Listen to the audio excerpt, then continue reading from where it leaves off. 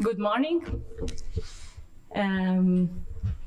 We are delighted about the great participation in this section.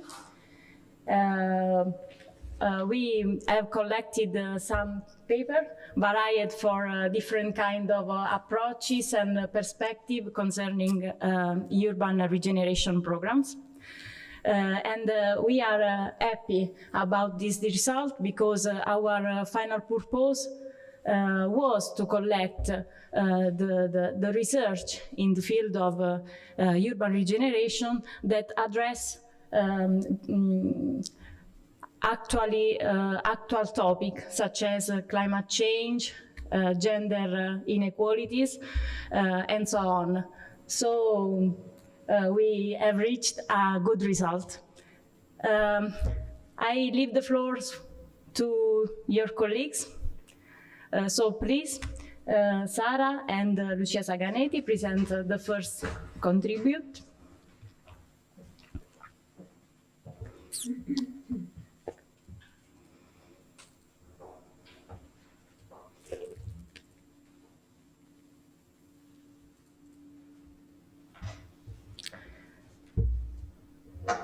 Okay, advanced technological approach for risk mitigation and land protection, the DICEAA project.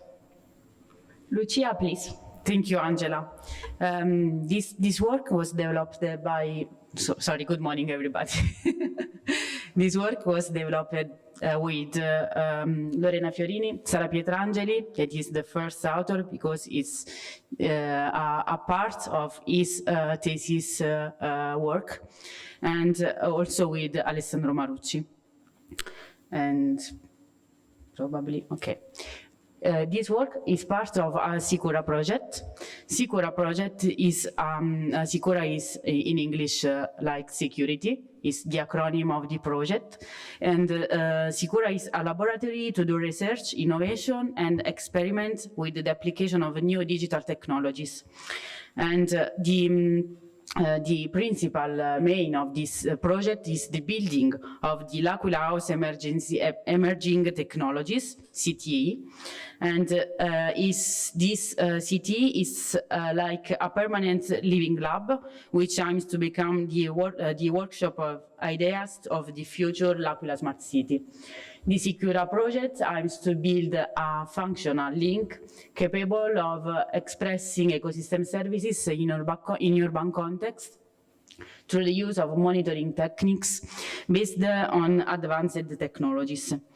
We have other kind of this project in other region of Italy. The first one was a pilot project developed in Matera. Was the first project of this kind of the city project, and was developed in the first time in 2019. And after we have the Bari Innovation Hub, Roma Open Lab. If you go to the Roma Tiburtina, you can see the lab of Roma Open Lab in the train station. And for L'Aquila, we have the DICEAA project. For Prato, Prisma, that is the Prato Industrial Smart Accelerator, and the CTA of Torino, that is the Next Torino. The goal of this project is to implement experimentation, applied research and technology transfer project based on the use of emerging technologies such as blockchain, artificial intelligence, Internet of Things, linked to development of next generation networks. For the, this part is in Italian. For this project, the thematic of this project is the security, and is the support of the 5G sensor to the emergency situation. And for L'Aquila, the project plan to develop 1,000 devices for square kilometers, and we want to collect data to build scenario hypotheses, to build more scenarios of risk, to build a system of alert for risk, and to monitoring the phenomenon. The research activity for our side, for the Laboratory of Environmental Science, focuses on the contribution of planning tools to the safety and efficiency of the spatial context in which socioeconomic activity take places. The macro goal is to understand how technological innovation and methodologies can be incorporated into spatial planning tools, foster the protection of the socioeconomic fabric, and activate new entrepreneurial forms of services aimed at public administration.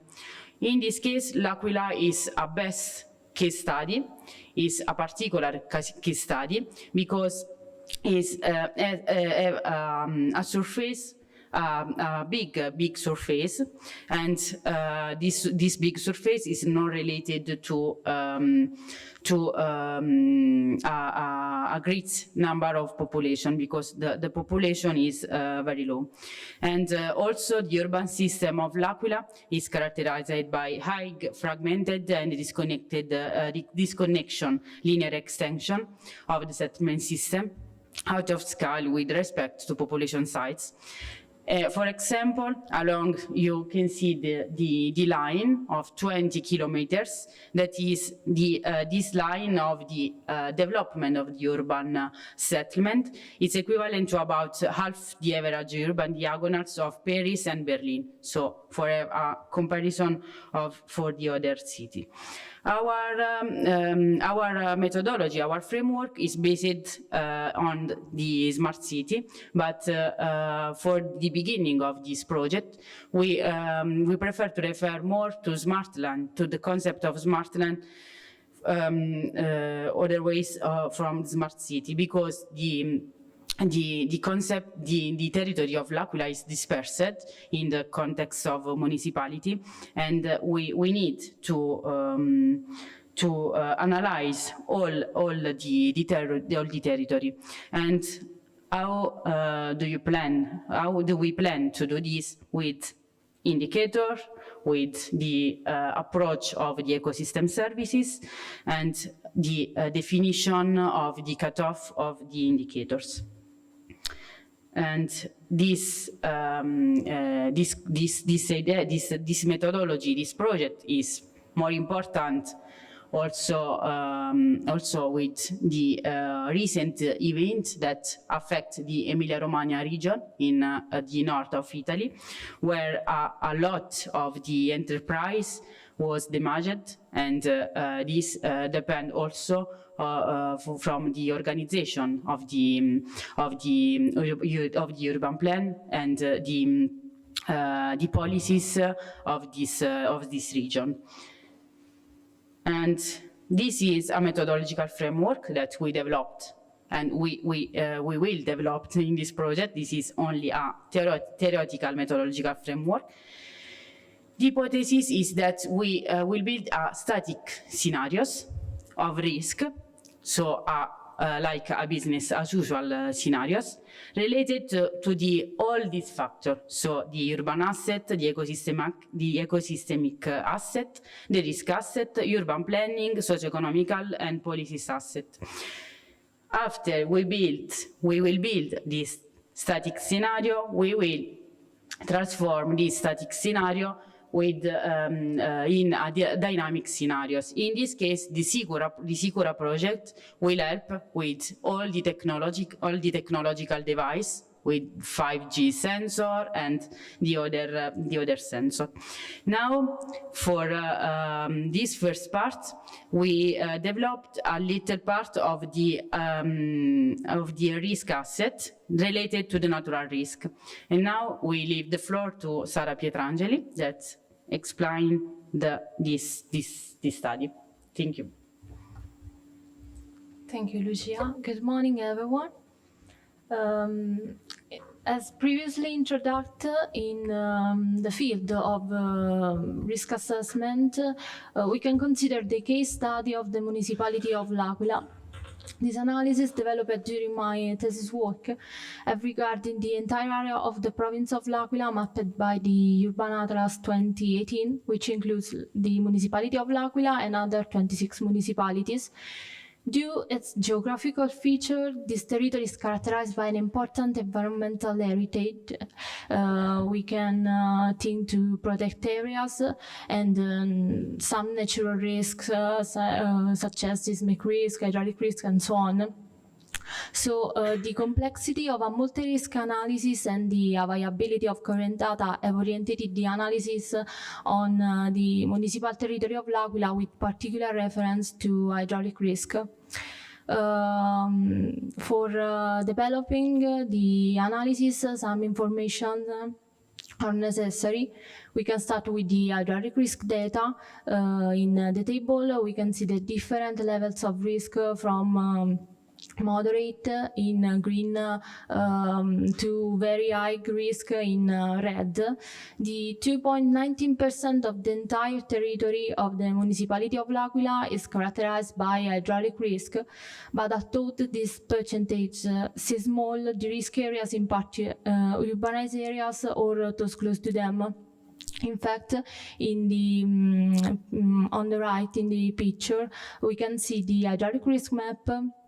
And the risk areas have the same perimeter as the hazard map, and we can see that the hydraulic risk areas developed along the same axis of L'Aquila city. Another important information is about populated areas. The Urban Atlas database provides the resident population data at 2018 for each polygon in which the territory is divided according to the land use and land cover classes. This polygon with a population value greater than 0 have been named populated areas and used in the assessment of the exposed population. But not all the populated areas are urbanized because this territory is characterized by sprinkling in its diffuse model. So the populated areas don't include only some artificial areas linked with the anthropic present, but also some agricultural areas. Another important information is about buildings. 2 layers of the building up area were used. The first one is provided by the research group of Plan Eco Center, and the second one is provided by the Regional Civil Protection Agency of Abruzzo region. But the shapefile was used due to the lack of a complete layer of buildings at the time. For the exposure estimation, to the methodological approach have been used, the proportionality method and the estimate of exposed population according to the number of buildings, and all the analysis was performed through the QGIS software. And it's important to highlight that this method can also be applied for assessing population exposed to also other kinds of risk, not only for hydraulic risks. And for this method, we have some advantages, but also limitations. In particular, for the proportionality method, we have the advantages of replicability, because it's possible to apply the same workflow also for assessing other kinds of risk and a faster processing. And the limitations, in particular, the necessity to update the data to 2023 and a low accuracy, in particular in those areas where we have scattered buildings or very low density urban fabric. For the second method, we have the advantages of replicability also in this case, and a higher accuracy than the first one. And the limitations concern the necessity to update the building and the population data to 2023, and also the complexity. We can start with the proportionality method. We have a specific workflow and We can start with the selection of populated areas that overlap with the hydraulic risk areas, the intersection between the selected polygons with the different risk levels to obtain the part of populated areas at moderate, medium, high, and very high risk, and finally the formula application for calculating the resident population exposed to the different levels of risk for each polygon in which the territory is divided according to the land use and cover classes. For the second method, we can start with the selection of building entirely or partially inside the populated areas that overlap these hydraulic risk zones, the merge of buildings into a single layer, assign to each building a unique ID and the ID of the polygon to which it belongs, the intersection between the selected buildings and the different risk levels of populated areas, assigning a risk value to each building according to the level of risk of the area which it belongs, and in particular in this case, if a building is associated to more levels of risk, it would be assigned to the highest risk levels according to the precautionary principle. And finally, the formula application. Also in this case, we can evaluate the resident population exposed to the different levels of risk for each polygon. With the comparison between these two approaches, we can see some differences, in particular in terms of percentage.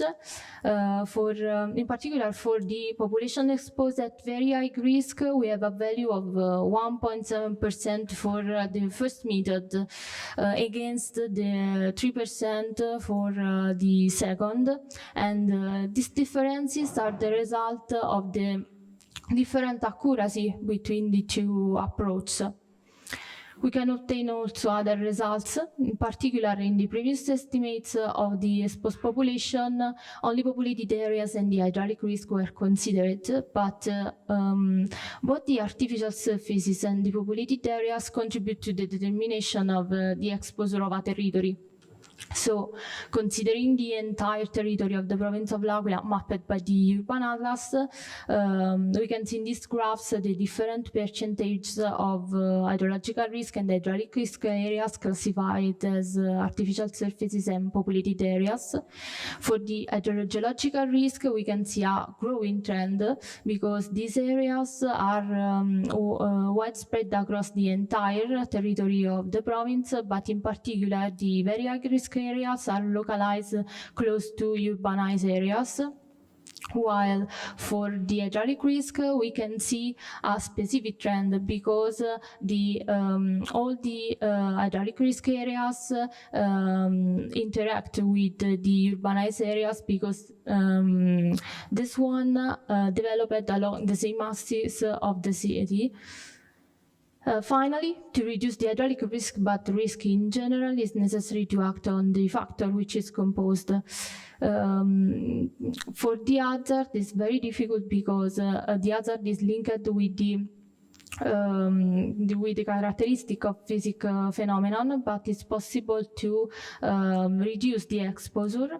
For this reason, it's important to, in particular, the second method, the estimate method based on the number of buildings, because it has the possibility to overcome the limits of the proportionality method if are known the intent use of each building, the number of apartments, and the number of residents, and it will be possible to obtain all this data through the DICEAA project.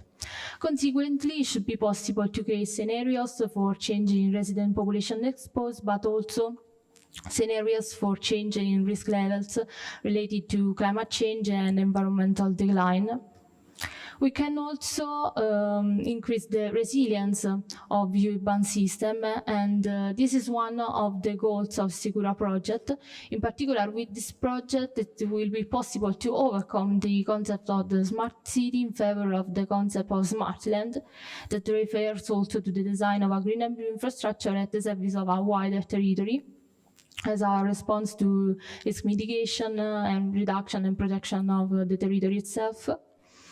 And the idea of smart city and smart land is also linked with the technology transferred With the identification of sink areas, it will be possible the installation of low-cost and high-density sensor for environmental data monitoring and the development of indicator monitoring platform for the construction of dynamic scenarios. Thanks for your attention.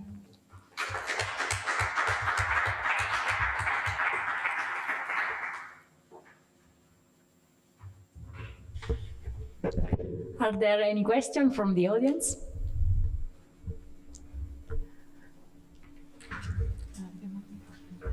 Okay. Could you come? Okay. Please.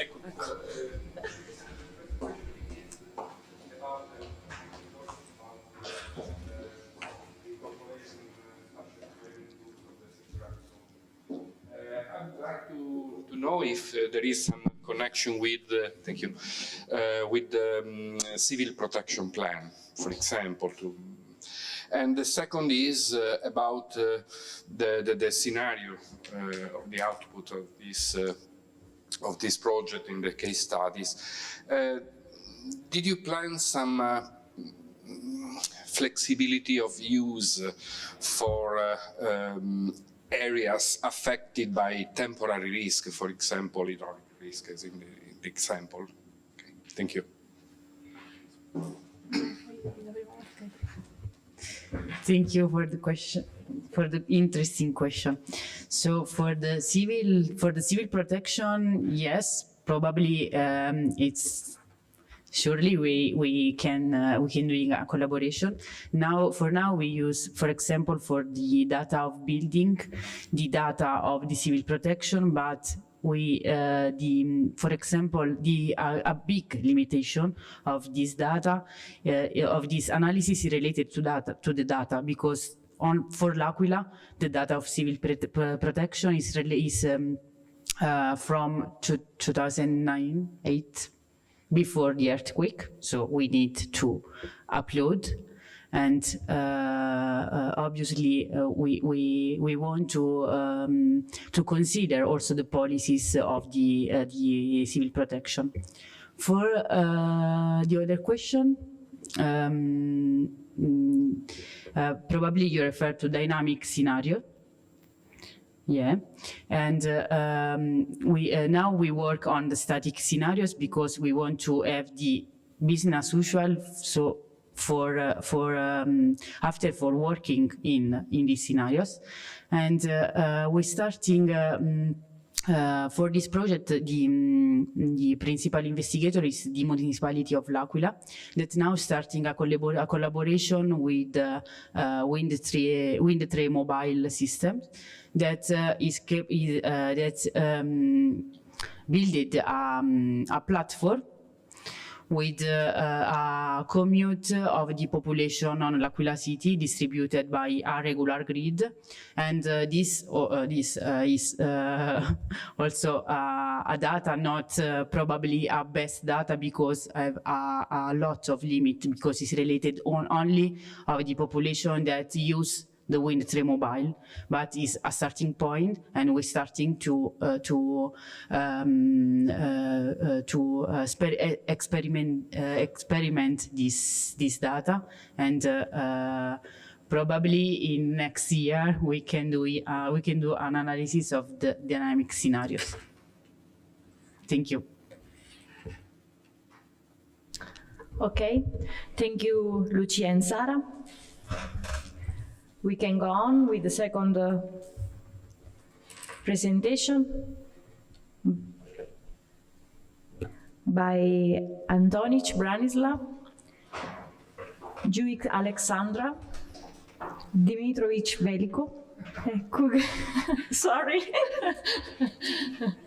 So, yeah. What do you want? Okay. It's more convenient. Touch key, I think. Yes. Okay. From this. Okay. So, hello. I'm Branislav Antonic, and my colleagues are Alexandra Đukić, Veljko Dmitrović, Rasko Čugalj. We are all from the University of Belgrade, Faculty of Architecture, Department of Urbanism, and we'll present sort of results from our 2 international projects, which finished with the last year, so within, I don't know, in December 2022. It's based in Sombor, city of Sombor in northwestern Serbia, which is, by our estimation, the best preserved medium-sized city in Serbia. So just to check how to... Yes, there is. Okay, so I first need to address these 2 projects. One is Erasmus K2 plus, the second one is Interreg Danube project. There are, both of them are actually targeting medium and small cities along the Danube, but in different ways. This Erasmus is more related with how to improve higher education. The second one, it's related how to revive or how to move on local communities. So it's more targeting the other stakeholders. What is interesting for us, the Danube, it's really important. We do not have sea in Serbia and many other countries along the Danube, but the Danube is the most international river all over the world, with 10 countries along the river sides. So it functions in a very unusual way with both advantages and disadvantages. For example, but Danube, it's really wide downstream to Budapest, so usually 1 kilometer or more, so it is a huge natural obstacle to pass through. The other problem is actually that it is also the half of the flow are national borders. So generally, it's a huge obstacle for development in some way. On the other way, especially in the last years, we have witnessed a lot of new tourism, especially culture tourism, cruise tourism, bicycle tourism. So somehow it's starting to be valuable asset, if I can say. We in Belgrade, we were in charge for this one big contribution in this Interreg project. It is the Atlas of the Danubian Cities. It is developed both in printed and hard in the digital version. So you can here find on my, let's say, ResearchGate, you can find PDF version of printed Atlas. You can see some pictures on the right side. I will try to open digital Atlas just to check, because we are here, let's say, trying to be more ICT driven and more aware about digitalization. So this is actually the map of the Danubian cities in this middle and lower section. And for example, I will go to the other city, which is not Sombor, Golubac in Iron Gates, the longest gorge of Europe. So for example, here you can find some stories about the city, like this, let's say. I hope that the internet is working.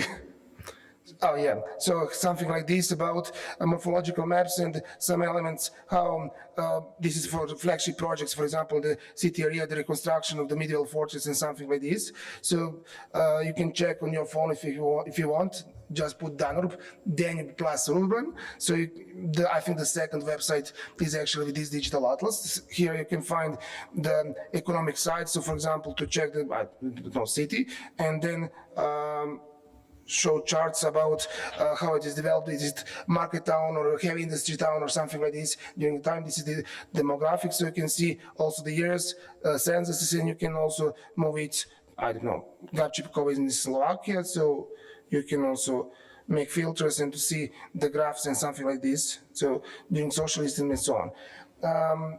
That's it. We have some other activities like student camps.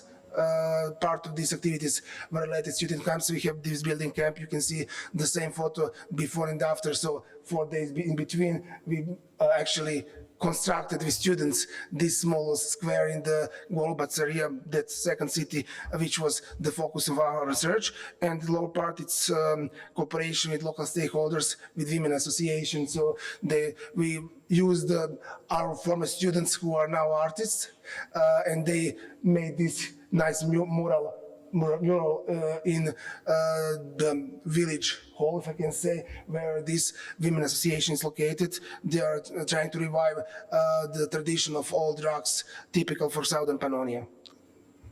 So to continue with the research, you know, many, I think 80% of papers we can listened in the last 2 days or 2.5 days are actually based on GIS or the use of GIS and so on. So we are wondering, that's I think, how to use data which are for digitalization and ICT-driven development, which are not accurate, which are not easy to find in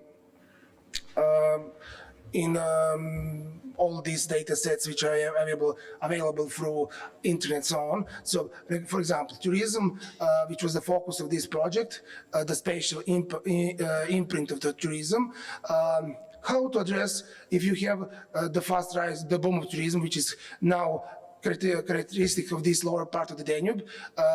You don't have accurate data. In 2 or 3 years, you have 10 times more tourists than before Corona or something like this, because these specific Corona years somehow make tourism to be more local. So some cities which are completely without tourism or very small amount of tourists, now you have a lot of new tourist enterprises and so on. So how to address this issue? Because for the GIS and something like this, you need years. And here, if you want to develop a plan, as we developed the plan with the colleagues from local planning institute of Sombor for the historic core of the Sombor, how to have accurate data which are not presented in GIS. So we tried to use social media like Instagram or Snapchat to extract data for something like this, to have this data which can be useful to address really recent changes, especially in the tourist sector. So to conclude, the polygon for this research is city of Sombor. There is a draft version of this plan. We contributed with this new data, so they changed some first postulate how to develop the plan. They understood that city, or actually historic core, is developing in a bit different way than they anticipated by the previous plans and estimations. So they have made some changes to be more in line with the recent development, especially regarding tourism. So methodology, so this is one single case study on the city with 4 inner case studies with these 4 social media analyses. So you can see this, how to say, steps. I want to say that we did this with students. Each student, usually in this kind, I'm from urban planning department, so usually we have this site analysis traditionally done. You know, one group is dealing with urban functions, the other with building patterns, the next with traffic and something like this. The others for social aspect and so on. But here we make the list of social media and deliver it to students. Actually, they choose each, TripAdvisor or Booking.com or Instagram or Snapchat, and they analyze the spatial manner the data extracted from these social media channels of applications.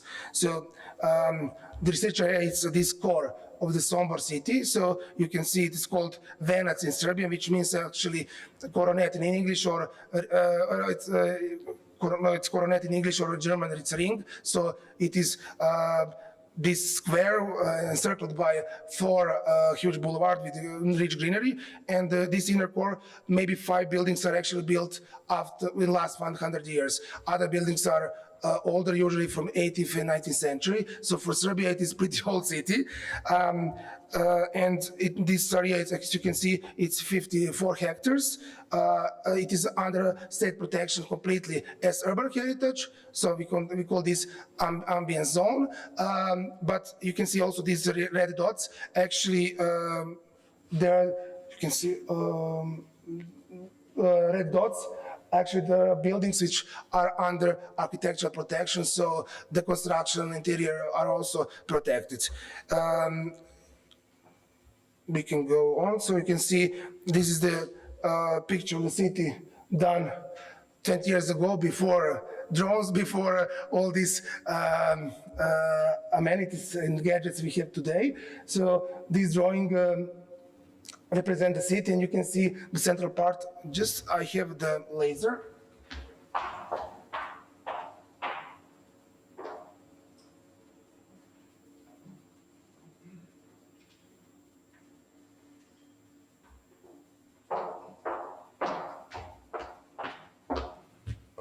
So this is the central part of the city.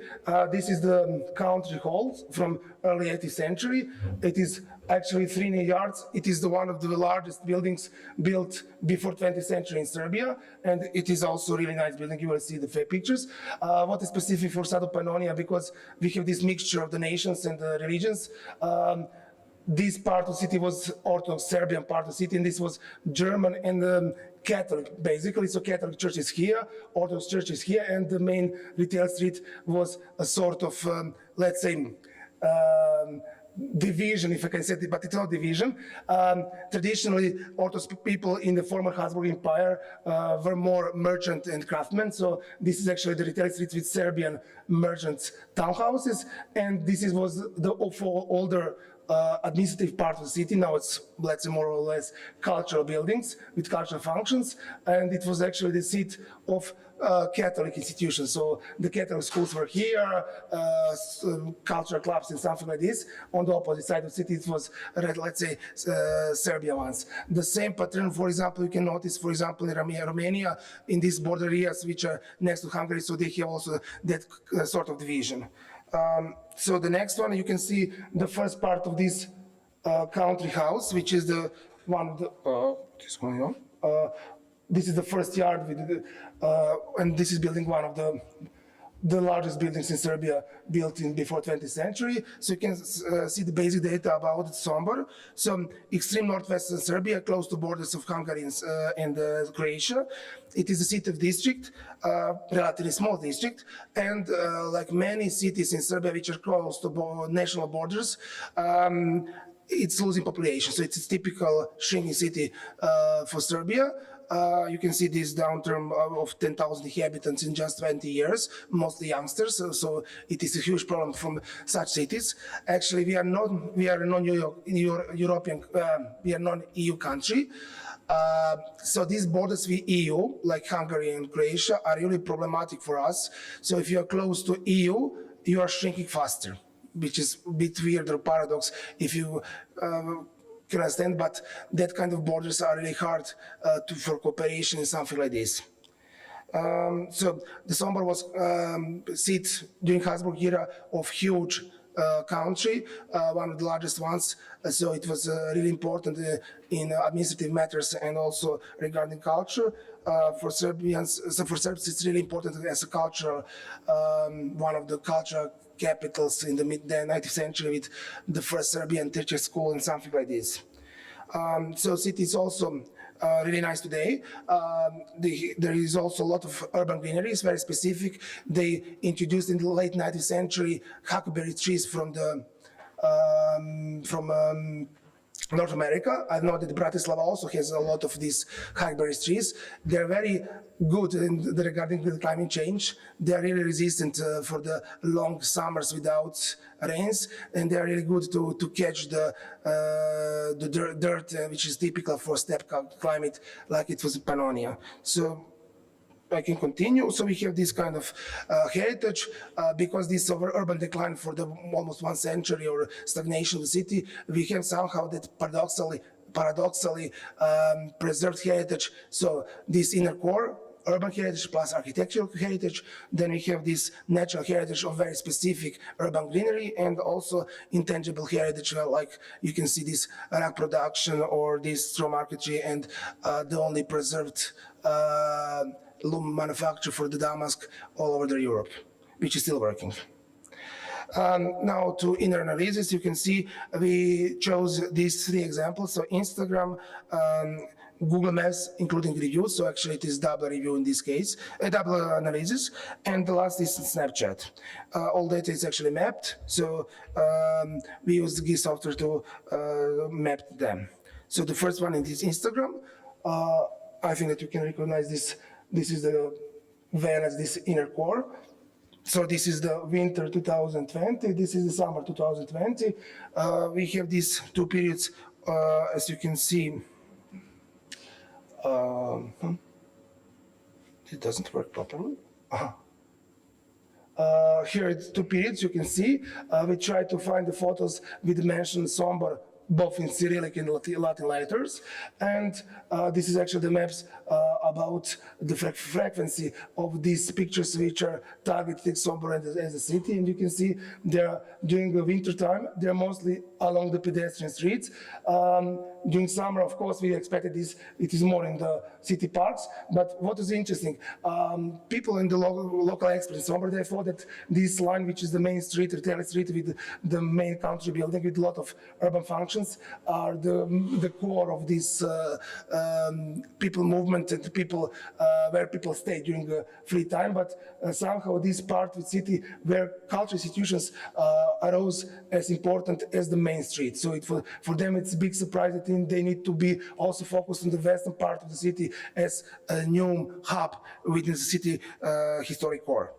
The next one, it's Google Maps. So we use these histograms for popular times. So we check traffic estimations according to weekdays. So we have 3 times per day, morning, afternoon, and evening. Just to continue,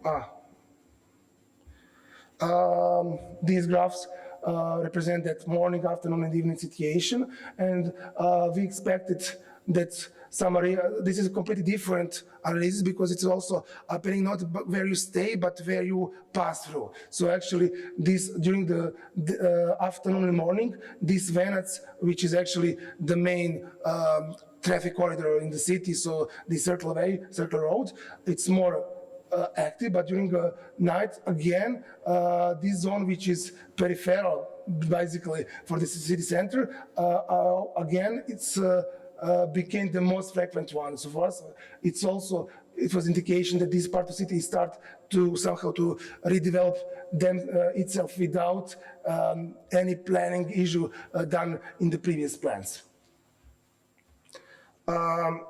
Then this part, the second, actually reviews through Google Maps. Again, we tried to map hotspots in city center. So local markets, as you can see, we need to organize a sort of our, how to say, protocol to have these 4 categories regarding the number of the reviews for the certain places, mostly buildings, but also squares, and try to map them. So this is 4 categories. And again, aside of the main street, this part on the western side of this historic core has proven to be really important. So you can see here some kind of listing about reviews. And finally, the Snapchat, which is really interesting because it's relatively new social media, mostly used by youngsters, which is interesting, especially for the cities like Sombor, when you have a lot of elderly population, so aging and decreasing population. So these youngsters are really precious, if I can say. Again, Snapchat is a bit different. You can easily go in real time, so it is not just to have a certain period, but just that moment, and it is really easy to obtain them. So we have this. This is March 26th last year. So in the evening, it is actually Friday in the evening. So we targeted this period where you have a lot of entertainment and nightlife in the city center to see this extreme situation. And again, along the main street, it's important, and also this part of western part of the city. So we saw this division again between the main street and the western part. So to conclude this, so general conclusions, we need to use broad meaning to use this data which are available through all these ICT-driven tools, including social media like here. So they can fulfill the gap between really new data in space and GIS produced or manipulated data, because for that you need capacities, you need time and so on. And it's very important here to have a sort of systematization. You cannot just use this data in as you want. You need to have real protocols, real schedules how to use it. That was necessary for this. That was necessary for this paper, but also it is necessary for any kind of this kind of analysis. Regarding Somber, we saw some expected results, like main retail street, but in the country building, but also the rise of these areas which are driven by cultural tourism, by this mixture of tourists and visitors and local people in the western part. So in the present plan, they are trying somehow to connect these two zones, which is interesting. So we have this influence. We have had this influence in the plan to make these two zones better connected.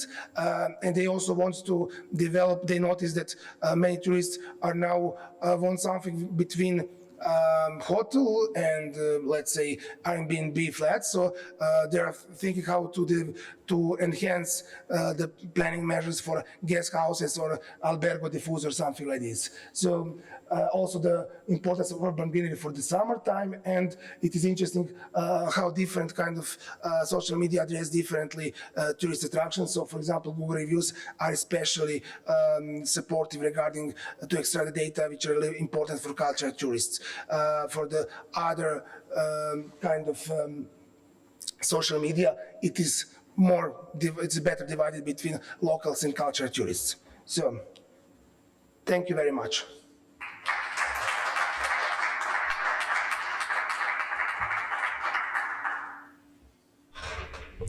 Thank you. Are there any questions? Actually, I have a comment. Okay.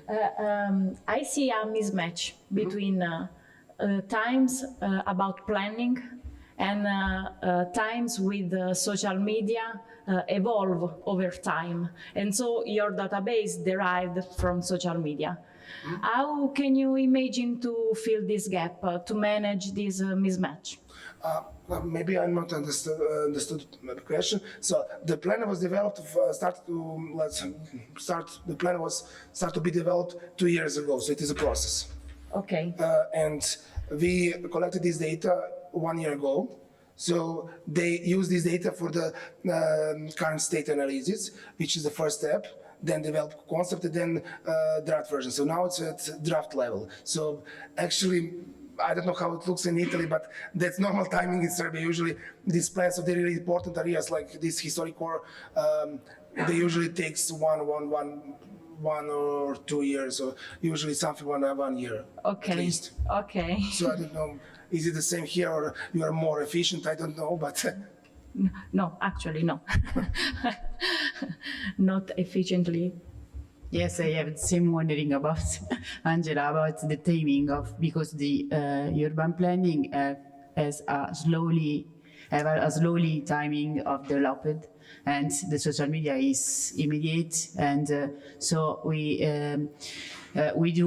did an analysis on social media, but this data will be used on the future. So probably in the future, the situation could be different. Yes, of course. But if you don't have any data about cultural tourism, before the corona, usually at my country, you go to the seaside or something like this. So these 2 years when with closed borders or hard to pass borders was really challenging for the people. So actually it was somehow a huge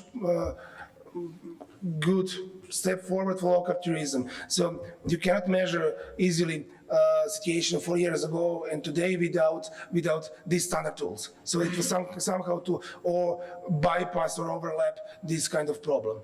Okay. Okay, thank you. So some other questions. I also have the book, actually it is from Other Activity. You can check this online atlas if you want.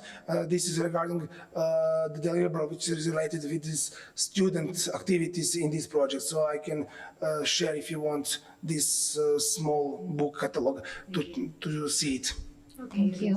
Thank you. Thank you. Thank you.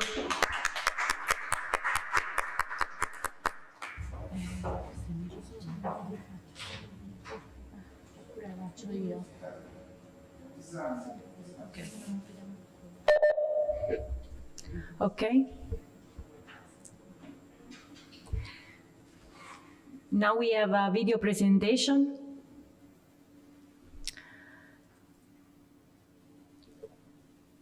Titled Using the GIS to Assess Urban Resilience with Case Study. Urban Resilience with Case Study Experience.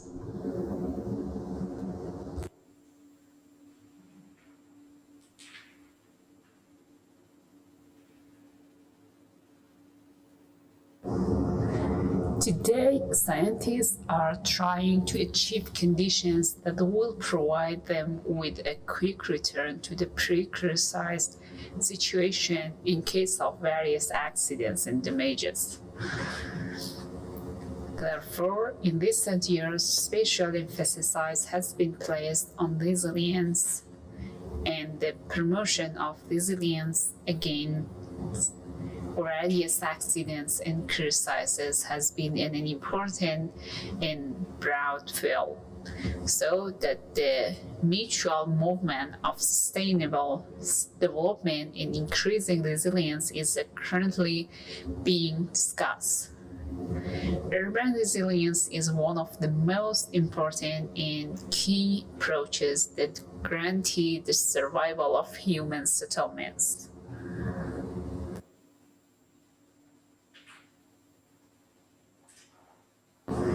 The importance of the issue comes from the fact that the city of Tehran has a population of more than 8 million people. In the city, as the capital and the first metropolis of Iran, face many challenges, including the ever-increasing population and subsequent abnormal development of the urban body in the event of an earthquake, witnessing a human disaster and fewer casualties in the war. The increase in marginalization in the subsequent urban poverty in areas such as the southern region and the gap in equality in terms of the use of infrastructure in various development indicators.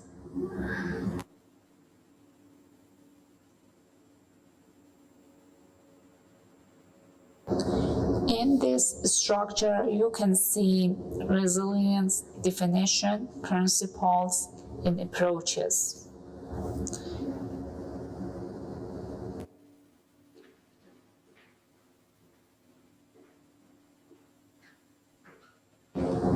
Tehran is the largest city and the capital of Iran. According to the census of 2015, the population of Tehran is more than 8.5 million people, and the area is 730 square kilometers. The flood of immigration to the city has started since 1335. Following this immigration, many urban provinces have plagued the city. According to the first official census done in 1335, this city has more than 1.5 million inhabitants. Related to the physical development process of Tehran for more than a century, the demographic development of the city as a center of the country has increased exponentially.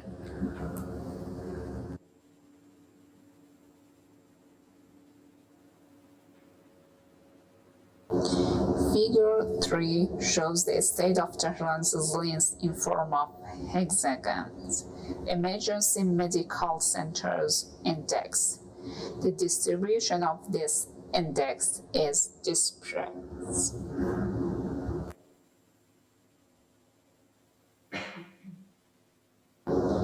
Figure 4 shows the fire station's index distribution.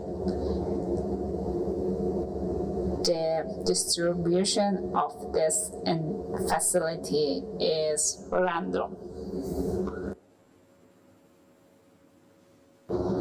Figure 5 shows the distribution of medical clinics, which is clustered.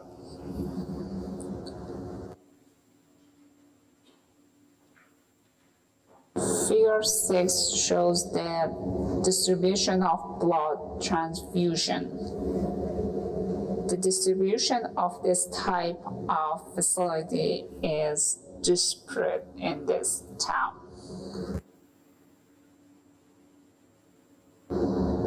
Figure 7 shows park and green spaces distributions.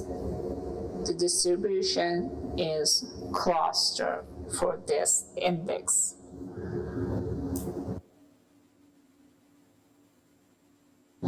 Figure 8 shows the police centers distribution, which is clustered.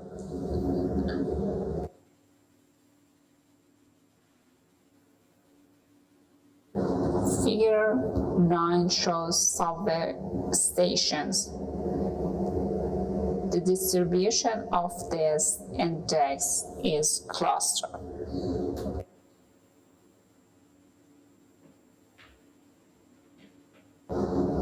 Figure 10 shows the distribution of hospitals in Tehran, which is clustered.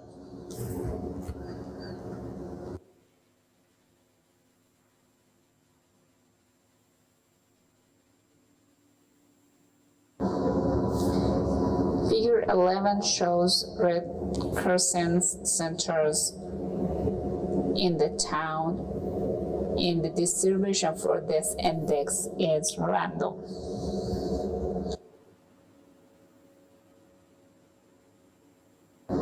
Figure 12 shows food production centers.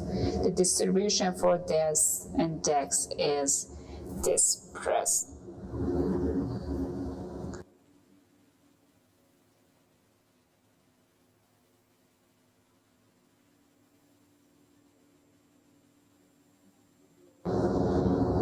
Figure 13 shows crisis centers. The distribution for this index is clustered.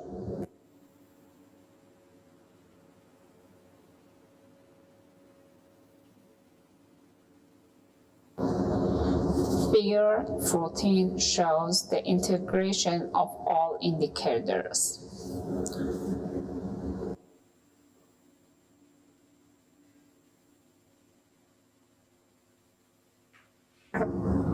Conclusion. The results show that resilience in Tehran follows the macro structure of the economic system of the metropolis. So more privileged areas have more resilience, and less privileged areas have lower resilience. In general, the whole urban structure of Tehran is at the inappropriate level of resilience. Failure to improve, neglecting sustainable development, and continuing the current situation will lead to disaster scenarios in environmental, social, economic fields. And in the event of crisis, it will cause irreparable damage to Tehran. The data obtained from figures confirm that resilience in the metropolis of Tehran is unstable. In the best case, in the current situation continues, the resilience in metropolis of Tehran will increase the vulnerability, decrease the coefficient, and it will lead to the penetration of vital arteries and the reduction of improvement in the retrofitting measure, the vulnerability of historic buildings, the increase in the distribution of incompatible uses, the reduction of building equality, and etc. In general, Tehran's entire urban structure is insufficient resilience. Failure to enhancement, neglect of sustainable development, and continuing of present situation will lead to disaster scenarios in environmental, social, and economic fields. And in case of crisis, it will cause irreparable damage to Tehran.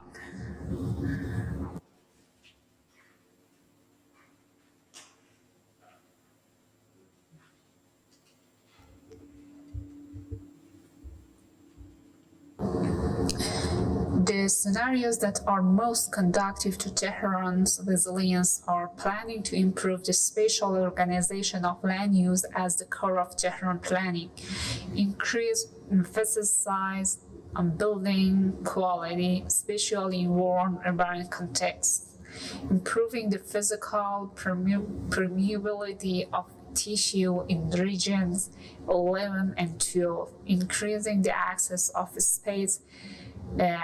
to space and decreasing to impermeability coefficient. Allocate more economic resources and equipment to buildings in which seismic improvement measures have been carried out than to all buildings.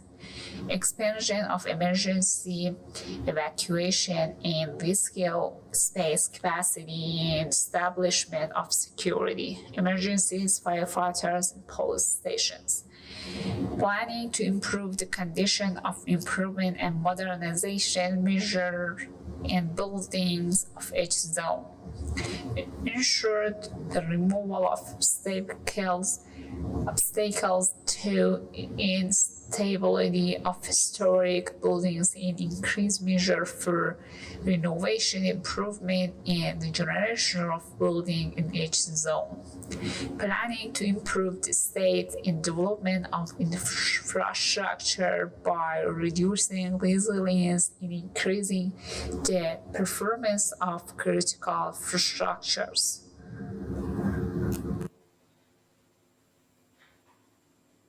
Thank you for your attentions.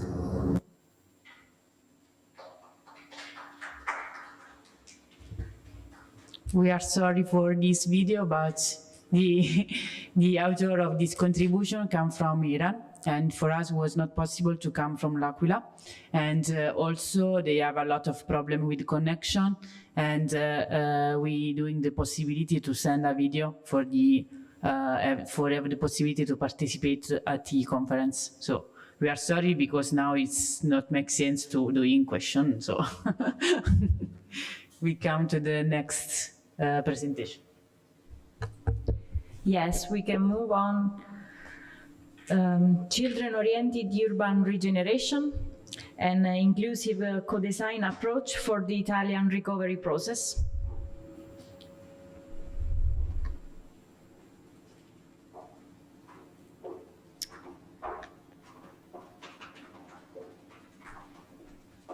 Authors are Simeonato Ludovica, Soares Cortes Elaine, Diosanio Silvia, Gessani Michela. Okay.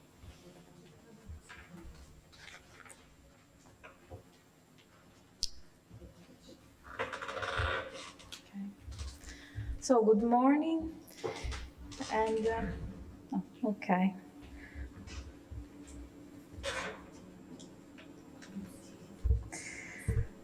So the area of this research project is the Italy inner areas, especially in the Marche and Abruzzo regions. These are areas that, according to SNAI categorization, have long distance from basic service centers and are undergoing a process of abandonment and marginalization created by the Italian development process, which through industrialization attracted people and capital to the larger cities, industrial regions, and coastal areas. Mountainous areas are increasingly being abandoned and losing social and financial capital, basic services, and population, whether through immigration, low birth rates, or an aging population. These are the areas represented in the darker shades of blue on the map, and they are mostly on the backbone of Italy in these mountain ranges, which are also the areas with the greatest seismic and hydrological risk. So it is a territory that has combined vulnerability, that it's aggravated by natural disasters, and then urgently needs projects aimed at its revival. These natural risks are increasingly frequent and have a greater impact affected by climate change. Forced immigration after the earthquake is one of the main causes of the abandonment of these places. And the long duration of reconstruction means that these people settle elsewhere and don't return to their place of origin. And the trend publicized by INPUT for the next 10 years is the loss of more resident families in each region in general, and even more in the peripheral and ultra-peripheral municipalities of the inner areas. Despite this, these are areas.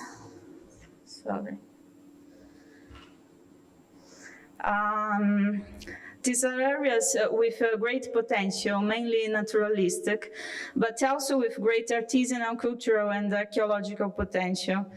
Today, with the resources of the SNAI and PNRR, we no longer lack money or incentives for urban regeneration projects, and that project for the rebirth the Italian Borgos, but we don't know where to start. The only certainty is that the regeneration project must be equitable, collaborative, and prioritize health and well-being, provided above all by green spaces.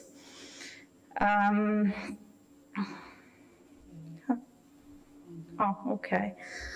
So strategies for the resilience of communities in these areas must therefore start with the activation of place-based policies, information and preparedness in the event of new disasters. In other words, in the disaster cycle, it is actions in times of reconstruction and times of peace that are capable of reducing vulnerabilities. Unfortunately, in the face of the climate change, we can no longer talk about mitigation, but about adaptation, the ability to live with the possibility of new disasters, but to face them by reducing vulnerability. So the fourth priority of the Sendai framework is preparedness as a condition for an effective response and for building back better. So communication with activation of the resident population, because there is no point in put a huge amount of resources into a place where people are not interested or actively participation. And the big problem with these projects today is that participation is only made up of adults who play an important role in society, like scientists, technicians, or people who have a strong commitment to local government. But these aren't the only people who live here. And often these technicians have never seen the city before. So the issues of age, gender, level of education, and origin of birth are not equalized, and the community must be actively involved in all stages of the process, not just as an evaluator of decisions that have already been made. And so, in other words, reconstruction must start from building back better, not only in the sense of improving the resistance of our physical structures, but also improving the quality of life and reducing the vulnerabilities. The disaster is thus seen as a kind of opportunity for an economic, socio-cultural, ecological, and digital transition. The intensification of knowledge about risks and citizen science promotes the creation of collaborative networks, activating networks economies, and directing changes in the urban space that must be thought of in democratic way, reducing the distance between more vulnerable and less vulnerable groups. Another important characteristic is that the process of regeneration after disaster is an intergenerational process, not only because of climate change and the possible solutions that we will only see the effects in decades or maybe hundreds of years, but because post-disaster reconstruction times are also long and needed to be sustainable for the new generations. That's why all generations must participate in decision-making process without age limits.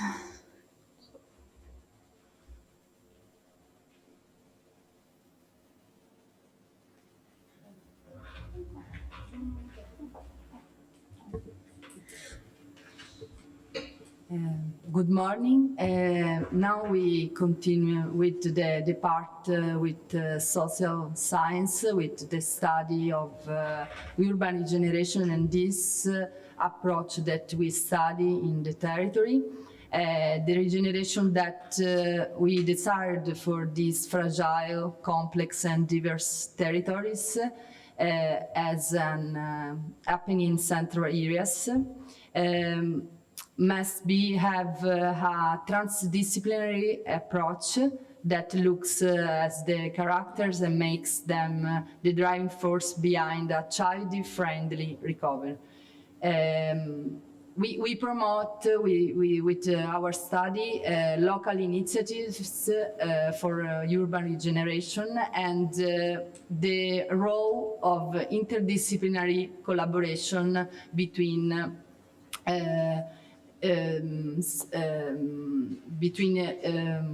institution and citizen.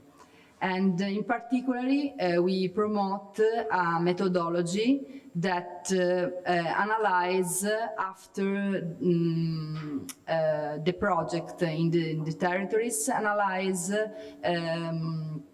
the impact of this project with an approach, a sociological approach, and in particular, this approach is PAR, the acronym, is a participatory action research that have the objective to involve the community, including children in the evaluation process with questionnaire, with interviews, and the goal is to unveil the latent urban potential that may not be easily identified.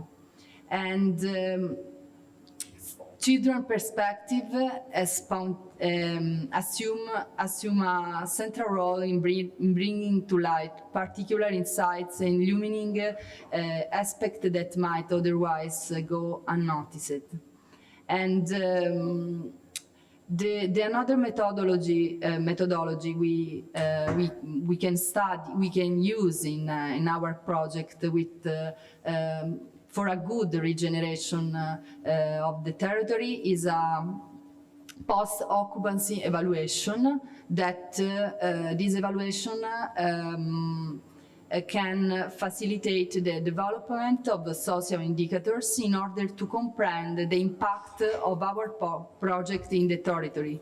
And we can understand the people experience after the project, after how the urban space change with this project, with this recovery project. And we can see the importance of social science in urban planning.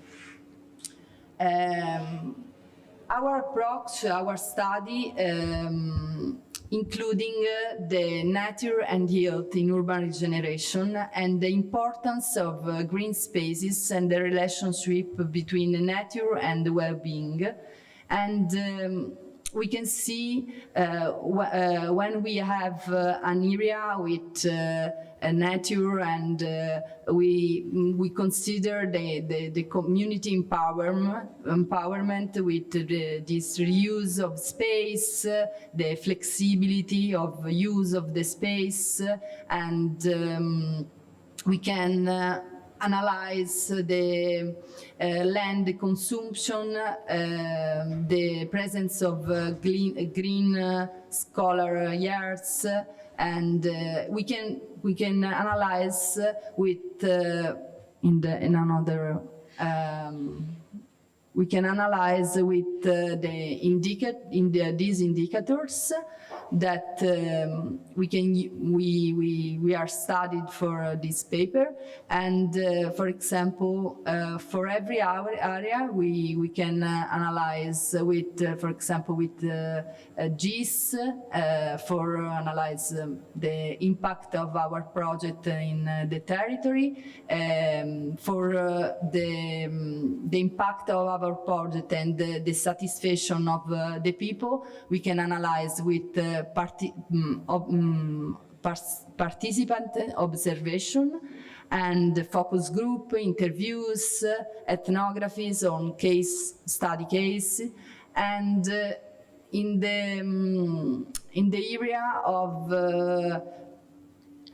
analyze the active vitality of the space or passive vitality of the space.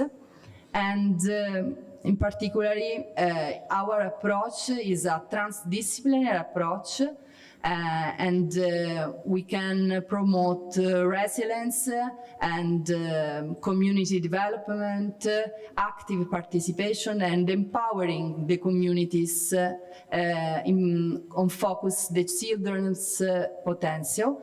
And we promote a regeneration that have equity, flexibility, and creativity. And the conclusion? Okay. Thank you.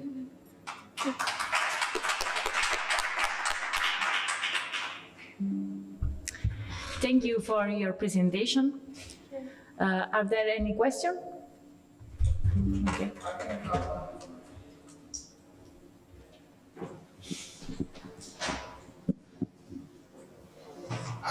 Is it your PhD thesis or topic or something like this? It's a combination about some like 4 PhD theses. Okay.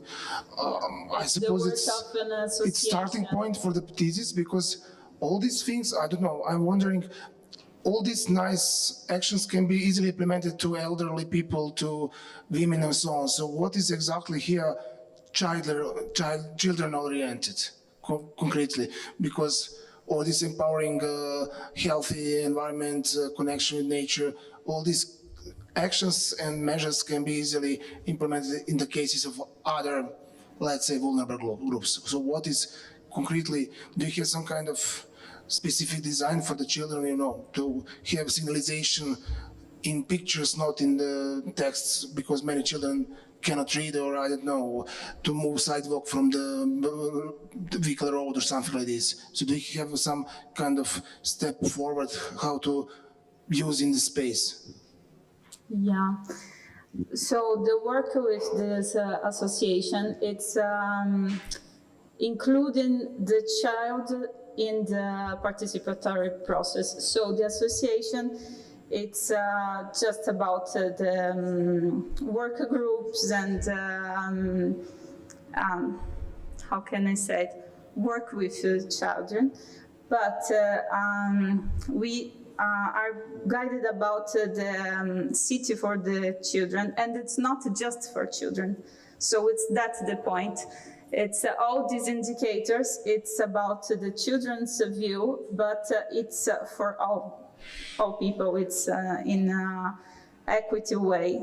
So, do you have some comments? Yeah, because we can, these indicators we can use also for city of women, city of marginalized people, or people that don't have possibility to study, or that are in a condition of, for example, in transition of gender. And we can, our work, we can consider every people have difficulty to are including in the process of project of urban agenda.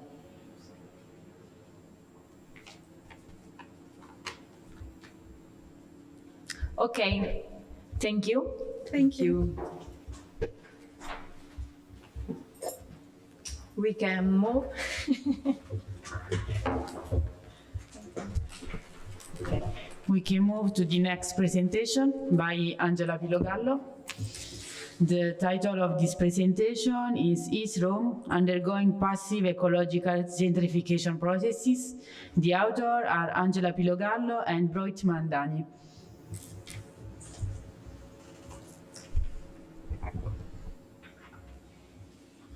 Okay, good morning. I'm going to present the first result of work carried out with Professor Broitman from the Technion Israel Institute of Technology about passive ecological gentrification. After the COVID-19 pandemic, we all experienced some changes in our behaviors, in our way to live a urban space. For example, there was a reported a shift moving towards suburbs. There is an increase in cycling mobility and also the choice of reduce time travel to workplace with the rise of teleworking. All these aspects concern urban form, morphology, and spatial and functional structure. So it deals with urban planning. We are talking about ecological gentrification. We mean a change in perception of urban green areas that affect demands of residential property value, residential properties in the nearby of green areas, and in increase in willingness to pay from citizens to find a residential situation within urban areas, green urban areas. Why passive? Because it is not linked to greening intervention, but a change in perception of benefits coming from nature. So the aim of this work is identify whether there are any areas in the city of Rome where exists the possibility to observe passive ecological gentrification. Our methodology is composed of two main steps. The first concerns the dataset building, and the second a correlation analysis. The first steps is related to dataset.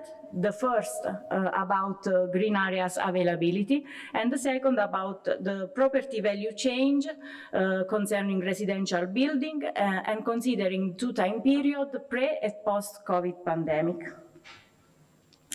About the tree cover density, about the availability of urban areas, of green urban areas, we considered the tree cover density raster layer from Copernicus at 2018.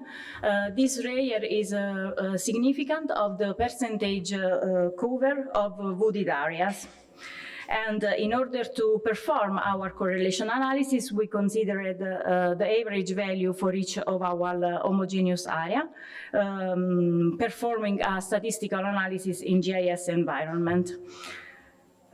Concerning instead the change in property value, we considered data collected by the Italian Revenue Agency that divide the municipality of Rome in 2,034 homogeneous territorial areas, classified according to 5 belts from central to rural, according their distances for the urban city center.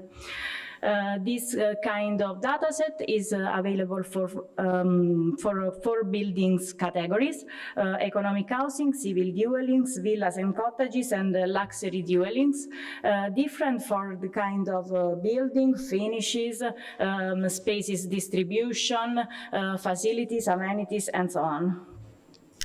Our first result was the dataset building, so the change in property value for each of the 4 building categories. As you can see, there was an increase in property value according to the economic housing, while civil dwellings experienced a decrease in property value. Luxury dwellings was the category that experienced less changes, remain almost unchanged.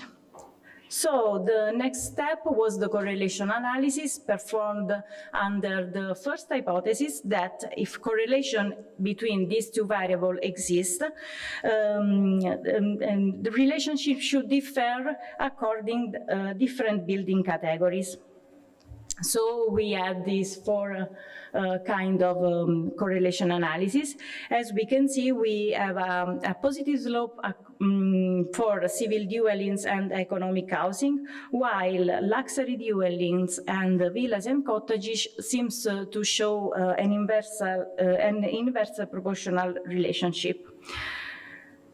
Next step was perform a second correlation analysis according to another hypothesis that the aggregate analysis for different dwelling typologies should provide a clearer picture. We had this kind of limitation. We don't know in which proportion different building categories are present in each zone. So we assume that all the building types are present in similar proportion. Furthermore, following the first correlation analysis, we do not consider villas and cottages because, okay, no panic.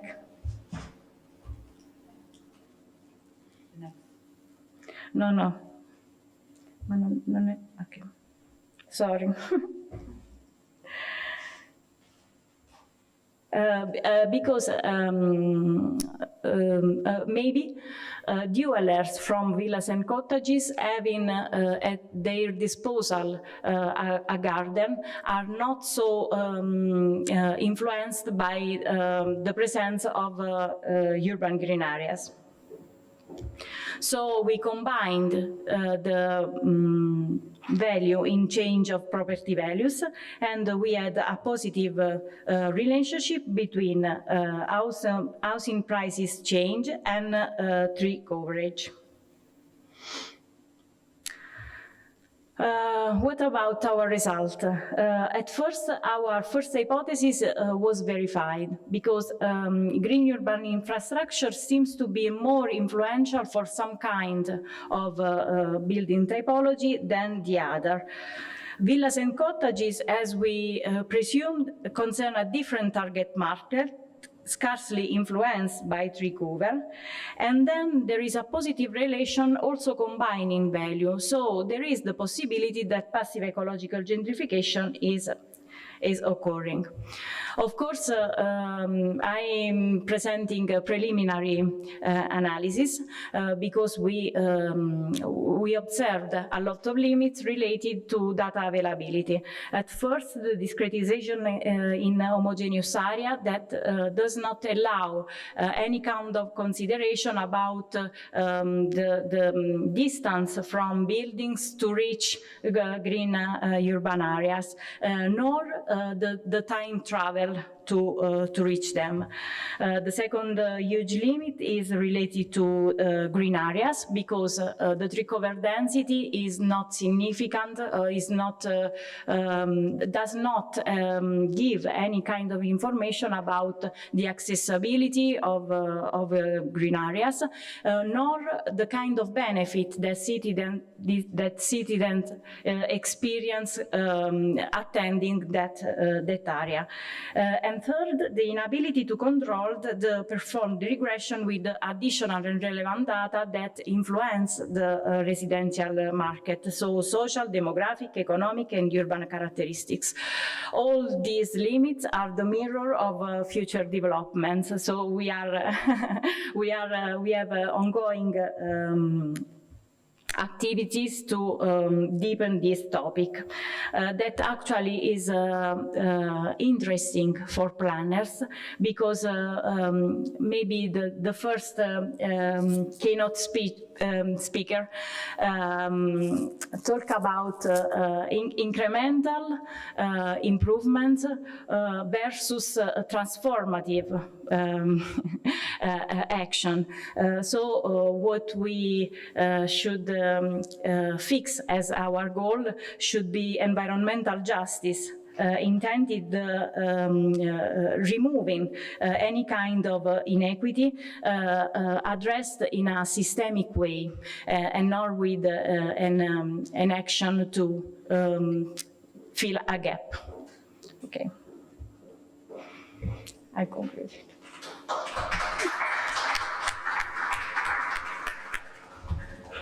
Thank you, Angela. Are there any questions?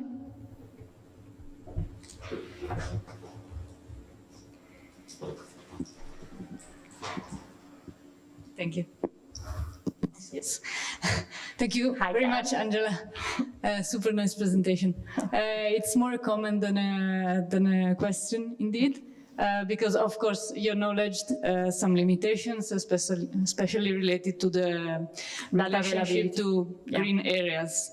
But at the same time, I was thinking that, especially after COVID, there was a lot of discussion about the importance of viewing the green. So not just accessing green areas, but also viewing, for example, the trees from your window. And there is also this proposed rule of viewing 3 trees from every windows.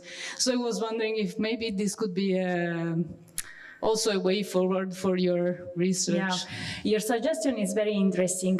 We are too much linked to the availability about data concerning the real estate market, because we could derive them from the internet with some, but related to the actual period. We used the data from the Italian revenue agency, because we had the possibility to access to the time series, because we wanted to compare what was first and what is now. So for sure your suggestion is very fascinating to investigate, but maybe it's not about passive ecological gentrification, but the real perception now. I'm sorry, we are a little bit late. We have after the keynote speech, and we have to pass to another presentation. I'm sorry. We have to the possibility to speak after at lunch or a coffee break. Okay. The next speak. I'm sorry.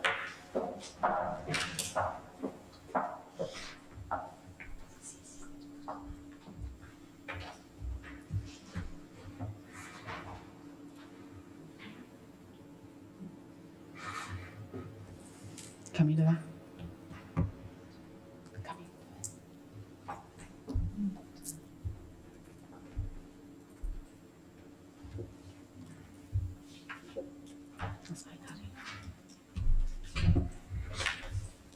The next presentation is by Camilla Sette. The title is Urban Regeneration and Functional Quality in Inner Areas of the Italian Apennines, Indicators and Models for Diagnostic and Planning. 10 minutes, Camilla. Okay. No, Camilla.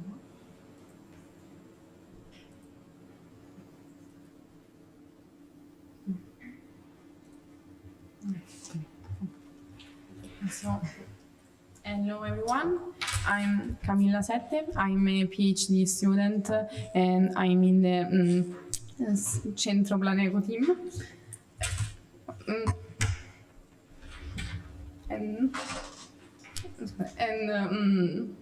The contribution that I'm going to show you today is urban and architectural regeneration in inner areas of the Italian happenings, indicators and models for project and planning. So the renewed attention on urban regeneration is not new at all. Urban regeneration is by no means new, as the etymology of the term suggests. In fact, we should come back to the 1970 to find out the first references to urban regeneration. In 1975, in fact, in the European Charter of Architectural Heritage, we find what we could consider the cornerstone of urban regeneration. And then, to cut a long story short, coming to today in the Territorial Agenda 2030, a future for all places, the framework of urbanization forms include capital regions, inner peripheries, mountainous areas, areas of demographic decline, and so on. And in Italy, where we find most of these typologies, the relationship between central urban areas and rural fringe areas have definitely come back to the spotlight due to the spread of the COVID-19 pandemic. And moreover, also the National Plan for Recovery and Resilience, the PNRR, focuses on the urban and architectural regeneration of small historic villages settlements to counter the long-standing problems of aging built and cultural heritage and over-urbanization of land. And then the PNRR is then complemented by funding from the new cohesion policy 2021-2027. So this historic moment is shaping up to be the one in which key action can be put in place for the improvement of the situation in which the village is put out. And so this moment could not be catched in by this cohesion policy.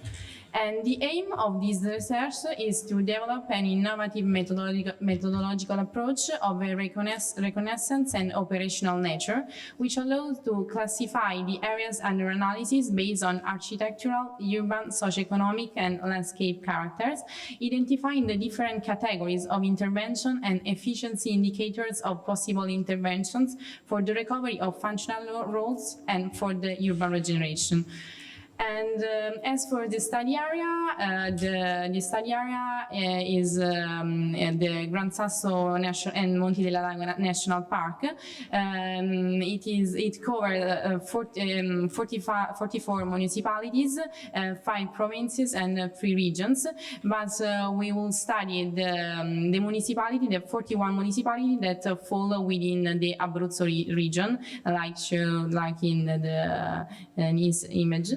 And the territorial pattern of the municipality in the Gran Sasso National Park is similar to the other Mediterranean areas, with municipalities that have from a few thousand to a few hundred inhabitants. And for example, in this municipality, we have the 9.55% of the total inhabitants of the Abruzzo region. And here the municipalities suffer from the problem of the depopulation and the abandonment. And here we find a true example of this municipality. We find in the left Colle Brincioni, that is a small village that is near to the city of L'Aquila, and Santo Stefano di Sessanio, that is so far from the city of L'Aquila.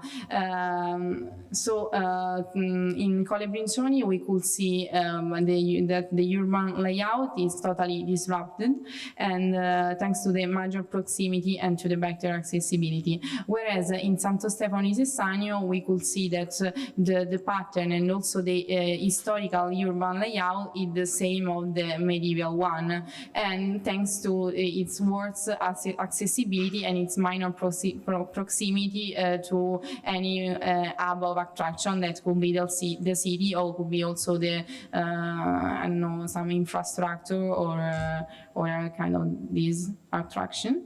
And so in order to develop this innovative methodological approach, the action that we are put in this time are the recognition of the type of analysis thanks to a collection of the state-of-the-art on issue relating planning and design, the verification on the scientific literature, and also the existing cartographic heritage through inspections, and the identification of the study perimeters and comparison with the current regulatory framework where it exists.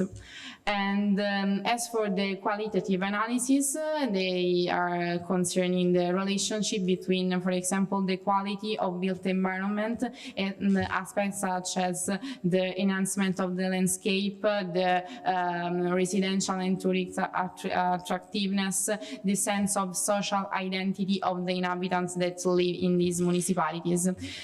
And from the inspection and the service that will be carried out in the main center of the municipality of the park, a condition descriptor will be derived, which can be traced back to the analysis of the architectural and urban planning matrices.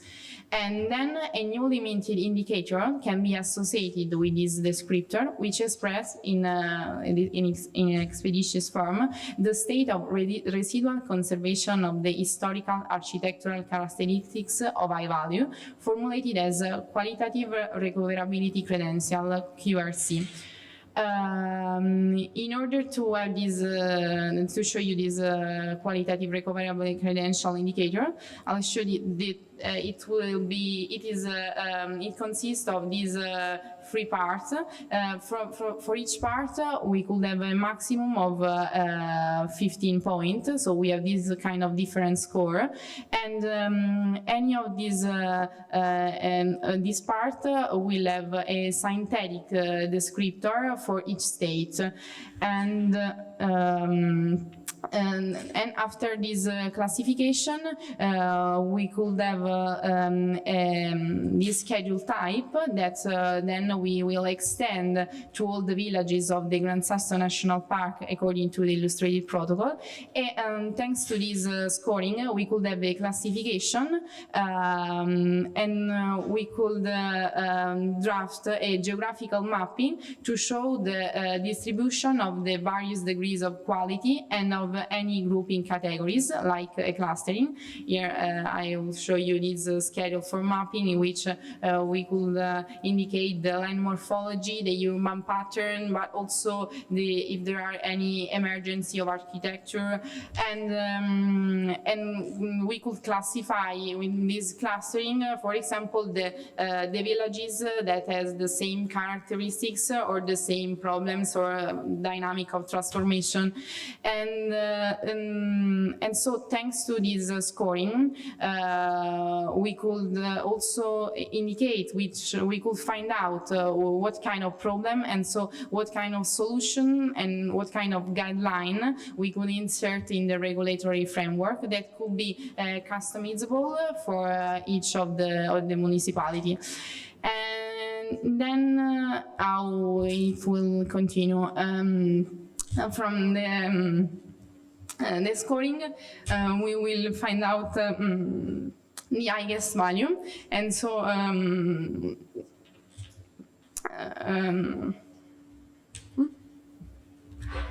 1 second. We will choose some of the municipality that shows the highest value, and in this municipality we will do a real urban regeneration project, also taking two references, some examples that are in Italy, and especially in Piedmont and in Abruzzo, and other references in China that I will visit next month, and in Busan, in South Korea. There is a village that I visited last year. And so thanks for your attention.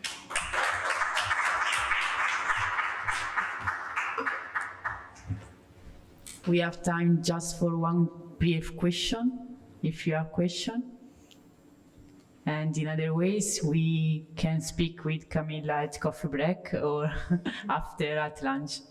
So I think that we have to close the session.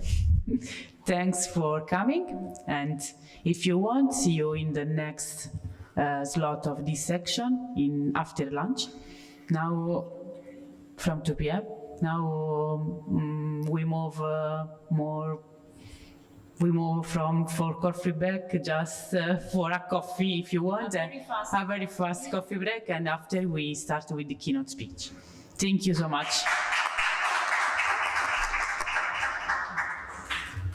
We now start with the third keynote speaker, the last but not the least, and the keynote speaker of the INPUT 2023 conference.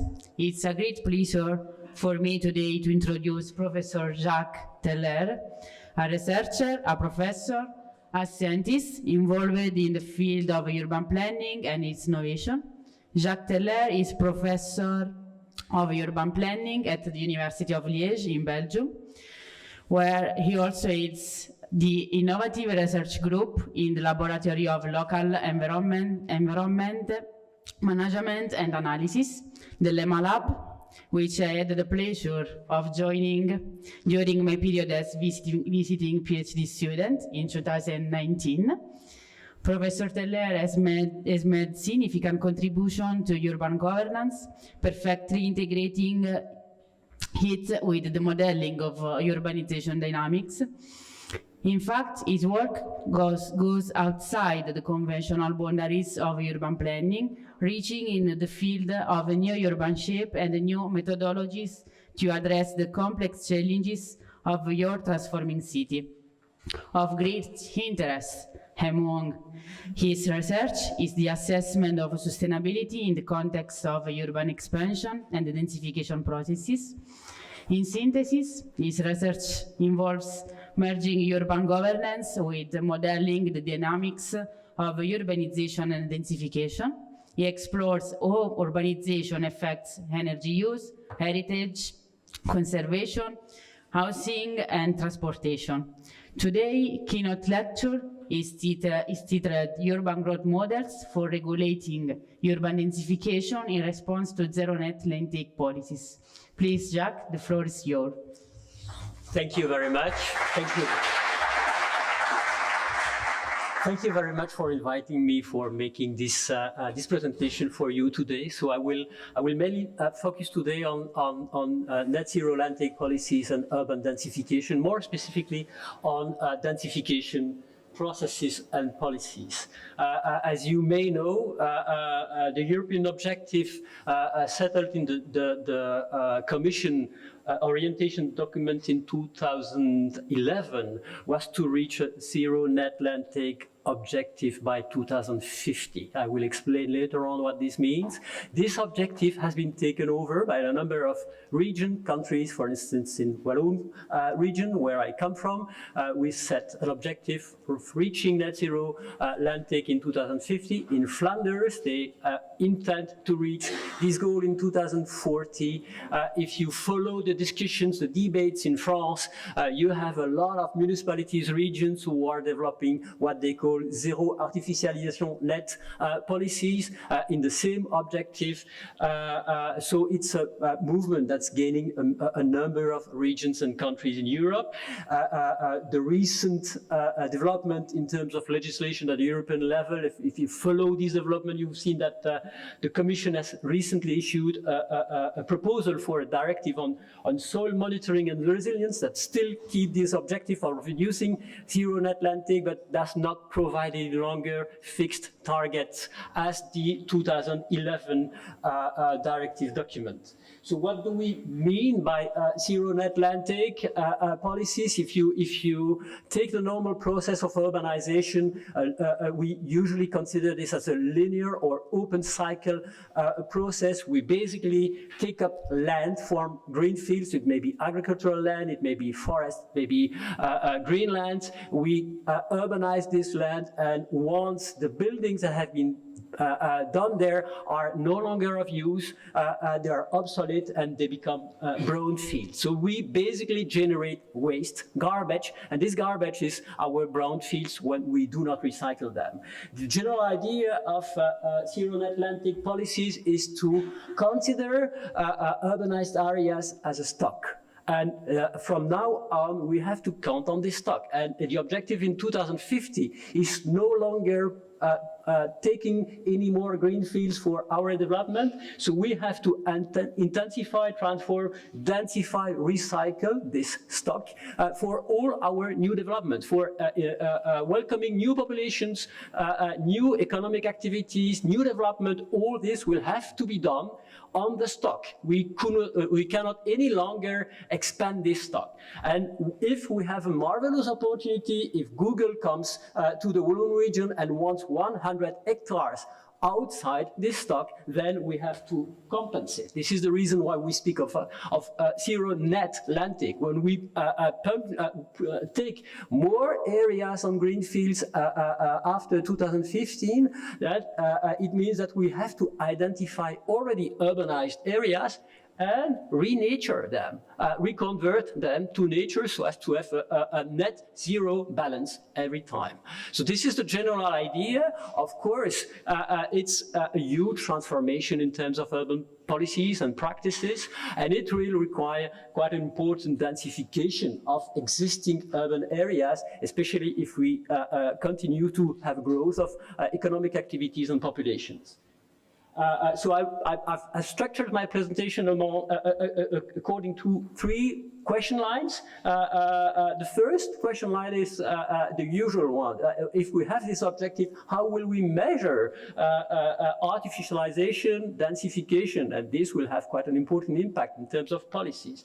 The second element is, why should we regulate densification? If we have this stock, so maybe we have to accept any kind of densification.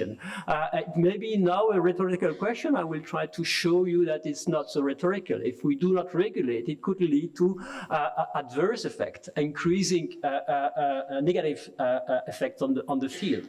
And the third one is related to data. We are doing models. I tried today to reduce the mathematical part so as to be as clear as possible, but at some time we have to speak about how we model, monitor densification, both in terms of retrospective, how we observe the evolution, and how can we predict where densification will occur. So basically, I have the feeling that these questions are raising 8 key issues that I will present today. And the first one is measuring density and densification. We have been speaking a lot. There has been a lot of debate about this, but I think it's still an issue, especially for the years to come. Second point is that the effects of densifications are all but linear. And what does it mean in practice? Process is essential for monitoring, regulating densification, and we usually distinguish between hard and soft densification in the literature. The effects of densification have to be analyzed according to an ecological perspective, considering a number of factors besides densification. We need experts, especially for measuring on-field evolutions. The sixth point is, according to the models we developed, densification is partly a self-governing process. Densification is partly autonomous process, and so the point of regulating this. And uncertainty is a key element, both in terms of policies and modeling. And finally, unregulated densification, as I said earlier, will increase risks and damages related to climate change. And I will focus on exposure to floods, because I'm working a lot on this area at the moment. So the first point is measuring density and densification. Once again, you will say, but basically we have a number of different measures of density. We may measure either the nature of density, maybe structural buildings, structures, plots. We are speaking about the physical environment. It can be functional. We measure people, jobs by hectare. So first we have to decide how will we measure densification and densities. The measure of density can be normative or descriptive. We can have in planning laws, planning documents, measure of density for new development. We can also develop measures that are mostly used for descriptive. As we all know, the frontier between normative and descriptive is all but clear, and in a number of cases, a metric, an indicator that has been designed for descriptive is becoming normative. And on the opposite, once you have your normative indicator, it's used for measuring the evolution for monitoring, for instance. The scale is different. You can measure density at different scales. You can measure density within a house, the number of people, families living within a dwelling. You can measure it at building level, at the block, at the area level, at the metropolitan scale. And finally, your units. How will you select your units for monitoring density and densification? Will you take functional units, parcels, blocks, areas? Will you take administrative or statistical units, existing units, municipalities, and so on? Or will you take an independent unit like raster cells for measuring your density? All these factors will lead to different definitions, and you will have different results. If I just take this line, structural, and between normative and descriptive at the building level, and between functional and raster cells, if you compare for the Walloon region different types of metric of urbanization and urban land, you can see that a first analysis is done at the parcel level. One parcel is considered as urbanized once you have a building on this parcel.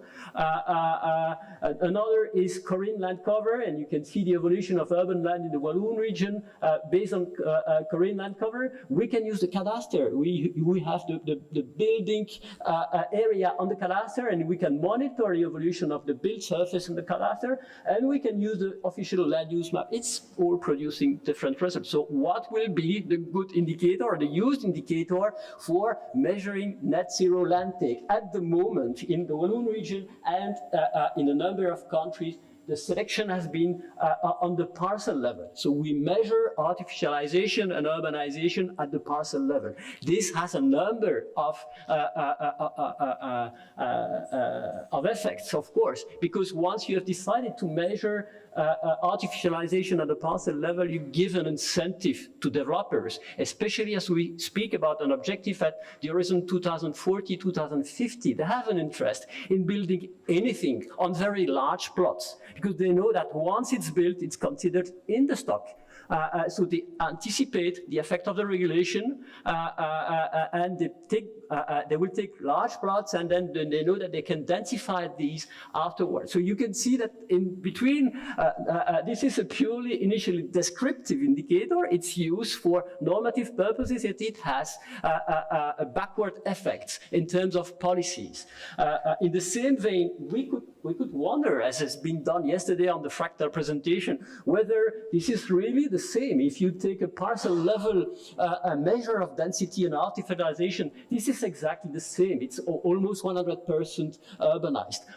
This parcel is considered as urbanized, artificialized. So there is no difference at the parcel level if you measure artificialization between these two situations. We know that this is not true, and this configuration is providing a number of services to inhabitants. So the reason for the European Union and European Environment Agency to develop a common framework for measuring urban sprawl in Europe that is based on three main indicators: the degree of urban dispersion, the percentage of built-up area, that is basically considering the built-up area by raster cells, and it's based on impervious surfaces, mainly based on those areas that are built either by buildings or roads. And finally, it's taking the land uptake by person. So it's mixing structural and functional density to reach a degree of permeation and a weighted urban proliferation that is used for comparing the level of urban sprawl throughout Europe. The maps are available for all Europe, and also the results, and you can see where I'm speaking from. From Belgium, we are basically the champions of urban sprawl in Europe. This is related to a number of factors. If you consider only the combined indicator, you can see that Netherlands is before Belgium. You can see also that Italy is on the 10th or 11th position in terms of urban sprawl in Europe. One of the reasons, of course, is the density of the urban settlement in north of Europe that allows people to basically settle virtually everywhere while keeping access to services, keeping access to jobs. And this is fueling sprawl in all northern Europe. You can see that Netherlands, north of Germany, Belgium are very affected by urban sprawl. This is one of the definitions. It's taking only, and the main indicator is basically the degree of dispersion and the percentage of built-up area. We know that this percentage of built-up area is not adequate for measuring and characterizing urban morphology. You know the space-mate matrix that has been developed for measuring density, that is usually combining two indicators: the ground space index, that is basically the amount of area that's consumed by buildings, it's purely the surface indicator, and you have the floor space index. These researchers in the UK, they had the opportunity to work on London and analyze these two indicators for a number of different scales. And they could monitor and analyze the combination between these two indicators at the neighborhood level, block level, and this is giving the value for basically the building level. You can see that you have a scatter plot for all the combination of the buildings according to these two indicators, and there you can distinguish different types of urban morphology, terraced buildings with low ground space index and a low floor space index. You have compact blocks, you have high-rise buildings that, of course, have a higher floor space index, and then you have inner London, inner settlements with quite an important ground space index and lower floor space index and high buildings. Why is it important to have these two indicators, to combine these two indicators? Because they had the chance to analyze the impact of these indicators on the consumption of building. They have access to the gas and electric consumptions of all the buildings in London. So they could relate these indicators with the consumption, and you can see here that basically you have Yes, you have there when the dots are red, it's higher consumption. When it's green, it's lower consumption. You see, if you take only the ground space index, the consumption of land, basically that is used at the European level for measuring urban sprawl, it does not give you any information about the energy consumption. What is really informing energy consumption is the combination between these two indices, and you can see that for these types of morphologies, these types of buildings, your consumption at the building level is decreasing a lot. This is for the gas consumption. You can see that obviously they have also access to the electricity consumption at the building level. Of course, the urban morphology, the density, the compactness has no impact on the electricity consumption. We could have expected an impact on daylight and electricity use for lighting the buildings, but basically when you do a very large scale analysis on all buildings, it's almost irrelevant. It does not play any role. So the first thing is to say that effectively we'll still have to discuss about how we will measure density and densification and artificialization, because it will have an impact on the kind of policies and the kind of effects we will monitor on the field. The second element is that, as you all know, I guess, the effects of densification and density are all but linear. We all know this relation by Newman and Kenworthy. This is very basic, and it's relating the density, of course, with the consumption of energy at the metropolitan level. What is usually overlooked in this relation is that basically you have some kind of optimum in the relation. Beyond 150 inhabitants by hectare, your gains become totally marginal, while your costs are raising your costs in terms of impact of density on quality of life, intimacy, access to daylight, and so on. So basically, you have a range of densities where it's really important to get to. The major road and the major gains are between 0 and 50 persons by hectares. And once you reach 50, you can see that the effect is already declining. At above 150, you are basically outside any marginal gains. This also means that in some cases you may have an interest in de-densifying and making some places that are too dense, less dense in terms of access to green spaces, provision of urban services, and so on. If we continue on this, we can see that we've been analyzing the impact of density spatially in Belgium. For those who know Belgium, you may relate that this is Flanders, the northern part is Flanders, they speak Flemish, and there we speak French. This is not a map of the language used by the population. This is a map that is giving the amount of energy consumed by inhabitants for going to work. And you can see that the huge difference between Flanders and the Walloon region as regards with the energy we consume for traveling. Of course, you can see that there you have Brussels, Antwerp, you have Ghent over there, Liège, Charleroi. So main cities, dense cities are consuming less. This is in line, totally in line with Newman and Kenworthy indications. And all these areas with very low density, they are consuming much more energy. This is still in line, of course, but still, when we dig up a bit and we zoom in the Walloon region, you can see that in this area that was almost entirely red on the previous view, you have a mix between red and green settlements. You have a huge diversity when you change your scale between a center of village and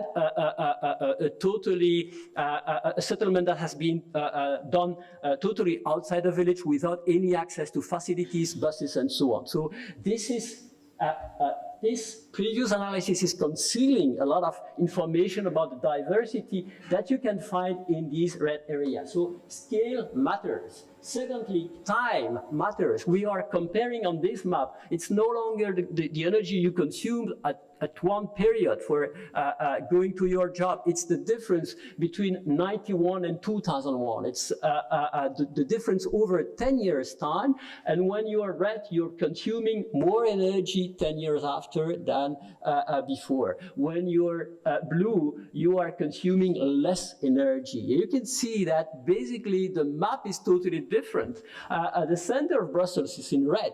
We are consuming more energy for traveling in the city center now, while the periphery of Brussels is totally blue. Why is it so? Because the jobs have been located outside Brussels and they are closer to the population. So when you analyze the things over time and the effect of densities over time, you realize that basically you have a catch-up effect, and you have to monitor the effect over time periods in order to understand how it's playing.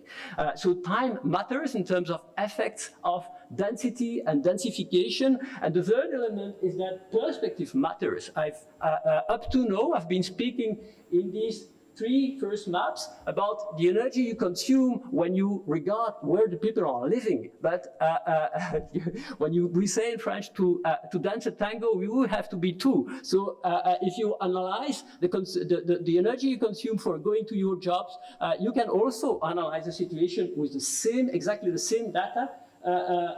When you analyze the energy you consume to go to your jobs and you make the sum at the job location. And there, the map is once again totally different. You have these red dots nearby city centers, along motorways. What are there? These are concentrations of jobs. This is the main railway station in Brussels. It's attracting workers for virtually all Belgium. We consider that at least one person in each municipality of Belgium, at least one person is working in Brussels. A number of these people will commute by train. So when you over-concentrate jobs, over-densify jobs in specific location, you are imposing longer commutes and longer consumptions of energy to reach these jobs. So once again, you have a different perspective about the effects of densities, and you have to find a balance between concentrating jobs, concentrating people, so as to have a good match and avoid these long commutes, of course.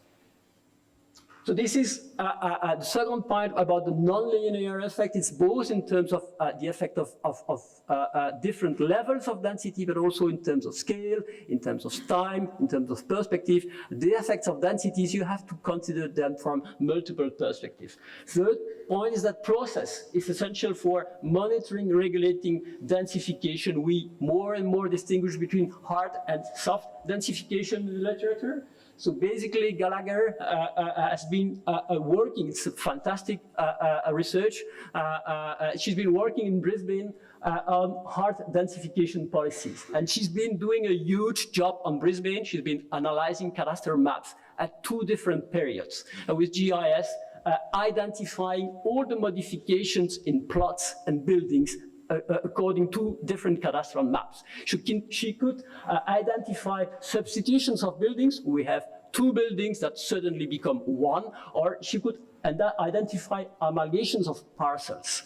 It's a huge work, you can imagine, on Brisbane to do this. And the main conclusion she's reaching is that property developers amalgamate small parcels to create larger parcels more suitable for apartment building construction. So they just buy two parcels, destroy the buildings, and build new apartment buildings. Still, alterations to parcel size and shape for high-rise development are more frequently observed on brownfield sites than as a result of greyfield development. So usually, developers will prefer large parcels where they can have one owner and buy this parcel, destroy the buildings, build new high-rise for hard densification policies. They will very rarely, seldomly use and combine two parcel size. Why is it so? Because when we combine two parcel size, first, you have more negotiations, more people to convince and buy the parcel from. They will not sell their parcels and at the same time. Secondly, you will have more reactions against these projects. When you are speaking about amalgamating parcels, you are speaking about low density areas where suddenly you want to build a high-rise development. That will generate a lot of reactions in the neighborhood, so the developer will prefer not to go there if they can avoid this. And finally, for brownfield sites, they are located usually in lower revenue areas where you have much less NIMBY, much less reactions against your projects. So here again, when you are studying densification, the process, how will we make densification? Who will take the lead for this? What will be the parcel amalgamation that will be necessary for recycling and densifying land? Process is extremely important, especially for hard densification. Another research that was done in France was done in typically low density settlements, and instead of speaking about high-rise buildings and parcel amalgamation or density levels, the research was done by architects, and they basically made a survey amongst owners. And in this kind of low density areas, you have a lot of older, elderly people who were basically in charge of the house and the garden, and they were proposed to have a project by an architect. So instead of speaking about abstract figures, abstract concepts like density, they propose, well, we will make a project for your house, and they basically propose to build a new building in the parcel. So the title of this project, Built in My Backyard, totally the opposite of NIMBY, of course. And when proposing to the different persons what would be the added value of creating a new building in between the two different houses, that people could practically understand the benefits of this in terms of revenue first, yes, it's important, of course, but also in terms of management of the garden, in terms of increased surveillance on their lots. They could also check that this would not have an impact on the parking in the street, and so on and so on. You have to become more and more attentive to details for developing these policies, and you can see that these soft densification policies, instead of large developments, multi-apartment, multi-store apartment, these kind of soft policies are developing. And in this perspective, the suburban areas are constituting a huge stock of potential development for densification improvement, because you have very low density, you can build within this, but this requires almost very detailed work at the parcel level. We've been also working on a division of buildings, especially in Belgium. As I said earlier, we have a lot of sprawl.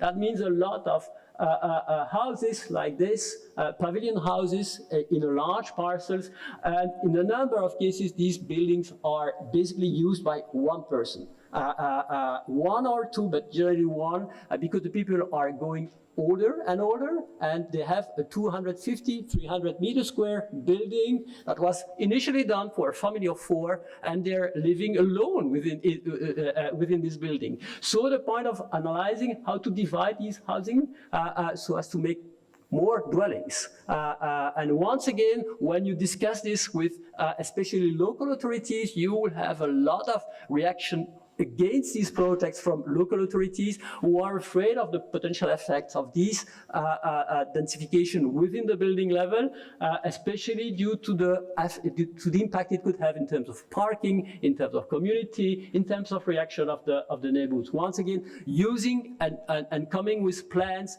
and concrete applications of this principle on who could live in these new dwellings, how the intimacy will be preserved with 2 separate entrances, 2 separate doors, and a possible conviviality and coexistence between 2 different families.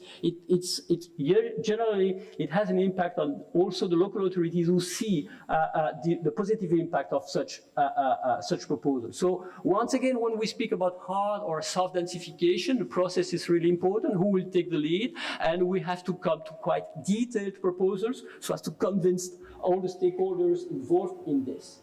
Fourth element, the effects of densification have to be analyzed according to an ecological approach along other factors and drivers. We tend to analyze the effect of density with only one measure, which is density at different scales, different levels.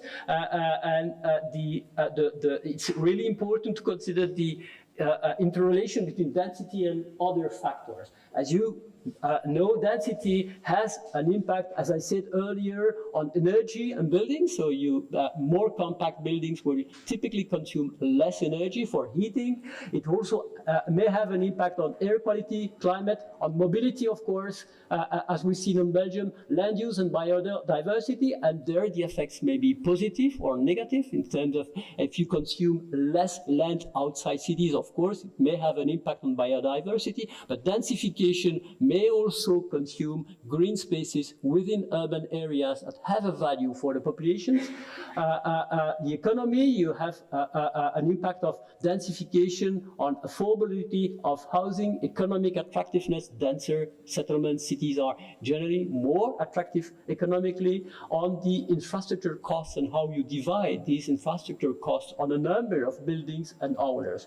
Finally, it has an impact, influence on the quality of life, privacy, as I said earlier, access to services and facilities. When you densify, this is one of the usual motive of reaction of the population against densification. It will overcrowd existing services. You have to think about providing new services when you densify. And on social diversity in capital, especially if you have very low density settlement, it tends to be very monofunctional, mono-oriented in terms of social profile. Nowadays, the main issues in terms of densifications are land use and biodiversity, affordability of housing. You know that in the US, they usually consider that cities are faced with two major crises. The first one is the climate crisis, of course, and the second one is affordability of housing. This is more and more the case in Europe also, and this will become more and more the case as we implement net zero land take policies, because if we have to recycle the stock of land, it will have an impact on the cost of projects and indirectly on the cost of housing. So there is a real importance of checking how we may implement such policies without having a huge impact on the affordability of housing. You have at the moment an important debate in the UK about the green belts and how we could urbanize green belts, because one of the elements that is set forward in debate is housing is becoming more and more unaffordable. If we look at one specific factor in terms of effects, we could focus on one element in terms of quality of life and health, and the impact of density on the diffusion of COVID-19. And basically, at the beginning of the pandemic, we had a number of people who were really concerned about how will density influence the diffusion of the disease? And you had this quote of Florida, the same clustering of people that makes our cities more innovative and productive also makes them, at us, vulnerable to infectious disease. Of course, basically, intuitively, you would say that density is prone to diffusion of disease. A higher urban density can be related to higher chance of contact exposure interactions between people and can indirectly cause increase in COVID-19 cases.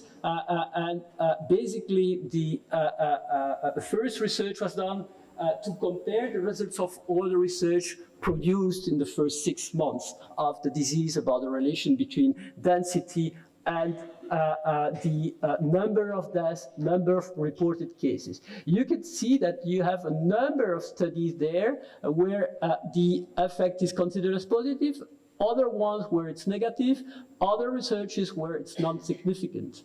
Relating the diffusion of COVID-19 with density. This is the first thing. There is hardly any kind of agreement, basically, between all these authors about how density will affect the diffusion of the disease. What you can see also is in this column and this column. I come back to the definition. All these authors are using different definitions of density. So how will we compare their results if they are all using different units, different definitions of density? You can have number of inhabitants, maximum urban density. You can also have the urban population divided by the urbanized area. So you have a profusion of definition, and you can never compare two results with this kind of disagreement. The second thing is when you analyze all these studies, we can say, okay, what did they consider in their analysis, in their modeling, in their statistical modeling? Some studies almost exclusively considered urban density. So we've been analyzing all the articles interested in urban density. You can see that for some researchers, they almost only look at density and nothing else. Other researchers will consider density along a number of other factors. Along, for instance, internal and external connectivity. That means the number of movements that people are making within the city or between the city and other cities. They may also consider socioeconomic variables, the age, life expectancy, the size of households, of course. It's related to density, but it's not exactly the same. The income, cultural factor, health factors, the provision of urban services, For instance, provision of hospitals. The urban environment, air pollution is climate playing a role in the relation. Policies, governance index, number of tests. Of course, you have more cases when you make more tests. The stay-at-home policies and the time dimension. The reason why we should consider all the variables all at once is that they are interrelated, and density, typically density, is a very aggregate variable. It's related to a number of elements. For instance, in Belgium, urban density is very closely related with the income. The people with lower income will tend to live within denser environments. So when you're analyzing density, you may basically analyze the income of people, which is not the same. So to build a model to identify and single out the impact of density, you have to build a model considering all these variables all at once. And you can see that none of the papers addressed all these factors. Density and connectivity are not always distinguished. Of course, they are related. Basically, the internal movements of people within a city, this is related to the size of a city. Of course, the size of the city is also related to the density. But in terms of policies, if we focus on density inside of the size of the city, it's running the bad orientation, the bad direction. But if the problem is related to the number of trips within the city, it's not the same as fighting density or reducing density in some environment. Only a small number of studies considered external connectivity, the number of trips between cities. These were mainly Chinese studies they had a lot of data about the number of trips made by people between different cities, and so they could trace the evolution of the disease over time, especially during the first months of the pandemic, according to the number of outbound trips of the people. There does not appear to be an agreed understanding of urban density 30 years later or 40 years later. We still have to fight to get an agreement on how we will define urban density. And most importantly, there is a lack of consideration about the interactions between the 6 categories of factors. And when we want to measure the effects of density, we have to be careful enough not to confuse density with other elements. So this is for the ecological approach that is absolutely needed for understanding both the effects of the densities and the drivers, what could lead to increased density. Fifth element, we are doing a lot of modeling. We love computer data, GIS, but still expert-based identification approaches will keep playing a central role in our policies and models. We need to have experts who identify what is available, what is not available, why it's available. If you look at Germany at the moment, in Germany, municipalities are collecting data about vacant lots and brownfields. It's not done on the basis of GIS. It's once again just like Gallagher research in Australia. It's professional public officers who are looking at the maps, analyzing the maps, and stating this parcel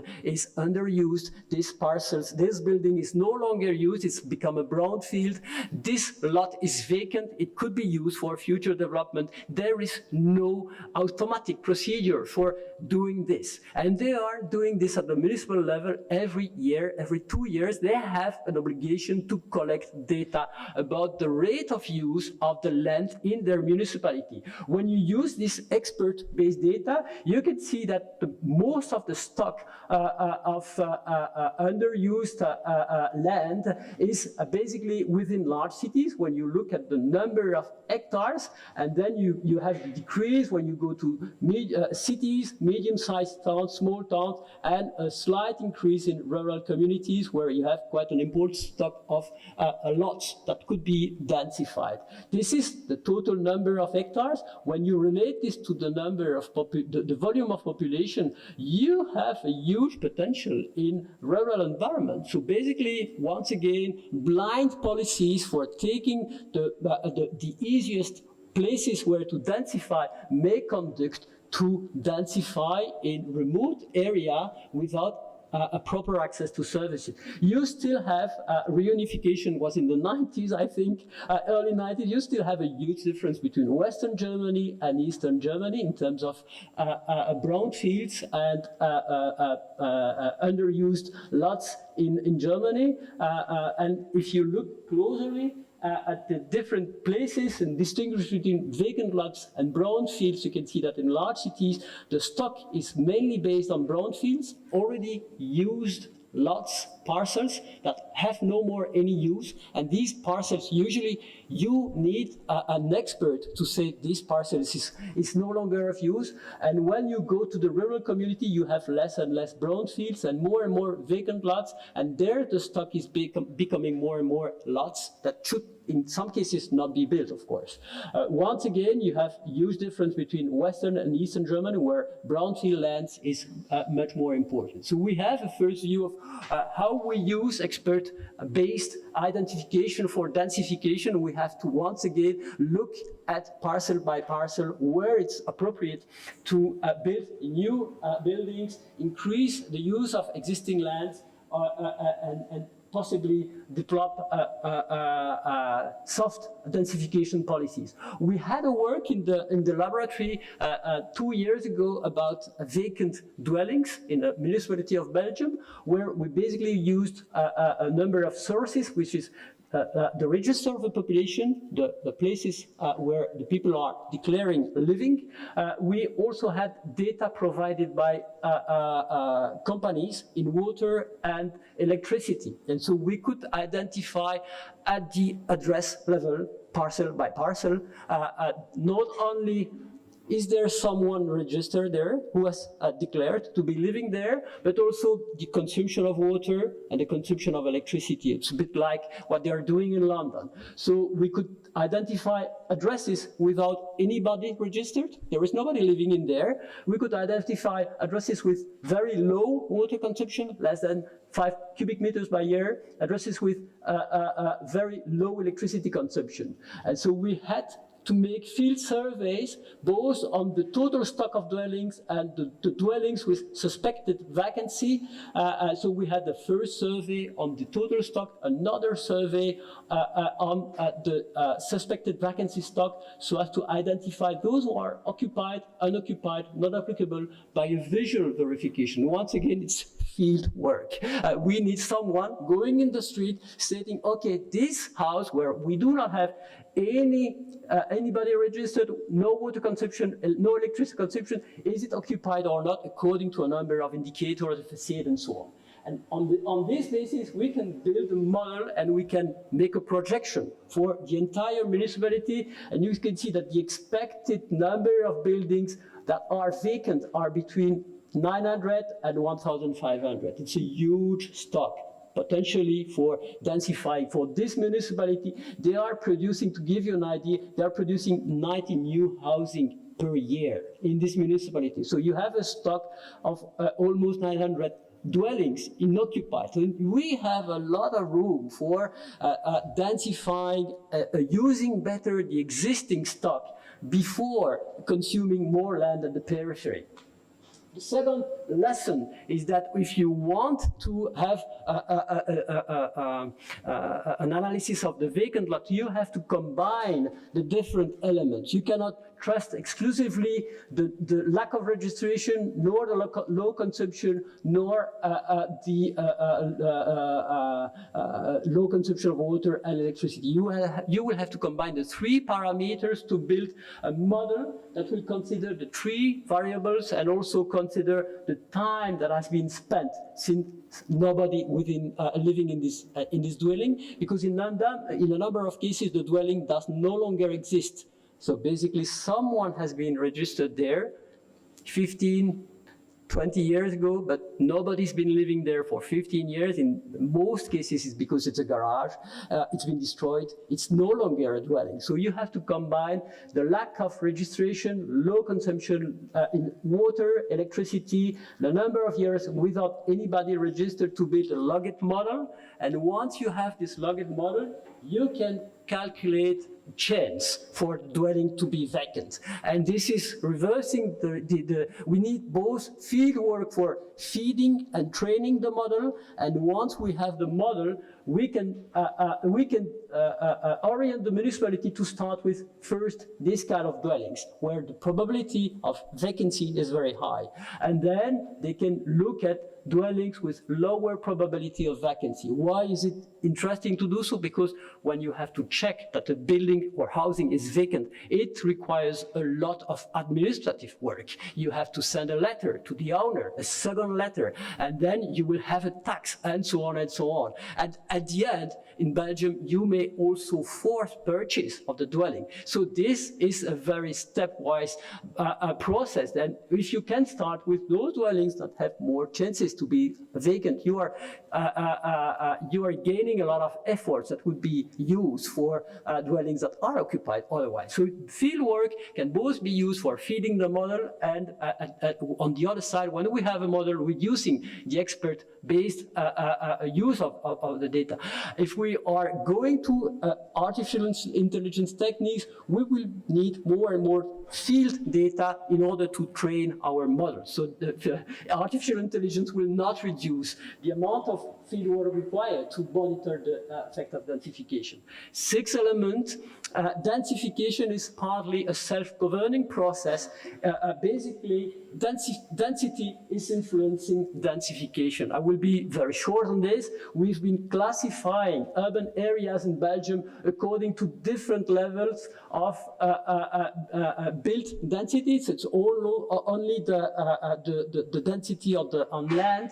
And you can see that we have basic classes of density. This is non-urban land. This is very low density, medium density, high density. You can see that the medium density in Belgium, what does it mean? It means 4 to 20 buildings by hectares. It's nothing. It's almost half of the urbanized land is composed of this level of density. If you remind what I said earlier, 50 inhabitants by hectare would be very good. You can see that we are not there. If you consider a household in Belgium, 1.5 inhabitants, it's under the threshold. So we still can densify other areas, and it gives you a sort of metric to analyze your own situation, your own city as regards this. So basically, as I said earlier, we have a lot of sprawl in Belgium, and this is translated by these low density settlements that are constituting the major part of the area. You can see this on the regional side. So we could classify. You can see that high density are located along the river here, and all this area with long commutes, long consumption of energy is basically very low density, very scattered areas.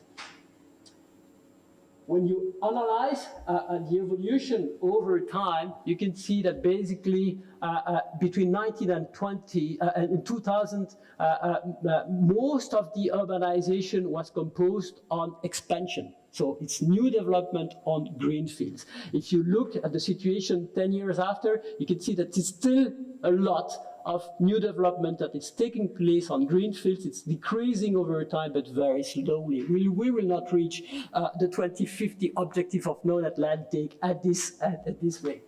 And most importantly, if you look, once again, a model, you build a model, an ecological model, as I said earlier, where you analyze the evolution of density and the expansion according to a number of factors, the altitude, the slope, the distance to different roads, distance to railway station, distance to cities.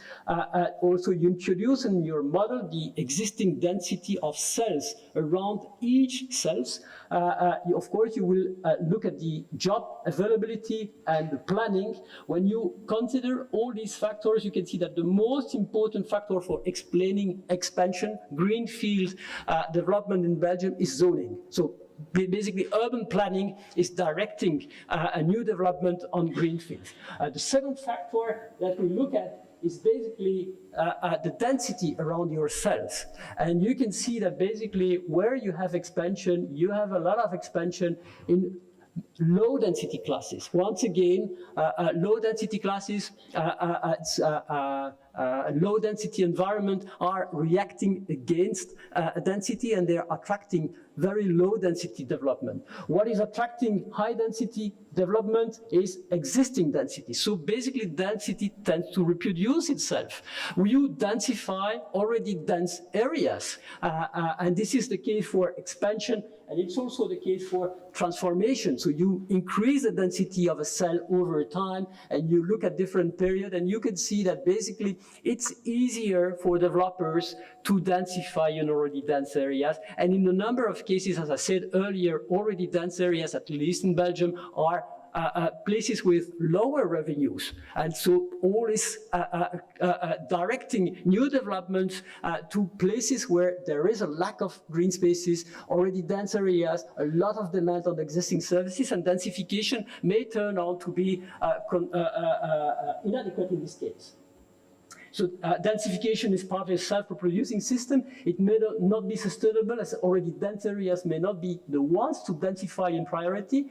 Consideration should be given to access to services, carrying capacity, exposure to risks, demands for green spaces, and so on. Understanding the drivers, as we've done here, we understand the drivers of both expansion, so urbanization on green areas, or densification, that is increasing density of existing dense cells, can be used to build a model for predicting change over time. And we've been using these results, statistical results, to develop an agent-based expansion and densification model that will produce maps for future expansion and density in the Walloon region at the horizon 2050.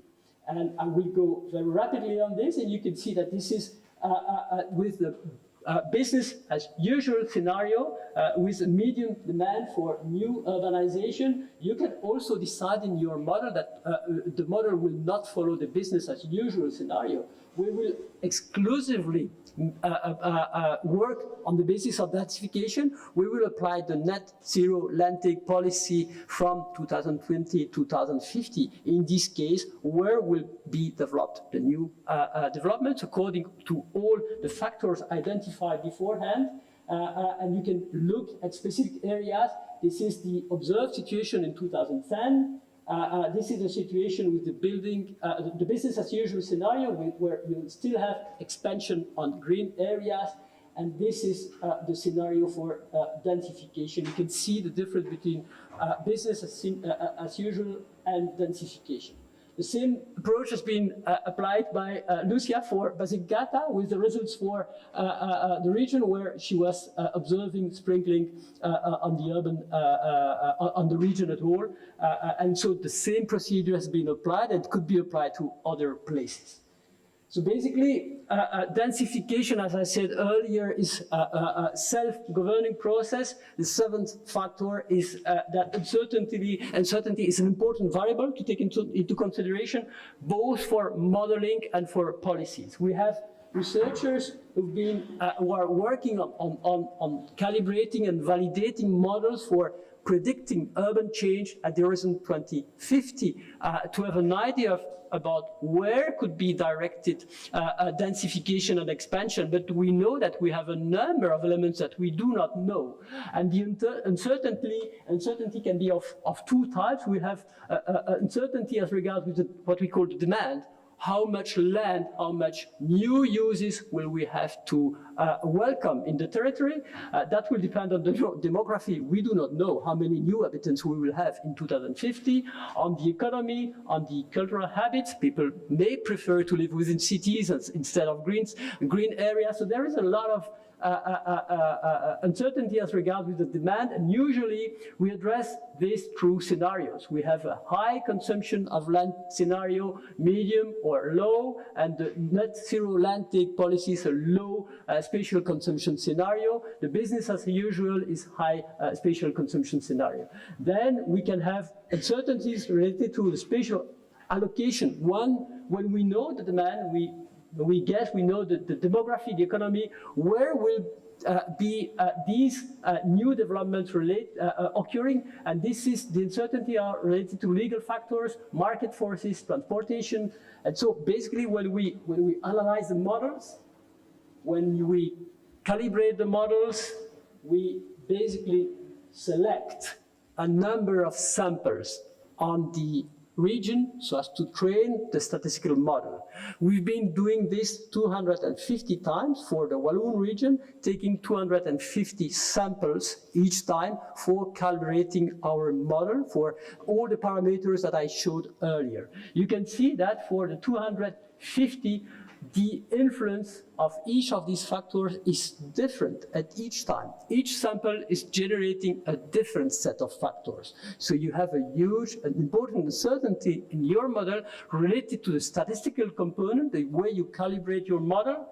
And to address this, we introduce some randomness in the model. So the researchers spent weeks and weeks calibrating, validating, fine-tuning the models. And once they have a very good model, they say, okay, that's for what I can tune the model, then I will make it more random. I will degrade the model and consider that part of the situation I cannot predict.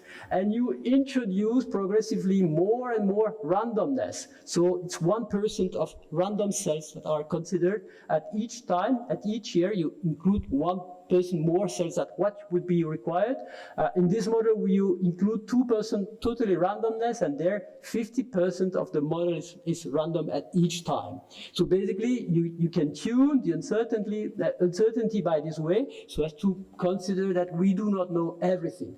What is quite puzzling in this case is that when you compare the deterministic model, the one that has been calibrated and validated for weeks and weeks, with the one which includes some uncertainty, 1% of uncertainty, there you have a measure of the validity of the model. You compare what you've been modeling with the reality. You can see that when you include some randomness, your model is better than the deterministic model. So you have interest, even for modeling purposes, to include uncertainty in your model, because it will be better. Of course, when the randomness is becoming more and more important, the performance of the model is degraded as regards with the deterministic model. This has been done on the first period, the calibration period, and on the validation period. Of course, the validation period, the quality of your model is lower than the calibration. You can of course, this is based on observed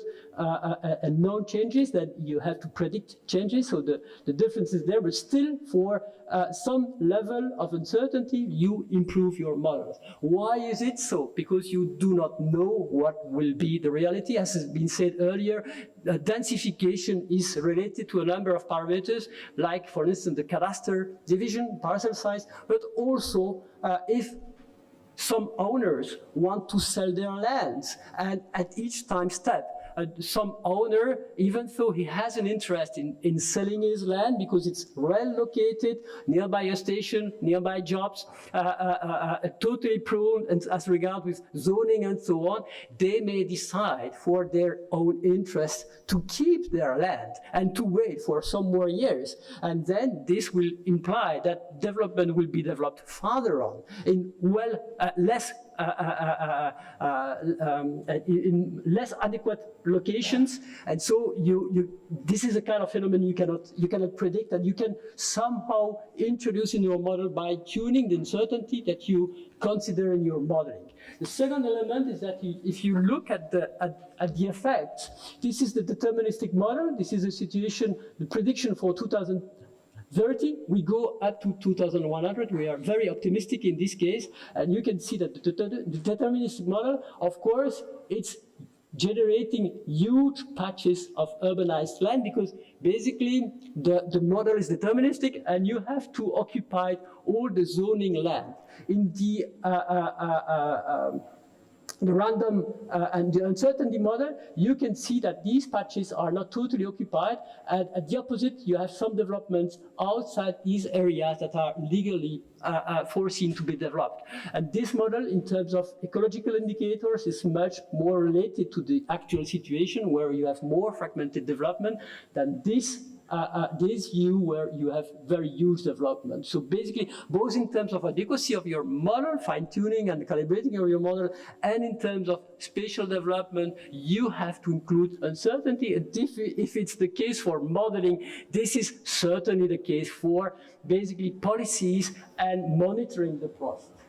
The last element I would wish to speak about is unregulated densification and its risks and damages related to climate change. Once we have a model of what could occur in 2050, we can cross this with a number of elements. We can cross this, for instance, with the risk area, and we've been crossing future developments with flood-prone areas in the Walloon region. So we have two main scenarios: the business as usual scenario, where basically densification proceeds as previously, and basically we mostly have expansion, and that is dominating densification. And we have another scenario, which is the non-Atlantic. We do not have any longer any form of expansion in the Walloon region. So these are two main scenarios. All the developments in this case will have to proceed on existing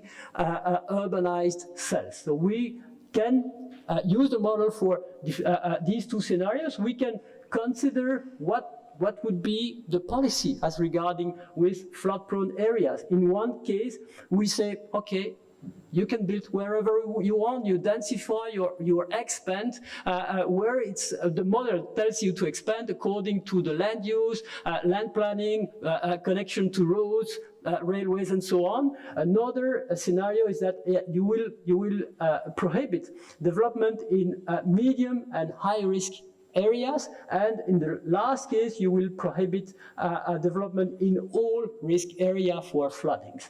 You can compare different urbanization rates. So medium, so you have a medium growth of the demography, the number of inhabitants in the Walloon region, low growth of number of inhabitants, high growth of number of inhabitants. So this is giving you 18 different scenarios that you can generate once you have train your model, you've been including some randomness in your model, and you can compare all these 18 scenarios in terms of damages. Because we have the flood maps for the Walloon region with the altitude of waters for different recurrence period, and we can calculate the possible damage on buildings when we build in flood-prone areas. Considering all these parameters, we have these flood-prone areas for with a map with 5-meter resolution. We have the land use map and the prediction at the raster level, as I said earlier, for 100 by 100 meters square raster cells. We cross these two information to see what will be the most damaging scenario. And if you take first the business as usual scenario for 2050, you can see that with a medium development, you will increase damage by 2%. In 2050, you will have 2% more damages because of new development in the business as usual scenario. If you compare this with a situation where you have more or less demand, it does not change a lot. It's basically the same 2% increase of damages cost for repairing houses after a flood. Of course, if you allow developments in all flood-prone areas, in this case, you will have 27 increase of damages in the business as usual scenario. If you prohibit any new development in flood-prone areas, the increase of damage is null. You did not have any new buildings in flood-prone areas. So basically, you have a view on this, that demand is not the problem is related to the policy that you will have as regard with building in flood-prone areas. Now you can look at the non-Atlantic scenario, the densification-only scenario, and you can see that if you don't have any policy as regard with flood-prone areas, you could reach a 44% increase in damages. Why is it so? Because the Walloon region, like Most countries, most urban areas are located along rivers. The railway is along rivers. The jobs are along rivers. So if you follow the trend and you densify already built areas, you will mechanically build in flood-prone areas. Still, if you combine non-Atlantic policies with very strict policies as regard with flood-prone development, where you ban any kind of new development in flood-prone area, you can, of course, avoid any new damages. But that requires to regulate quite strictly new densification projects so as to avoid these areas. Densification by itself will not produce good. It will produce benefits if you combine it with other policies. So basically, I'm coming to the end. I had three questions. How shall we measure artificialization and densification? We have to use multi-scale indices. We have to consider different scales, as I said earlier, at the municipal level, local level, building and block level. We have to combine all these scales because one scale may provide another information as regard with the other ones. We should give priority to composite indices. We have to build combinations of density measures to have a clear view of the morphology, the kind of urban settlements we're speaking about. We have to perform sensitivity analysis in order to analyze the influence of these indicators on the results we observe. So how shall we measure? These are the three key messages. Why should we regulate densification? Is it still too much a rhetorical question? It's not the case. I think we have to anticipate the effect of densifications, and some of the effects may be negative, especially on housing affordability and biodiversity. We should avoid the effects, especially, for instance, on exposure to risks, and we should compensate, especially if we densify already dense areas. We should do this in parallel with developing more green spaces, more services in these already dense areas. What kind of data is required to model densification and its effects? We need microdata, as I said, we need data at the building level. Otherwise, we cannot have a good idea of the effects of densification. We cannot convince the people of the benefits of densification if we keep with a macro scale indicators and data.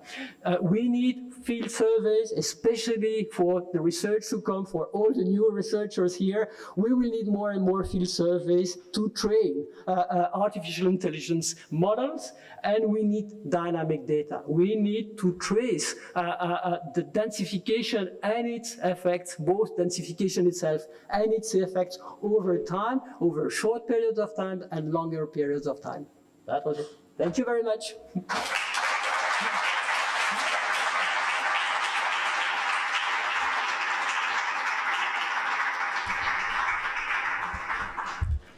Thanks a lot, Jacques, for this interesting lesson. And the mine is just not a question, but just a consideration, because a big open issue remains the definition, the individuation of a definition of land take, because it's very difficult to compare all the European countries with, because we have a lot of indicators, but we don't have a unique definition and a unique range of value that can permit to individuate, to calculate, to compare all these countries. But this is maybe an open issue. I do agree with as regard with North Atlantic, Zero Atlantic policies. Every region is cooking its own indicators, definitions. There is no European agreement, and it makes comparison very difficult from one country to another. Also, each country has specific means for following. The situation in Germany, for instance, where some public officers are monitoring the availability of vacant and brownfield land. I think it's fantastic. We don't have this in the Walloon region. We tend to rely exclusively on GIS, but that's not sufficient. And so I think there is a lot to learn from one country to another, both in terms of definition and monitoring. Thank you. Are there any questions?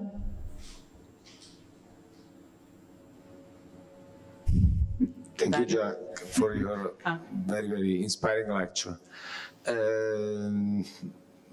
I completely agree with you about, also from Lucia question about a lot of definition, but also when you discuss, explain the part of about densification, no? They have a very way to define densification, especially in the COVID period. No? It's also probably in that period was quite strange that they considered they confused the densification with overcrowding, probably because overcrowding is very dangerous in a lot of cases. Densification, I don't know, you can live in a building, but you are in your flat without any great problem, with just alone in this flat, and it's not absolutely dangerous. This is one of the things to consider in order to, because otherwise, to consider the possibility to avoid the densification for health problem, in this case you increase a lot the lake. This is a very problem. But it's not easy to explain this. This is my opinion. I want just to know your opinion.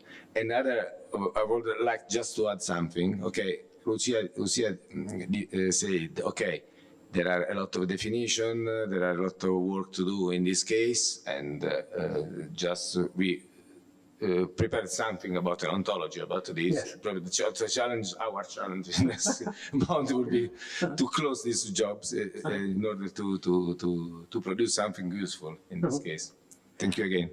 Yes, thank you. Thank you for the two questions. For the third question, when, yes, for COVID-19, effectively, as I said, there is first a lot of confusion about the basic definition of density.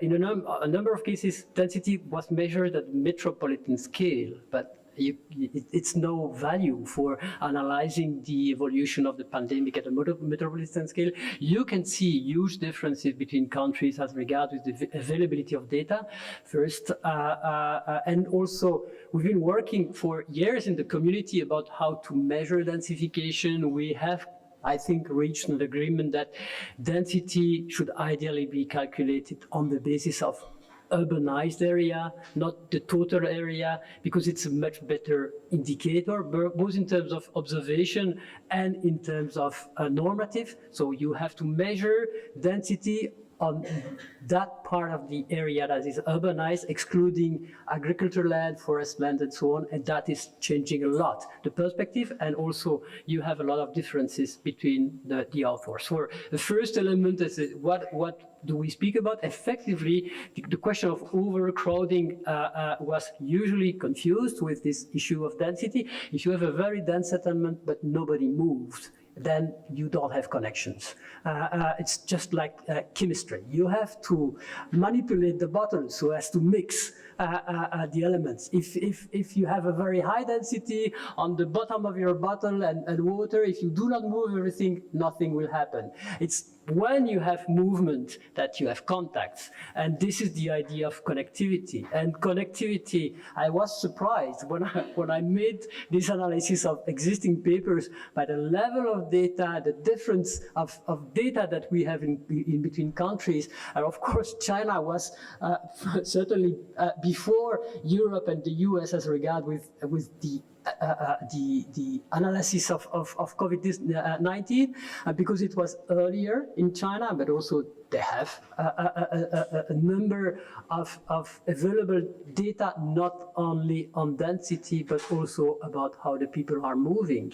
You had later on a number of articles, especially in the US, who were considering not exclusively density per se, but also the number of people in each household. And that is, of course, an important factor, because we know that COVID-19, in the initial weeks, it was basically transmitted within the household. So the number of people living in the same dwelling was quite an important factor. One was affected in overcrowded houses. You had very rapidly propagation. And also a number, once again, I'm coming back to the data because I think it's fundamental. A number of research is interested in not the houses housing density, because when you are analyzing the residential density, you make the assumption that the people are effectively residing where they declare to live. You had a number of researchers analyzing where the people are effectively located through Google timelines and the number of people going to certain places, gyms, churches, and so on. So in the US, they could analyze the concentration of people in some specific places, and they could, by this way, relate the connection between people and effectively the propagation of the virus. But this requires, once again, data, not administrative data about where the population is officially living, but where they are effectively located at each moment of time. And if they are all located in a gym or church, let's see how that, what that means in terms of propagation.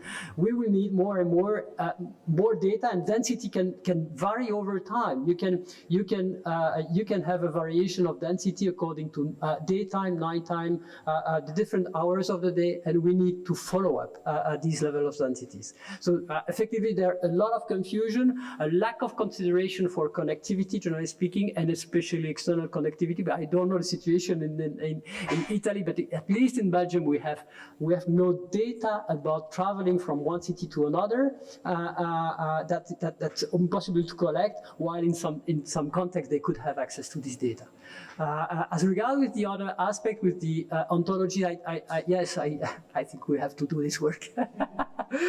Because effectively, it's in this moment of crisis, I think it's valuable to have a clear identification of effectively what is the what are the basic definitions of what we consider as land take, we consider as dense, urban area, urbanized density, densification. A lot of confusion also between what is density and densification. Densification is the evolution of density over time. So I think it would be good to have some kind of reference for developing more researches, especially in the ecological perspective. I said earlier, I think it's increasingly important to relate density with other factors, because when we use density as such, we know that density, as I said, it's related to virtually everything.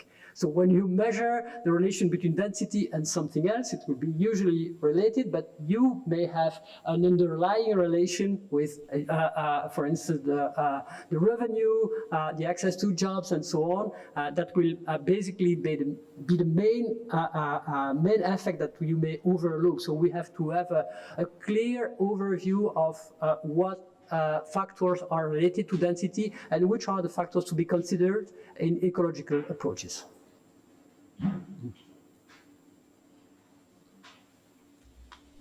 Other question?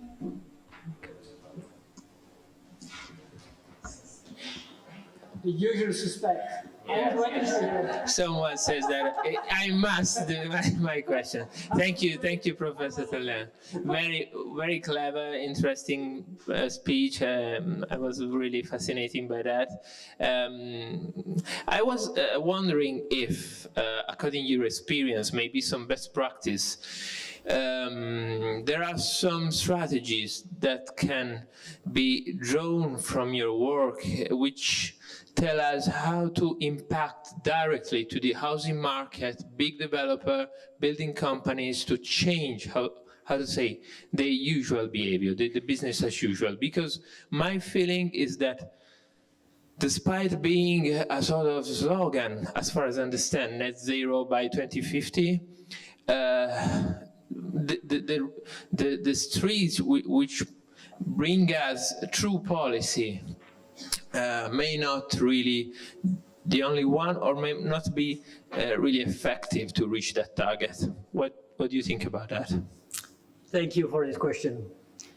I will totally invert your question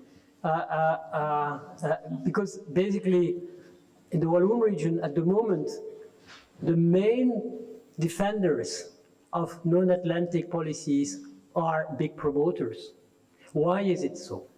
Because Belgium, as I said earlier, you have a huge level of sprawl. Traditionally in Belgium, development of new houses, new building is based on self-promotion, self-development. The people buy a piece of land, they get some money from the bank, they choose their architect, their constructor, and so this is generating scattered development. No interest for big developers. When we implement a non-Atlantic policy, who will benefit from this? Who can make new developments?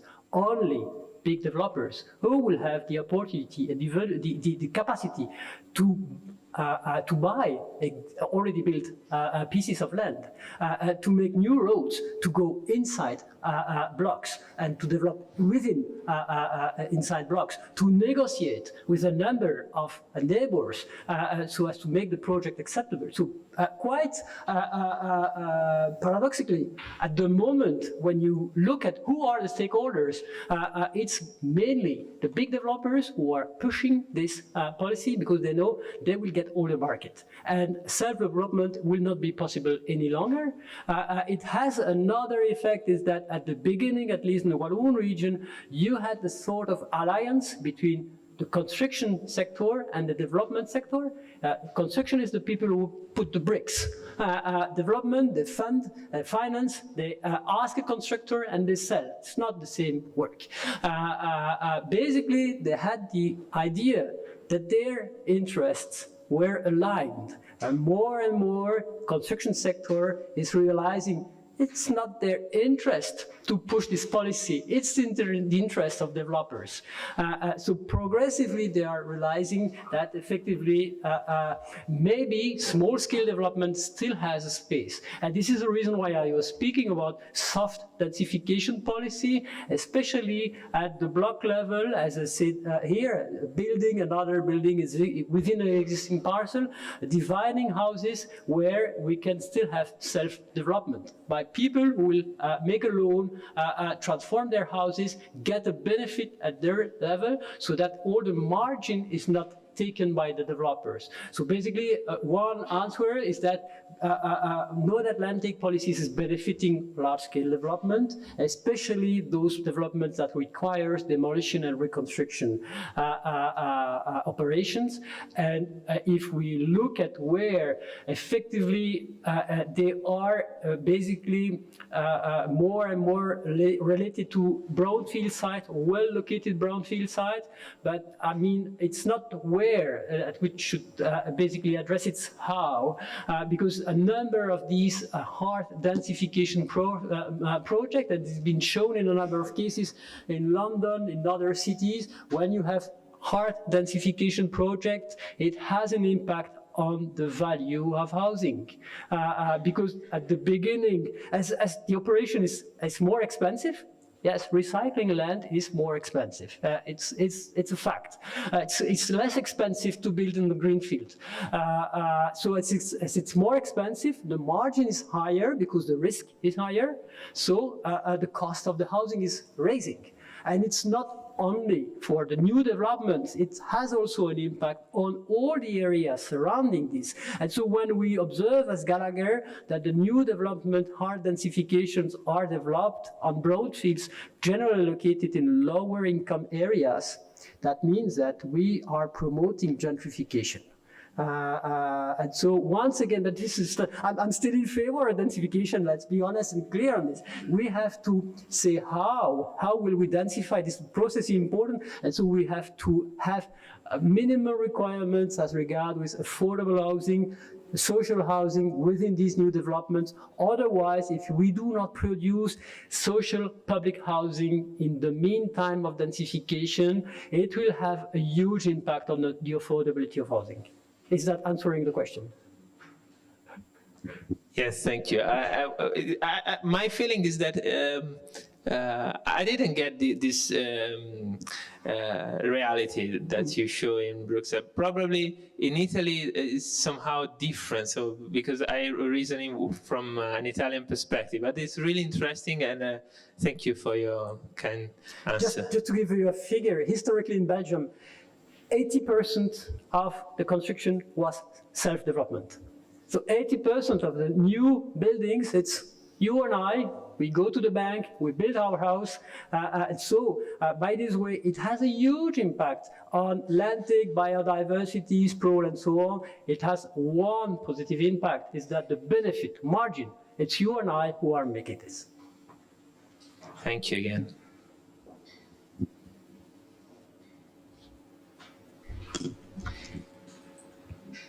Hello, thank you for this interesting presentation. My question is maybe a bit global. If we have imposed this kind of limitation for Europe about construction, we have already the oldest population all over the world comparing other continents, then we are energy poor continent and so on. And what does this mean for our competitiveness? You know, in the USA, in Latin America, Australia, Africa, it's non-issue, you know.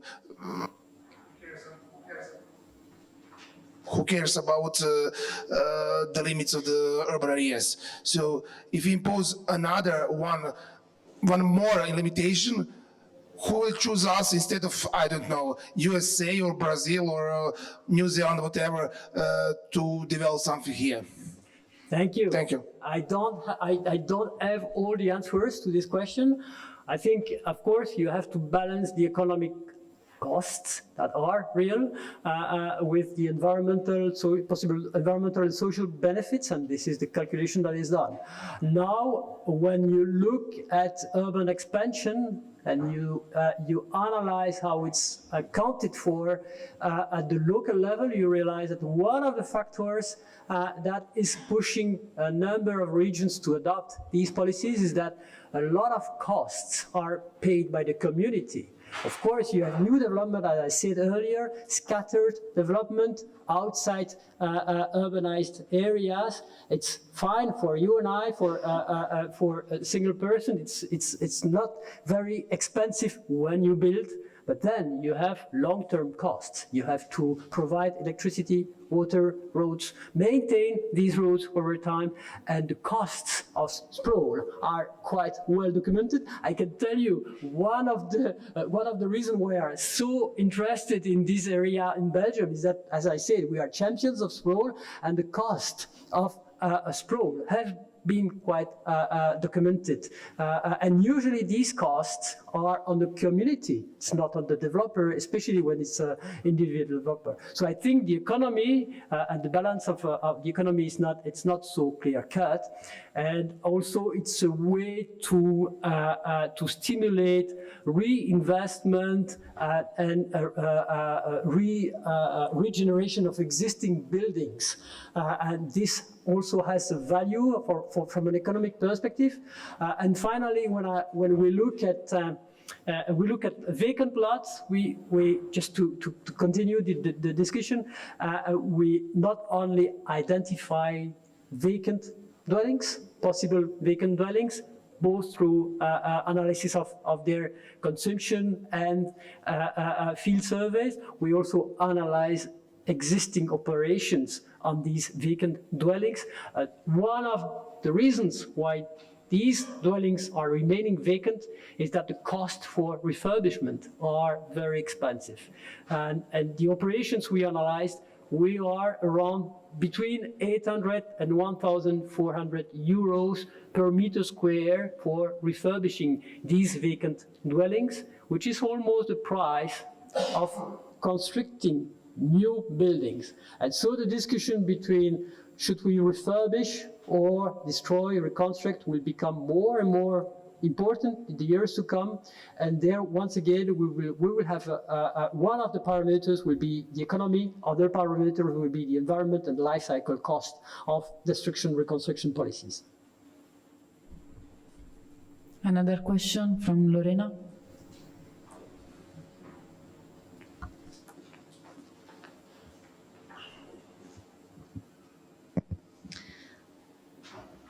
Okay. I think that for zero net Atlantic policies, it's fundamental to translate these models and studies for densification in specific plans and actions. But how important are the activities to involve the population in this kind of regulation. I think you're totally true. It's really important to involve the public and to have a participation. I think the positive thing of zero net land take policies, at least in Belgium, it's quite clear to communicate. The people can understand. While for the general public, understanding a plan, understanding a planning policy is usually very complex. Understanding what is density, densification, what is 20 housing by hectares, what is 40 housing by hectares, it's much more difficult. If you say, okay, we have a stock and we have to regenerate this stock from now on, it may be somehow simplistic, but the people clearly see what we are speaking about. So that's on the positive side.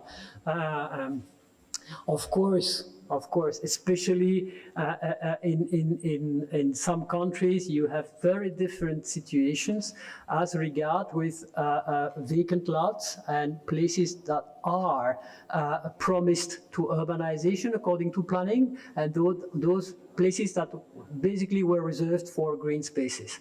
And at the moment, it's mainly, the debate has been mainly organized according to population, the people living in areas. We do not hear so much about the owners of land. And once again, the owners of land may see the value of their land declining rapidly, especially if you have vacant lots in areas that are defined as urbanizable, that could be built on through planning documents. It means when we go to zero net land take policies that these places would not be urbanizable. This has a number of consequences. In a certain number of cases, that will be related to compensation. In Belgium, the situation is very different from France. In Belgium, when you change the plan, you change the status of land from place that you can urbanize to a place that you cannot urbanize. In some cases, that will be related to a financial compensation. The value of the land is from one day to another, going from 100 euros per meter square to 2 euros per meter square. There is a decrease of the value of land. In France, you can do that.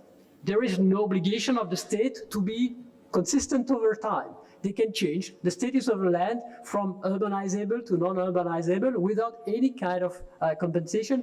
In Belgium, the situation is that in some cases, it's not always the case, you have to compensate. When you take this argument, then you realize that urban plans, it's not only an indication what will be built and where it will be built, it's also an enormous debt in a way. Because if you have to change this, reverse this, we would have to pay huge amounts of money to the owners of land. And they have been doing the calculation in Flanders, and we are speaking of billions of billions. So it's not possible to compensate everywhere, and there is no reason for compensation, because in the number of cases, they never paid taxes for the benefit they had when the land was transferred from non-urbanizable to urbanizable. So why would we pay them for the opposite modification? There are a lot of political debate about whether and how we should compensate these policies. I don't know the situation. I just take the comparison between France and Belgium. It's totally different in terms of rights and compensation. No more question? Everybody's wanting to eat. Okay, thanks again, Jane. Thank you very much.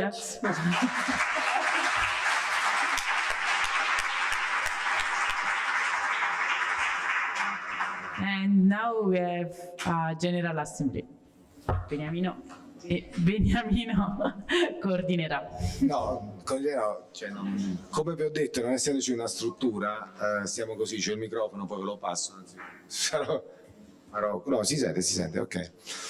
Allora, ho stressato i locali per trovare questo slot, Perché? Perché mi sono resi conto, insomma io li ho supportati in questi 2 anni, semplicemente perché una prossimità, vivo a Terni, non è lontano, e poi rappresento uno che è sempre stato a Input, no? L'ho pure organizzato, quindi mi hanno chiesto un sacco di consigli, non primo quello quando bisognava trovare tutto il comitato scientifico. Io tenevo i comitati scientifici di tutte le vecchie edizioni, quindi un modo per ripescarlo e mettere insieme.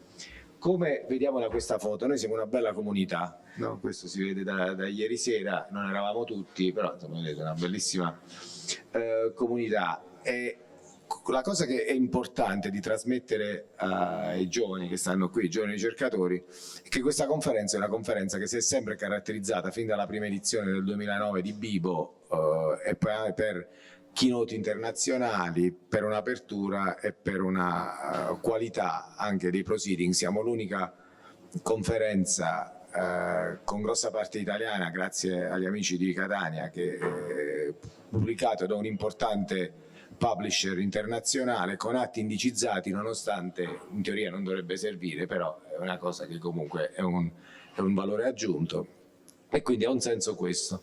Allora ci siamo trovati qui semplicemente per dire ok, è una buona occasione perché facciamo una discussione insieme, possiamo ovviamente raccogliere tutte le idee possibili e ragionare.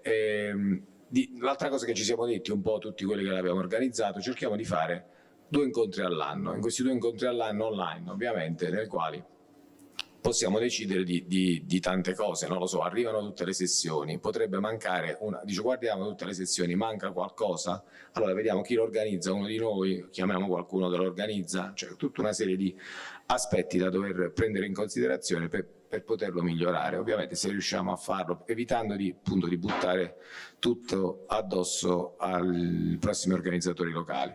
Quindi questa era la prima sollecitazione, per cui aveva un senso che ci trattenessimo un attimo. Purtroppo abbiamo sforato, però cercheremo di non arrivare a mangiare tardissimo e vediamo che possiamo fare. Quindi questa era una prima sollecitazione. Poi anche discutendo in questi giorni erano venute anche altre idee che ha un senso anche rispetto a questo, non farlo e basta, ma semplicemente discutendo con gli altri.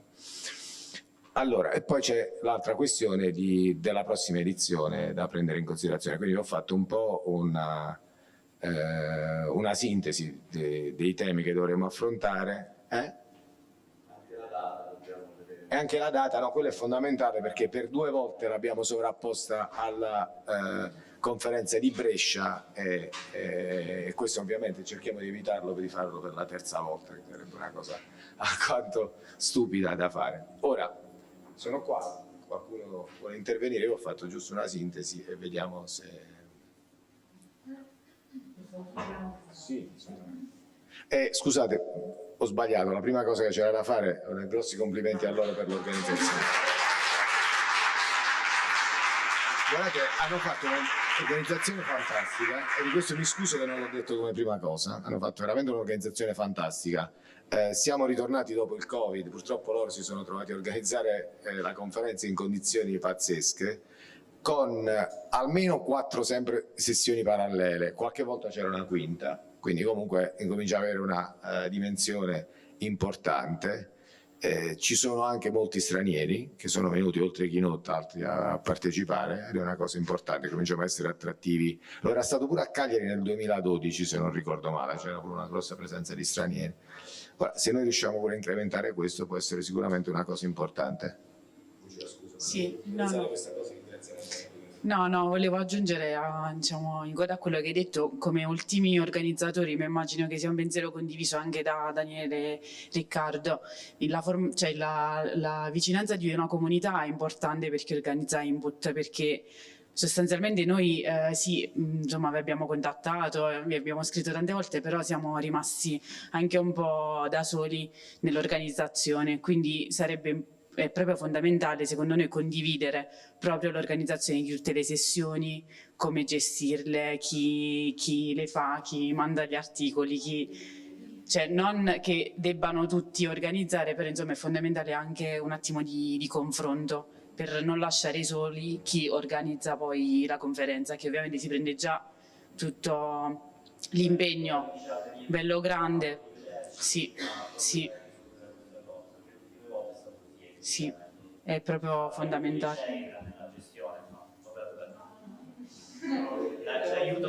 C'è stato un aiuto ovviamente importante dei CEIR nella organizzazione del processo di revisione, però poi è stata la sede ovviamente quindi la proposta di Beniamino di cercare un momento, 2 momenti durante l'anno, hai detto, giusto? Sì. No, nel senso che no, perché la conferenza è biennale, quindi magari nell'ultimo anno, l'anno prima della conferenza. L'ultimo anno 3 volte. Esatto. L'anno prima una volta, 2 volte. Oh, e poi ne approfitto di avere il microfono per riportare un pensiero velocissimo che avevamo fatto con Corrado, ne avevamo già parlato, mi pare, forse, non so se a Viterbo, cioè della possibilità di pensare qualcosa a metà, cioè tra i 2 anni. Io non mi spingo oltre il qualcosa, sì, che era esattamente l'Academy di Cagliari.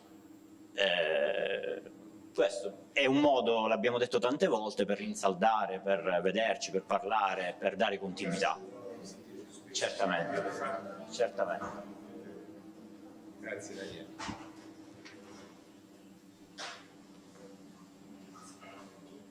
Poi sì, è chiaro, non intervengono Romano, Marelli e gli altri, però cercavamo qualche spunto dai giovani, se c'era, è chiaro che loro poi interverranno tutti, però.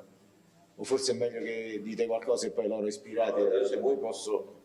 No, io mi ricollego un po' a quello anche che diceva Lucia, eccetera, perché diciamo la fase di cura dei paper è una fase importante anche per mantenere un livello scientifico elevato, no? Noi pubblichiamo con Spring, con diciamo un editore internazionale che anche nel nostro settore ha un peso. Quello che insomma forse abbiamo avuto un piccolo bottleneck sulle revisioni. Quindi io l'invito che faccio è: i CER individuano i referi, però i referi a Napoli si dice sanno escetà, cioè devono un attimo essere, come dire, un po' pronti poi a rinoltrare la revisione. Voglio dire, consentitemi, anche tenendo conto che noi siamo una comunità che comunque, ovviamente pur nel rigore scientifico, considera un'inclusività soprattutto rispetto ai giovani ricercatori, perché insomma, in alcuni casi ci sono state delle cose un po' così, parlo per me, per i paper che ho visto io.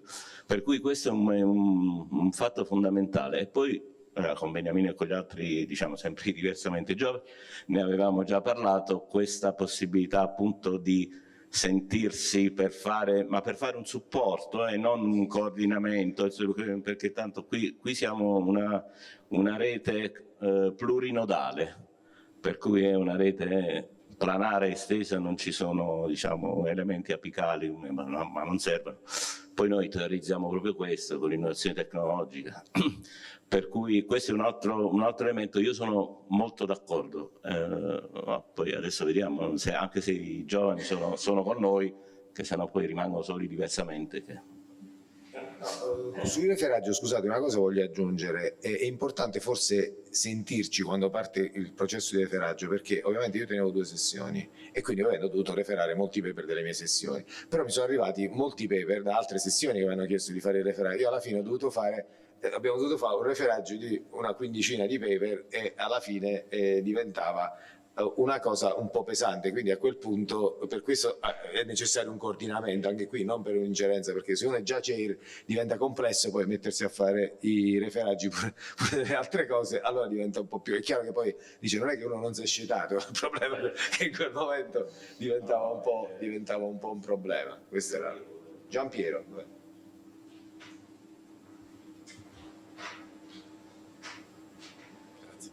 Allora, siccome è stato evocato l'intervento dei giovani, io che non capisco niente, immediatamente chiedo la parola. Quindi scusate questa intrusione, perché poi spero veramente che i giovani parlino, ecco, così, che ci propongano qualcosa. Io faccio qua un paio di considerazioni, da boomer, così magari mi classificate così e poi finisce lì. Però, allora, nella prospettiva, dell'Academy che è stata evocata poco fa,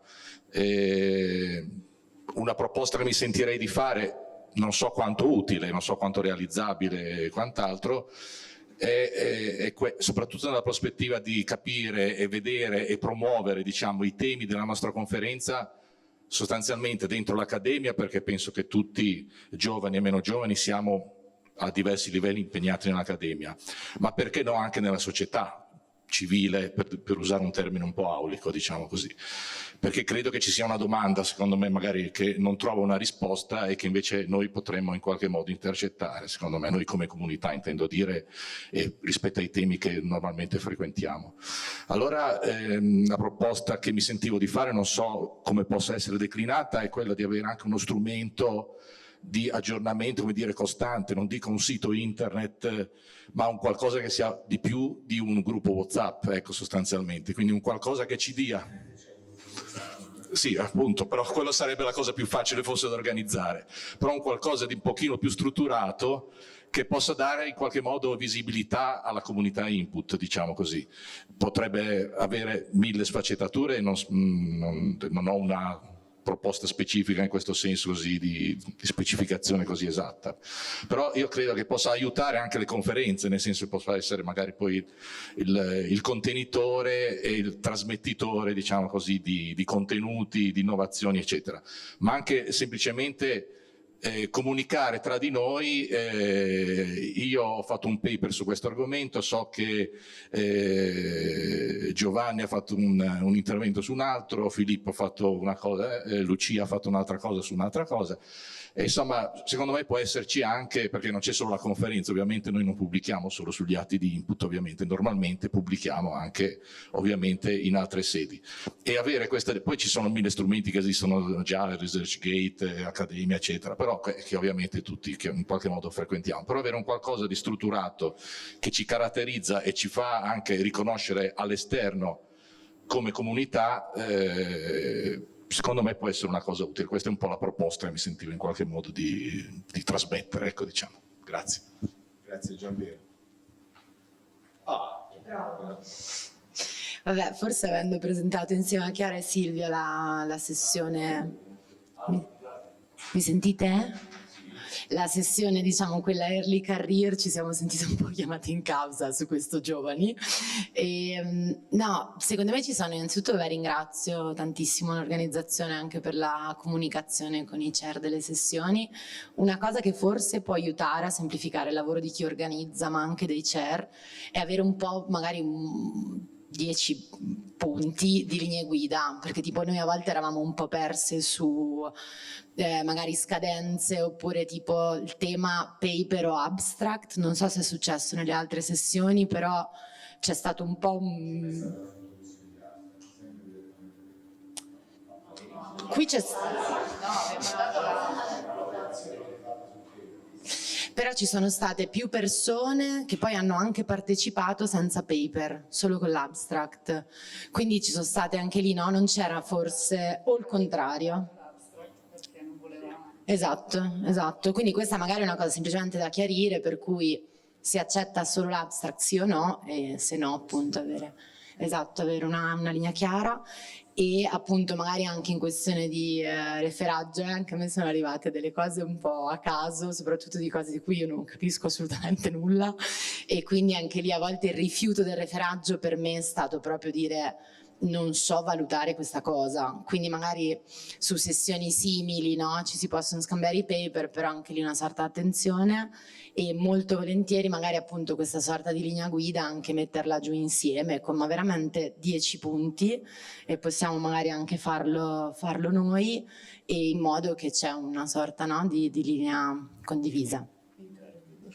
No, l'altra cosa che ovviamente anch'io mi sono trovata nella situazione di fare 800 review in una settimana e cercare di distribuirle. Forse 3 review sono tante?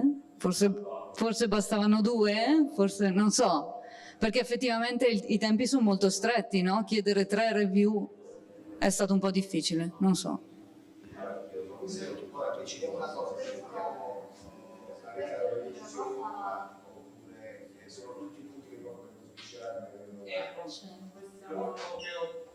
La necessità di discutere queste cose e tante altre sono pure che sollecitano l'idea di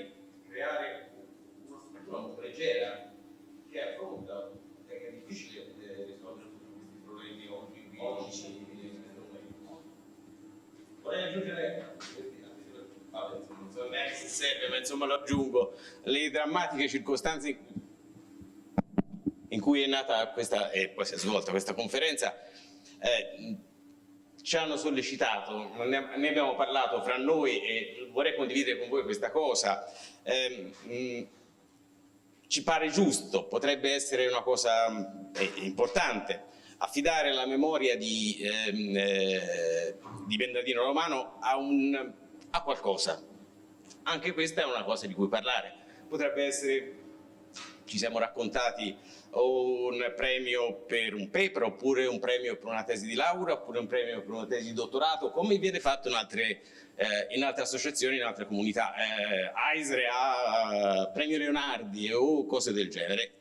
È importante anche per consolidare un senso di appartenenza, oltre che naturalmente per tutelare e presidiare la memoria di persone che tanto hanno dato. Sarebbe anche l'occasione per saldare un po' un debito che abbiamo, che poi il Covid ci ha un po' distolto da tante cose, con la memoria di Giovanni Rabino, che è scomparso 7 anni fa, nel 2016. Sì, è un'altra conferenza ISRE avvelenata da queste cose. E lui è stato un fondatore, fra l'altro, di Input, oltre è stato un maestro di molti di noi, e quindi insomma parliamone. Ecco. Un'altra delle cose di cui parlare in questa strutturina leggera, ovviamente, perché bisogna evitare, cioè esiste un trade-off fra la necessità di una struttura e anche il rischio che poi questa struttura ingessi in qualche modo o renda addirittura gerarchica. No, dovrebbe essere una cosa di leggero, di light, però anche di insomma, di efficiente nella presa di decisioni e nel supportare soprattutto la sede che organizza.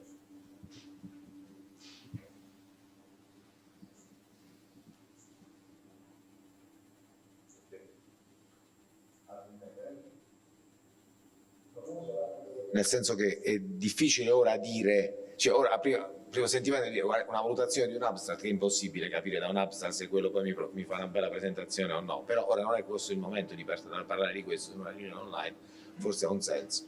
Altri interventi, Corrado?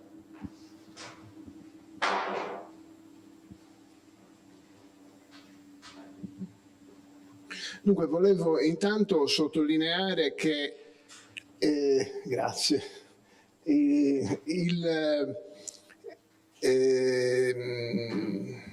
anche secondo me, meno che non sia una richiesta esplicita da parte di Springer, 3 referee report per ogni paper sono troppi, quindi questo non lo so, però era una richiesta, quindi immagino che non ci sia voluto dare la zappa sui piedi, ma che ci fosse una ragione che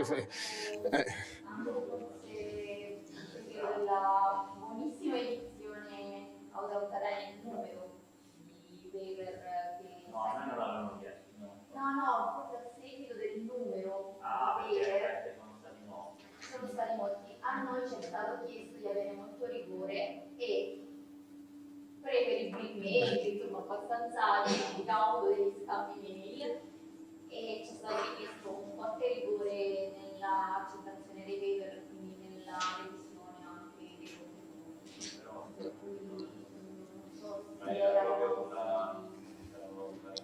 soglia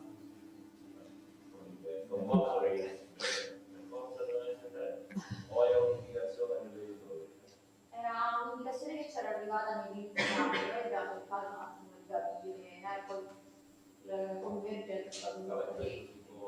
Vabbè, va verificato, però certo se una richiesta più o meno esplicita c'è poco da fare.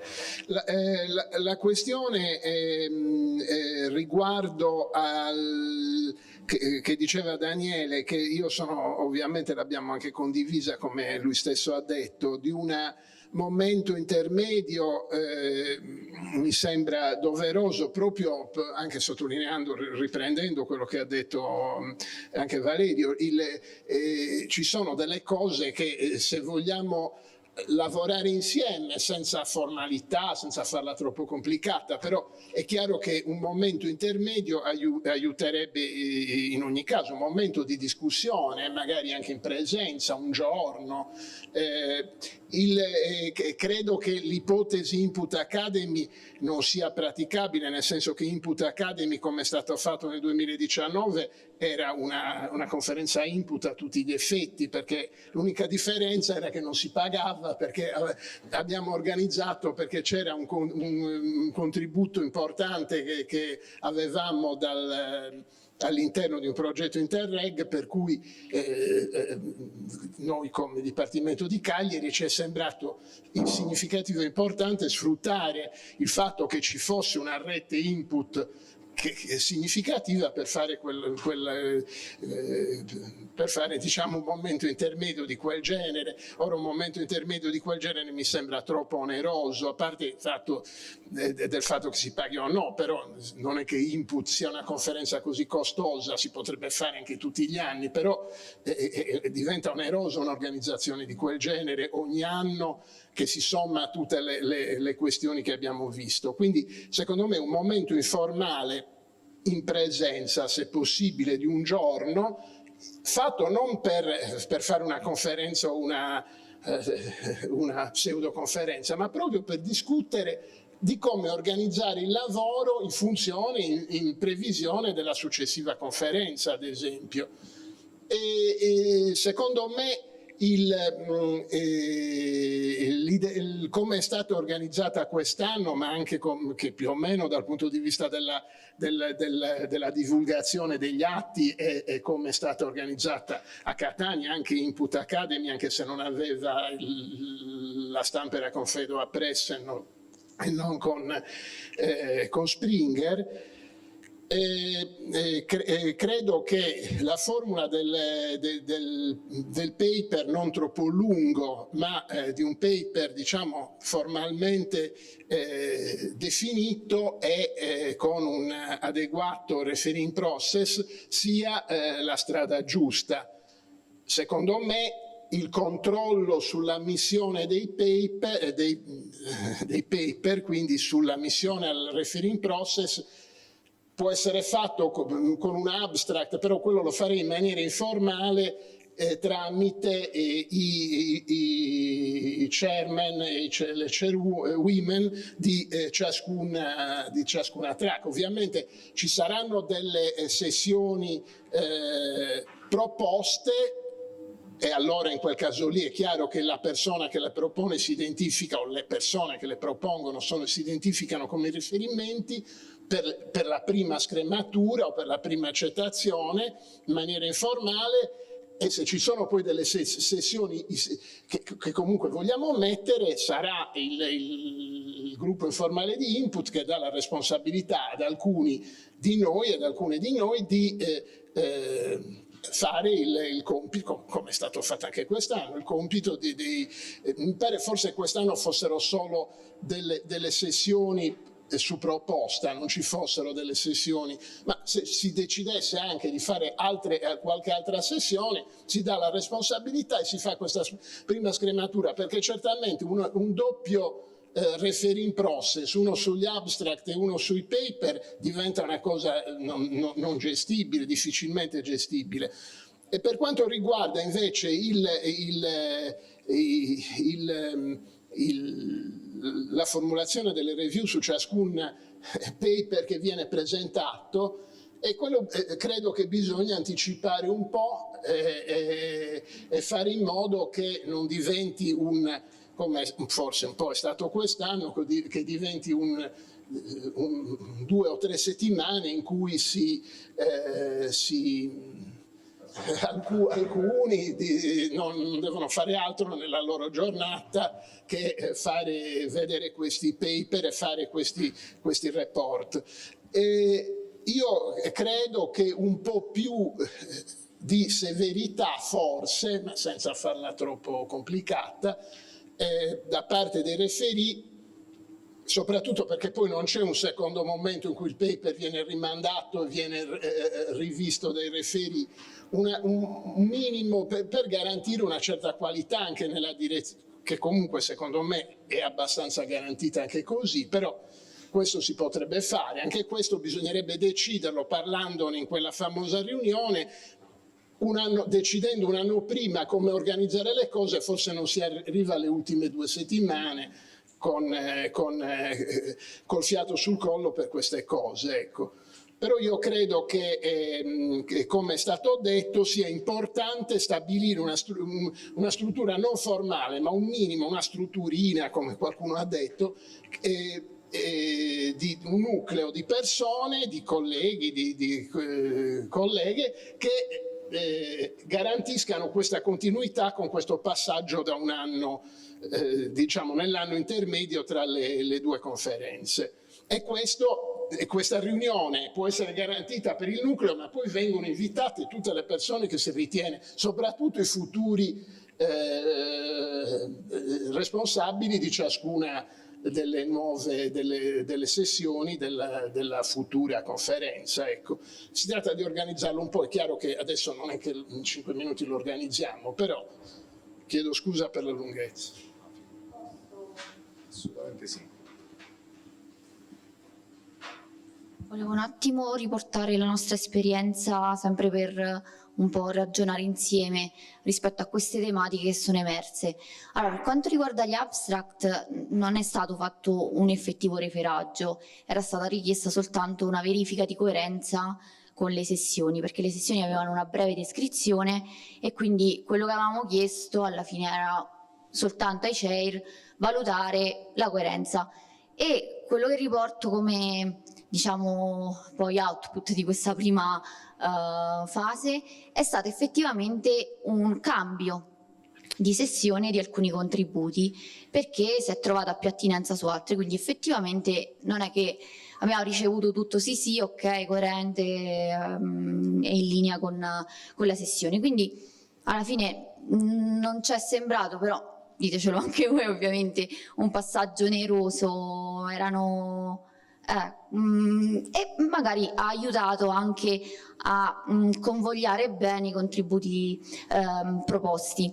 Per quanto riguarda invece la parte di referaggio dei paper, chiaramente noi abbiamo un po' cercato di accontentare le richieste di Springer, e su questo ovviamente tra i revisori è stato un lavoro importante per noi per prime, perché vi assicuro che ci siamo fatti revisioni di tantissimi paper e è stato anche complesso gestire le tempistiche, quindi sì, è un qualcosa che è difficoltoso da gestire e quindi va ragionato, va capito come magari indirizzarlo, però vi posso anche dire, almeno io ho notato un aumento di qualità significativo rispetto alla prima versione e alla versione definitiva, ma di molti paper, perché in effetti revisioni serie si sono arrivate e suggerimenti importanti anche sui nostri di paper, effettivamente riflessioni che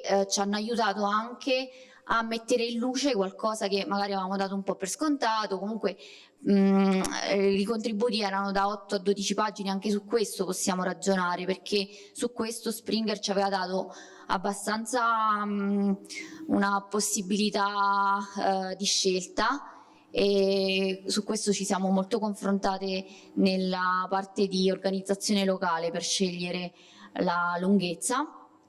E quindi anche qui magari questo potrebbe essere un qualcosa da decidere insieme, però ecco, mi sento di dire che la qualità è molto migliorata rispetto alla prima versione di svariati paper.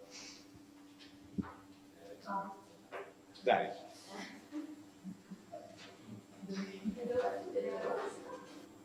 No, non devo chiederti niente, ti devo fare prima di tutto i complimenti, perché non abbia un metro di paragone, perché Input a Catania io partecipai online, devo dire, io sono stato contentissimo del supporto e dell'organizzazione che avete fatto. E, giusto 2 osservazioni, una di un tema che forse bisognerebbe discutere, dovreste discutere voi nelle prossime incontri, e capire qual è la Sì, voglio dire, qual è la volontà di fare uno scale up, nel senso che quest'anno ho capito che ci sono stati leggermente più contributi del solito, però devo dire che una dimensione come questa permette, almeno questa è la mia impressione, di creare veramente una comunità. In altre situazioni dove poi le conferenze diventano enormi, omnicomprensive, si creano tante piccole sottocomunità che non dialogano fra loro. Secondo me Input ha raggiunto una dimensione che ovviamente si può accrescere per vari motivi, che permette comunque di essere tutti riconoscibili e avere una vera rete orizzontale che comunica. Quindi anche a livello quantitativo si può porre questo discorso. Quello che aggiungo è che potrebbe essere utile, io quest'anno ho cercato di portare dentro Uni con la sessione sulla standardizzazione, anche insomma poi c'è tutto il tema della terza missione, però per l'internazionalizzazione, che credo sia una cosa interessante, portare all'interno del CER dei colleghi internazionali, e per fare questo io mi rendo conto, perché ci ho provato e non ci sono riuscito quest'anno, che hanno bisogno di un preavviso di un certo tipo. Quindi se già si decide a strettissimo giro qual è la data, ci si può tutti attivare al più presto per portare dentro dei colleghi dall'estero e auspicare che si diventi sempre più internazionale.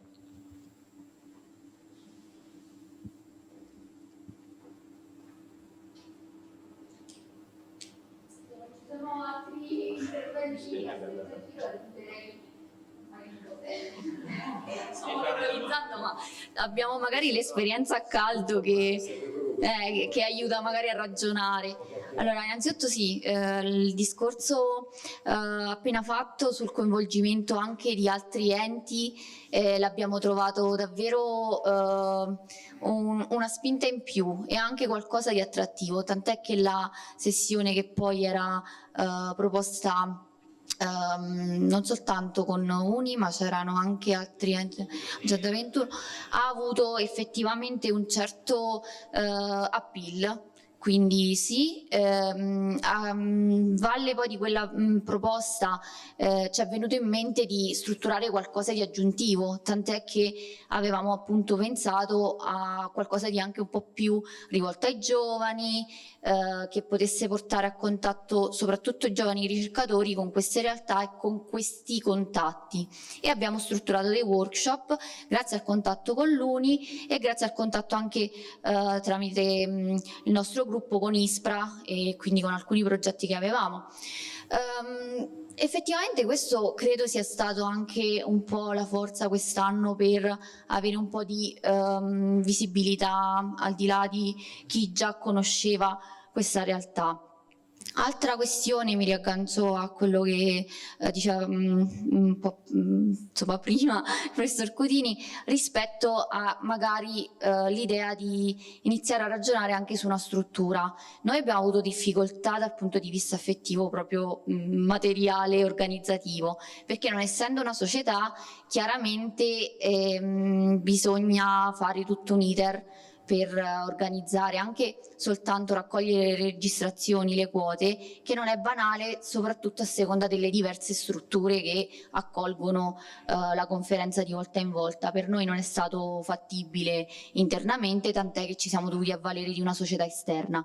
Quindi per tempo, questo lo dico poi a chi adesso verrà insomma l'onere di organizzare la prossima edizione, per tempo assolutamente bisogna avere subito chiaro cosa va fatto e in che tempi, perché anche la selezione di questa società non è facile e ha tutto un iter che poi dipende appunto dalla forza struttura che abbiamo dietro, però non è da sottovalutare.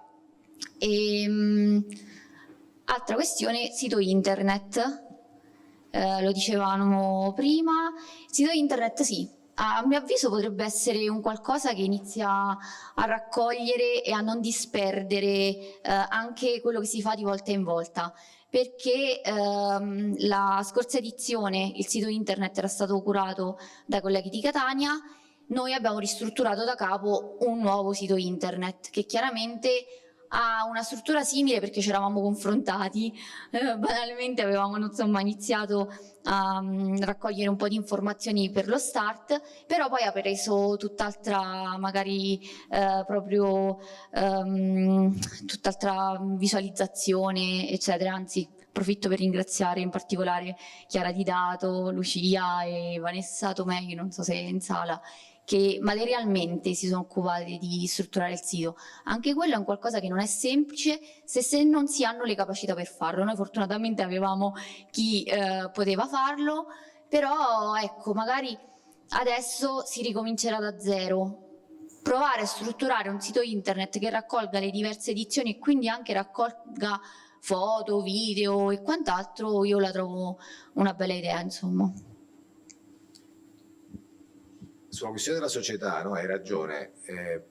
Allora, io nel 2010 l'ho potuto fare ancora col Dipartimento, però nel 2010 era un'altra epoca. Oggi credo che il Dipartimento, se vai là, devi pagare le cose, figurati, MEPA, altre cose, non sarebbe praticamente impossibile. Però la questione è, voi avete trovato una società che ho capito che va supportato bene, però per dire, se si facesse a Catania l'anno prossimo di nuovo, verrebbero a Catania, cioè per loro hanno un costo se lo fanno all'Aquila, se vanno a Catania cambia completamente. Quello è il problema, secondo me, quello è l'altro aspetto da considerare. Non sono trascurabili, No. Siamo arrivati nella selezione proprio poi a ridosso con l'apertura delle registrazioni, insomma, non è stato semplice.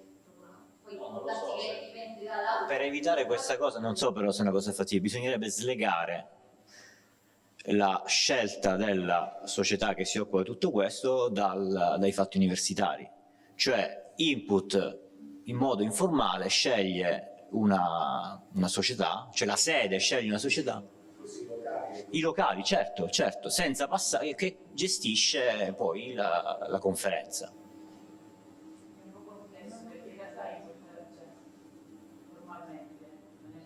Non c'è, sì, vabbè, ma proprio per questo, no? Hai flessibilità.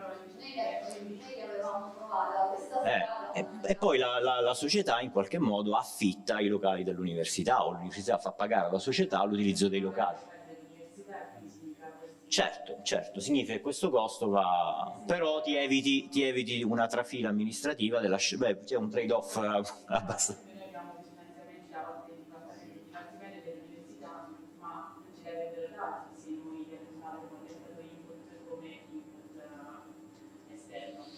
Certo.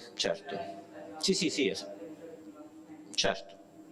È una cosa da considerare, certo, senz'altro. Sì, è un trade-off.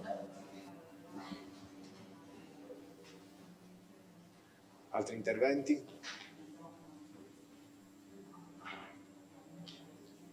Nessun altro intervento? No.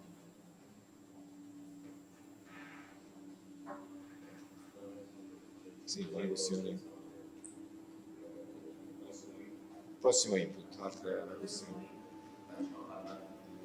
Allora, c'erano state varie interlocuzioni pure con Giampiero in quest'ultimo periodo, poi abbiamo avuto una proposta da parte di Roberto De Lotto, che non è qui però è ben rappresentato in questo momento. Ieri sera ci ha chiesto che gli interessava la cosa, ci teneva ad organizzarla, e grazie a Giampiero che in quel momento ha fatto un passo indietro molto generosamente stamattina, insieme poi tutti abbiamo preso questa decisione. Poi Giampiero ovviamente c'ha un'ipoteca tra 4 anni, ovviamente c'è una forte ipoteca sull'altra edizione, e quindi si farà, sperando fatto bene, a Pavia tra 2 anni. Ci sta Elisabetta che forse ci sarà qualcosa. Grazie per questa opportunità che avete deciso di accordarci per la prossima organizzazione, e devo dire che il testimone che ci passate è sicuramente impegnativo e molto stimolante, quindi sia noi che siamo qui, sia ovviamente Roberto che per primo ha avuto questa idea, siamo assolutamente contentissimi ed entusiasti di poter organizzare questo prossimo evento. Questo primo confronto che abbiamo avuto oggi sicuramente deve essere il primo di una lunga serie, perché ci siamo resi conto che riuscire ad organizzare bene, come avete fatto voi, questo tipo di evento sicuramente richiederà tanto impegno da tutti quanti noi, e ovviamente noi siamo già qui a chiedere anche di poterci sempre confrontare con tutti voi, anche con coloro che hanno organizzato le edizioni passate. Grazie, stai già sorridendo nella mia direzione, quindi ci sentiremo molto spesso. Quindi assolutamente siamo ben disposti a partecipare partire subito con i primi atti sia formali sia informali, quindi sicuramente inizieremo subito a discutere insieme a tutti voi per le date e poi ovviamente per i passaggi proprio dei testimoni ufficiali e formali per questo nuovo evento. Quindi grazie ancora a tutti per la fiducia che ci accordate e siamo assolutamente super contenti di vedervi tra 2 anni a Pavia. Quindi grazie veramente molto per questa opportunità.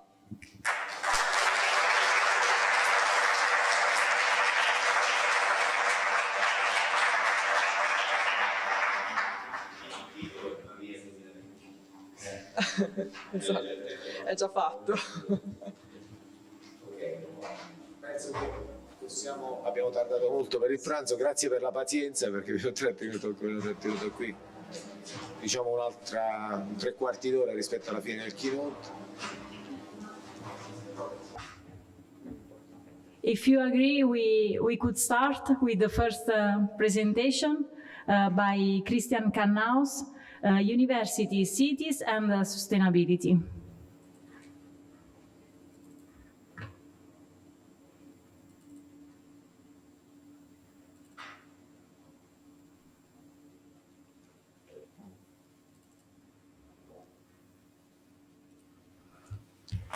Christian, the floor is yours. Thank you. È necessario che parli in inglese? In English? Okay, perfect. No problem. Okay, I'm Christian Cannaus. I'm from the University of Sassari and I teach environmental evaluation in Alghero. And this paper is, let's say, an approach paper to the question about the sustainability inside the universities and the movement of this concept to the external world. So I speak about the question of universities, sustainability inside the university, and between the relationship between universities and cities.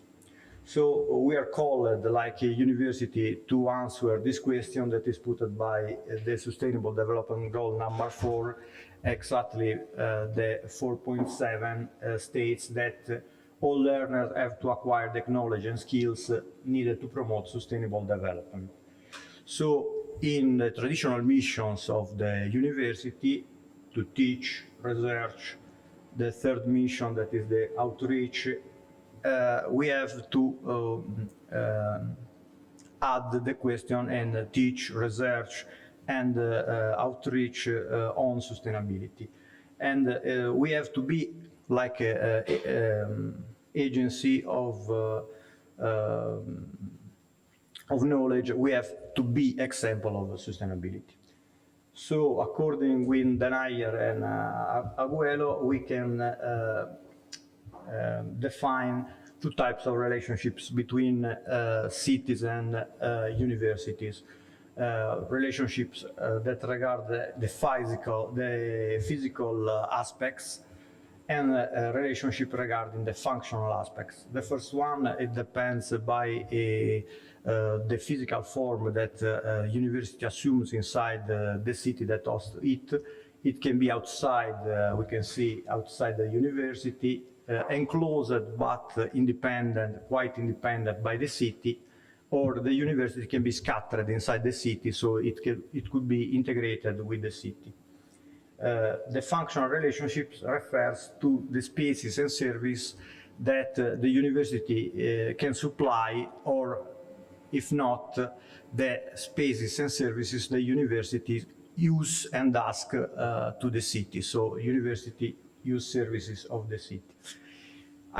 We briefly compare the 2 extreme position campuses outside the university with a strong functional independence, or universities scattered and integrated with the city with a strong dependence by the city for a lot of services.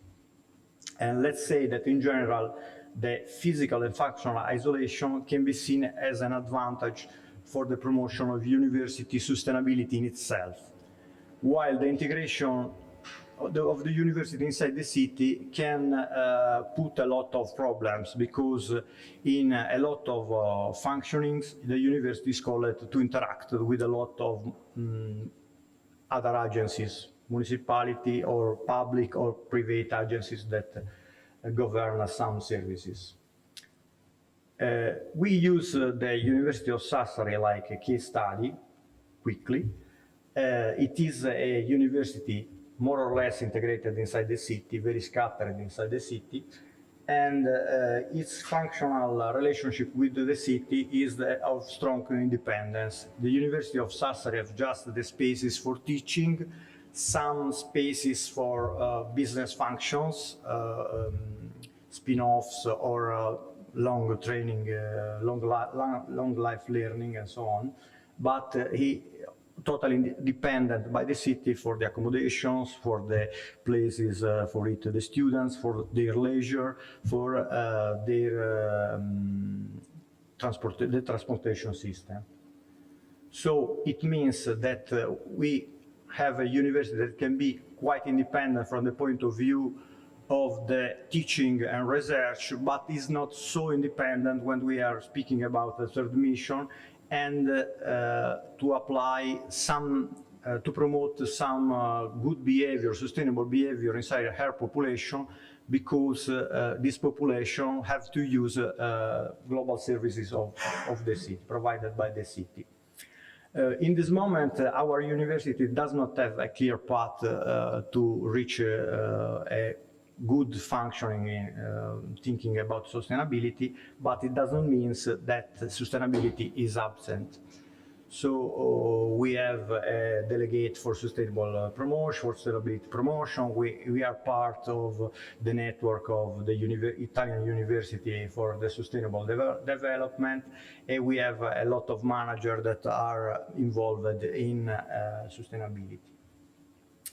So we try briefly to understand, but then sustainability is present or not inside our university. First of all, we analyzed the question about teaching. We choose like a case study our department, that is an architectural department. We study all the programs of the courses. We have 58 courses, and we read each program, and through a series of keywords and paying attention reading the program, we individuated 33 courses that are involved in teaching sustainability on 58. That it represents a quite important share. We are over the 50%. It is our department provide more or less 1/10 of the all courses that are provided in our university, so we think that is a good example, but we have to extend this research to the other departments. This is the syllabus, the courses that are represented here. Research. Is our research oriented to sustainability? We chose to use Scopus and his filters. We filtered before of all the product of research. It's quite easy because you can use the affiliation filter. So you used our university like affiliation filter. We individuated 21,400 research products. And after we choose to use the already present on Scopus filters for each sustainable development goal.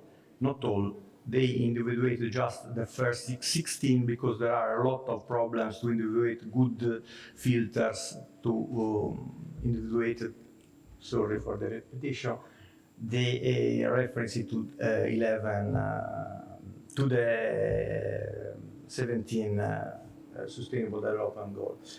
In this way, we classified 7,873 products of the research. So it means more or less 1/3 of our research is classifiable like references to a Sustainable Development Goal. this is the filters. We joined all the filters about all the sustainable development goal to ensure that we don't have repetition, because the same product can respond to more goals. If we tried to reduce the time and the period we chose to refer the last 10 years, in this case, the share of the products referring to sustainability grew up to more or less 45%.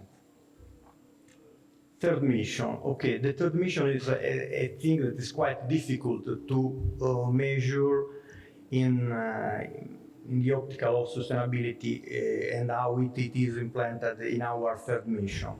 Because we don't have a good database about third mission, and it's quite difficult a comparison between the different engagement in third mission that we can have. So in the article, not in the presentation because there is not enough time, we choose to describe some of the main projects that involve the university like leader or partner of these projects, where the sustainability footprint is very present. For us, it's quite important the dimension of the university, because the University of Sassari globally involves more or less 14,000 people, and we are hosted in a city that it is 120,000 inhabitants.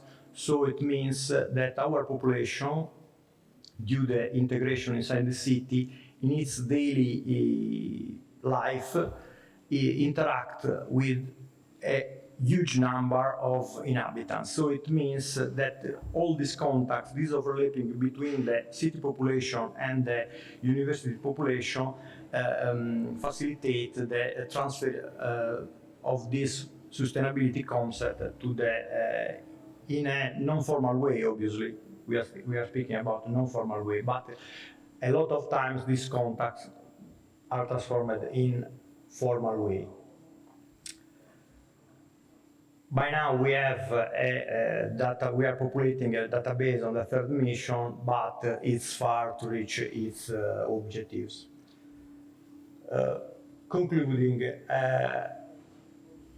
we make a small comparison between campuses and integrated university inside the city to understand which are the pros and cons to reach a good quality of sustainability.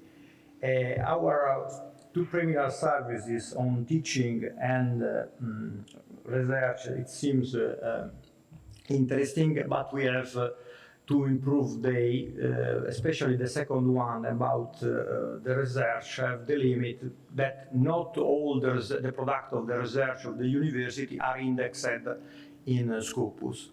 So a lot of sectors are not interested to be indexed in Scopus. They are not present on the platform. So we have to try to find new ways to measure how sustainability is implemented in these sectors.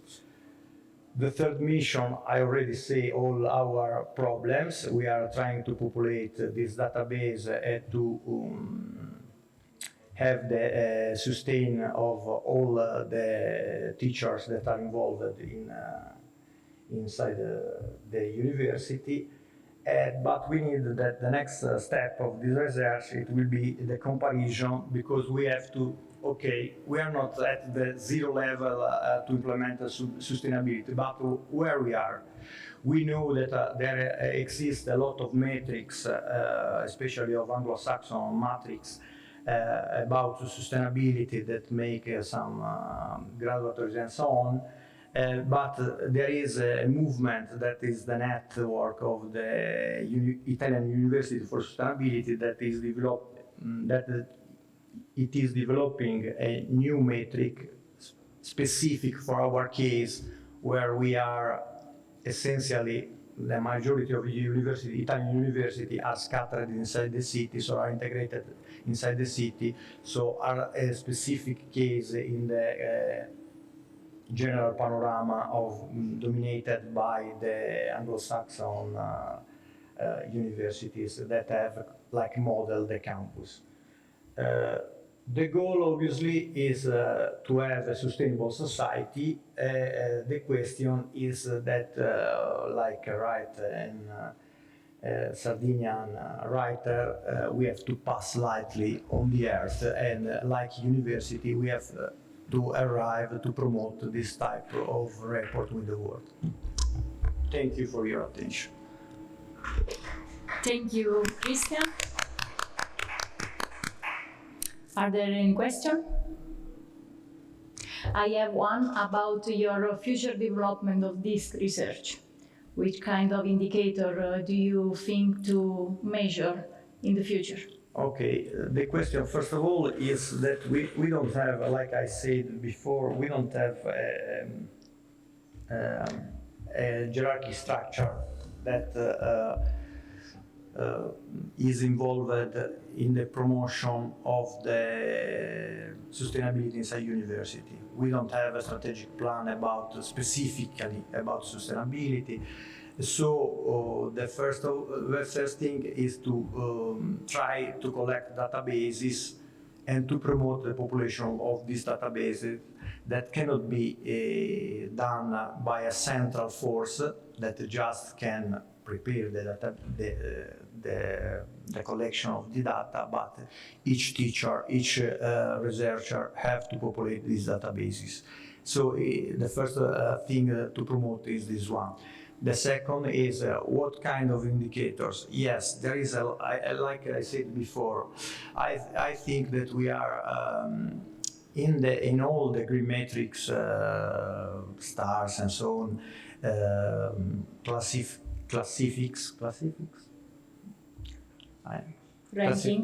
rankings, sorry.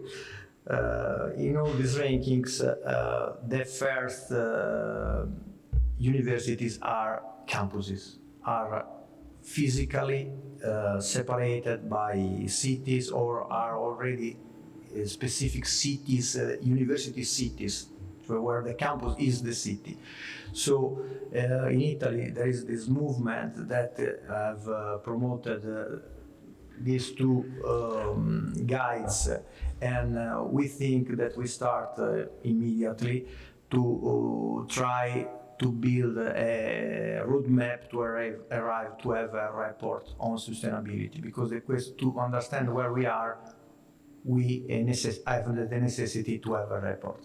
So our vision is we need measures, yes, we have to involve the university population, we need a central government of this collection of data, and after we can arrive to say something. Otherwise, it is very difficult for the single researchers or the single groups of research to build a global vision of the university, because we don't have enough material. Okay.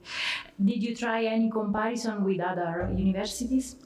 No, because as I said before, it's, let's say, an approach paper, because this research started recently, and so we don't have. But, for example, we have different universities in Italy that already have an environmental or social or sustainable report, but the problem that identified by the RIRUS is that everyone chooses a different metric. Mm-hmm. So it's quite difficult to make the comparison. So we have this network promote a new standard to arrive to have a comparison at least between the Italian universities. Yes, I understand that a very strong point of your research is the replicability and the possibility to monitor over times. Yes. So because we have to know where we are and if we are improving, yeah. especially. I'm not so interested that my university is at the first or the yes. last but position. The trend is positive. But we have to know, are we improving or not? It is very important, so the replicability. So await guidelines to... Yes, I hope in the next session or academy or input. Thank you so much. Okay, thank you.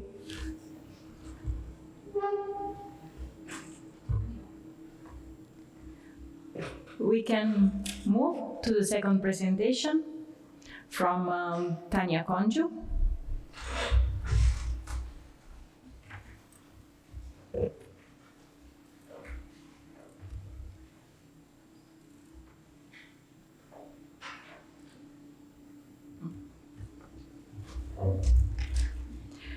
The title is Using Decision Aiding Software for a Project-Oriented Planning, the Urban Agenda for Sustainable Development of the Metropolitan City of Cagliari. Thank you. Tania, please. Good afternoon to everybody. This study has been developed together with my colleague Alessandro Presan.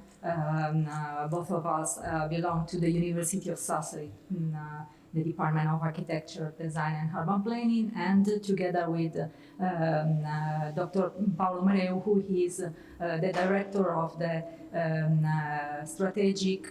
strategic sector and mobility of the metropolitan city of Cagliari. The purpose is of this study comes from some requests who come from the European Union and also the national governments of the countries who belong to the European Union.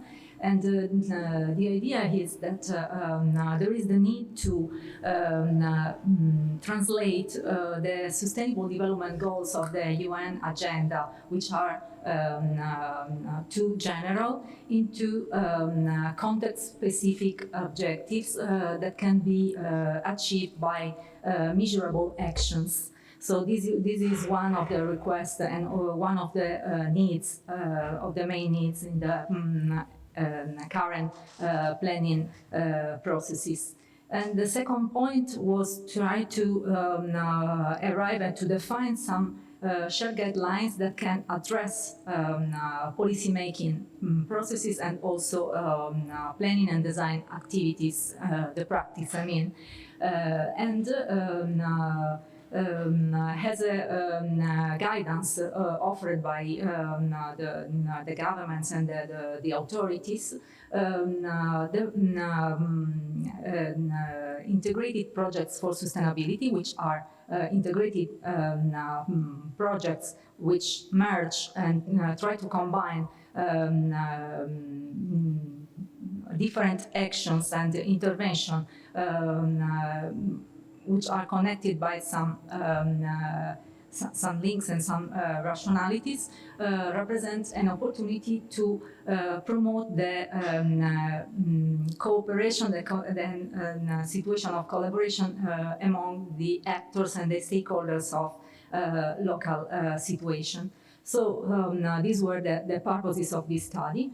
Here you have a brief summary of the presentation. I go on just to be brief. The core of the presentation will be, as in the title, the use of cognitive methods as a supporting tool for the participatory process that lead to the definition of this integrated process. The opportunity was the development of the Metropolitan Urban Agenda for the Metropolitan City of Cagliari, which can be inserted, which can be considered together with a number of planning initiatives that the European Union has developed for several years, and the idea is try to provide an innovation in the metropolitan governance processes. However, we didn't consider the metropolitan urban agenda as the handtief tool for planning and strategic planning in cities, but we consider it better as a modus operandi, that is an operational process, a path that can address planning policies towards the definition of a new organization for the territory that we call the sustainable metropolitan infrastructure, which works according to a cross-sectoral collaboration among sectors and a multi-dimensional approach. So the idea was try to define a method that can support authorities, that can support planners, but also the municipalities that of the metropolitan city of Cagliari in order to innovate their governance processes and also their planning activities. How did we organize and how did we structure the process? First of all, the process was a participatory process, which is circular, and we structured it into three stages. The first one is the activation of the Metropolitan Governance Framework, whose goal is try to experience and try to experiment a new way of working together. Authority board committee was instituted. It was composed by the representative of the politician party and by the technostructure of the metropolitan city of Cagliari. And the idea was try to offer them a concrete, a real opportunity to test a new way of working together. The second stage was the construction of the cognitive framework that is conceived, we conceived as a reference framework for knowledge management, and the rest of the presentation will be focused on this point. The third stage is related to the development of an operational framework, that is how we can arrive to the definition, to the formulation of integrated projects, and how planners and also practitioners can operate. With regard to the cognitive framework, the idea was to try to define a framework which acts as a reference framework for the activities. As I already mentioned, the process was based on a participatory, it was a participatory process, so we tried to involve the different actors that take part to the planning activities, so municipalities which compose the metropolitan city together with the technicians and politicians of the metropolitan city, and we organized some meetings, some thematic meetings. Here you have the 9 thematic areas which we call fields of action, that are thematic in-depth areas of interest, and participants were asked to discuss and to illustrate the ongoing projects and also programs related to each of these topics of these themes, yes, of these issues. During the meeting, the facilitator offered some hints to participants in order to address them in the definition and in the discussion about the project they were developing and managing. As an aid-in support tool for the discussion, we use a cognitive mapping technique supported by the software Bansia Decision Explorer, which resulted to be a very helpful tool for the development of the discussion, but also for the representation of the of all the initiatives, planning initiatives that are present in the metropolitan area of Cagliari and which can become integrated projects. So this software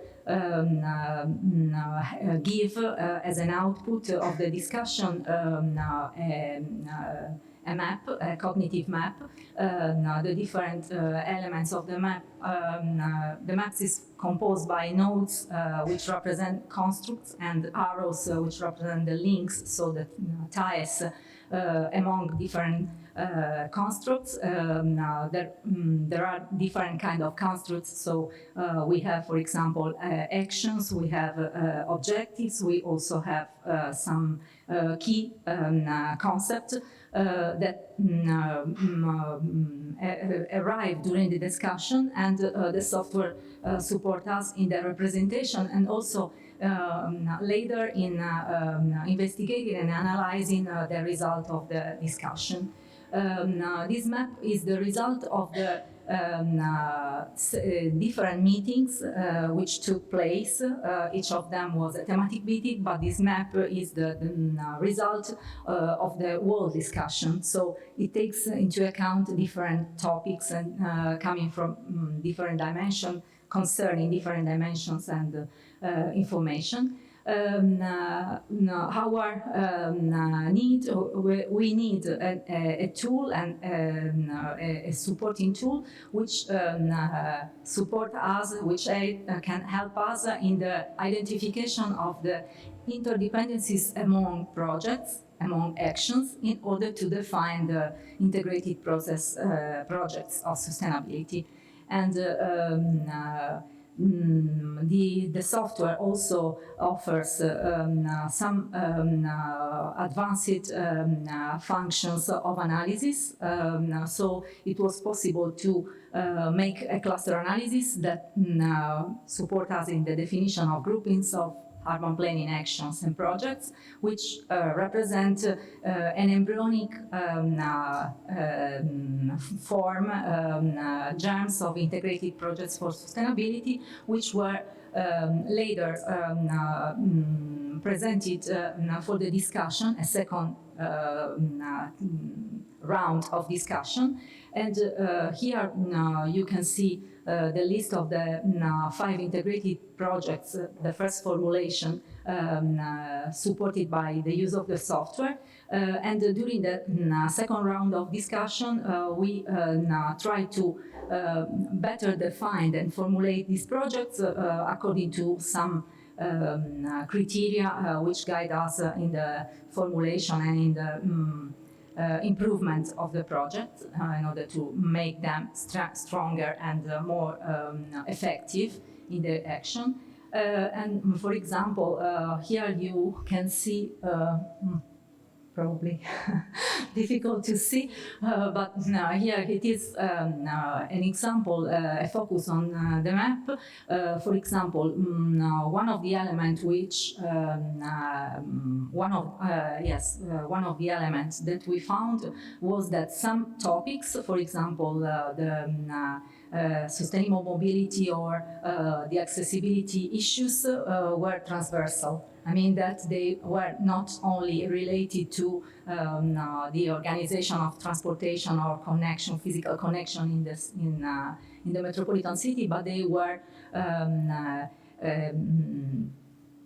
they represent a first step. They had a catalyst value in order to boost other actions. For example, in this case, some projects related to the improvement of the mobility in the metropolitan area, and also especially the improvement of some connections which are green and blue infrastructure, for example, really revealed to be strategic in order to, for example, promote the creation of a metropolitan park that is the connection between a number of important green areas within the city, the metropolitan city.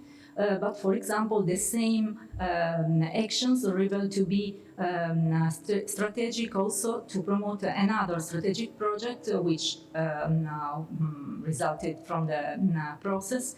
That is, for example, the necessity to strengthen the relationship between coastal areas and inner areas. So, for example, by improving the connectivity of paths and also the connection by public transport, it was possible to make this relationship and this connection stronger, and try to rehabilitate or to regenerate the rural areas that are in the outskirts of Cagliari, which at the moment are in a secondary position. Just to finish, go to the conclusion. We found experiment this method. The urban agenda for us was a modus operandi, so a methodological experiment. The use of cognitive mapping techniques was very helpful in making evident some interdependencies that are the basis for the formulation of integrated process, and also another element which resulted important was that starting from this project, there was also the possibility to activate some commitments, some agreements among actors in order to experiment a new way of working which is more integrated and synergic. Thank you.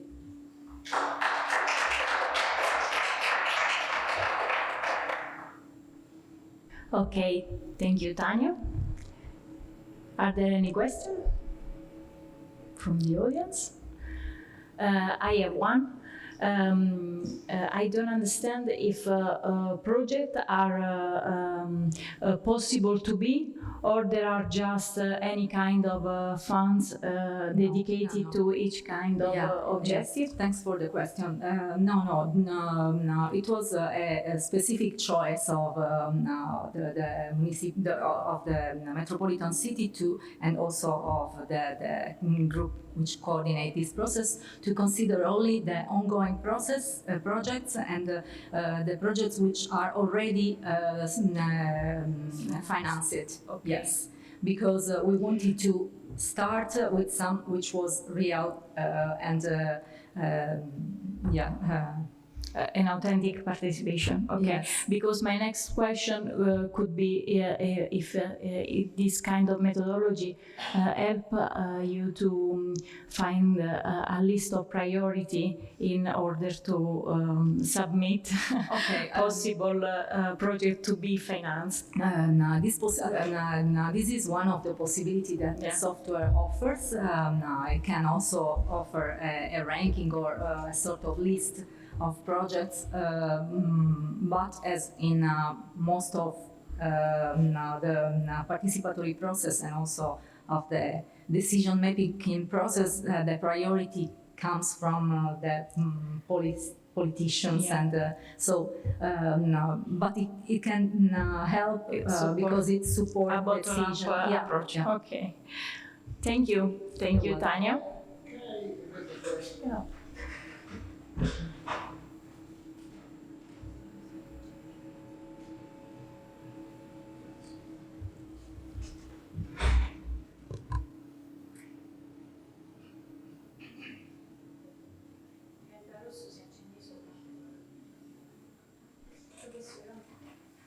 se no, vabbè, perché c'è qualcuno. My question is related to the architecture of the cognitive map, which derives from the implementation of the software.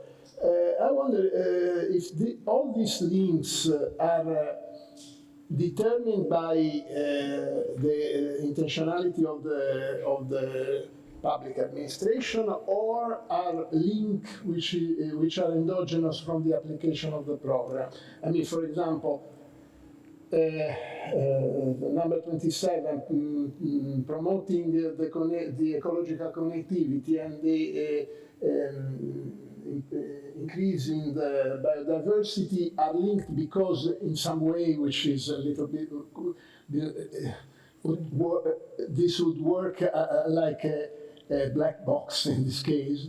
So there is in the application of the software a link which is generated in some way, or the link is decided a priori by the people who are driving the process. Yeah, the picture offers the map offers the picture coming from the discussion. So the arrows in this case represent the chain of argument that arrive from the discussion. So in this software, each construct starts with a tail concept, which is something that gives the start, and it ends with the heat concept, which is a sort of result.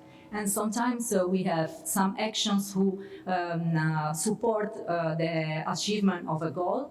The goal, for example, here are represented by this round rectangle square, and sometimes they arrive from, for example, a statement of a problem that is present. So the image is non so come si dice fedele, but represent exactly what.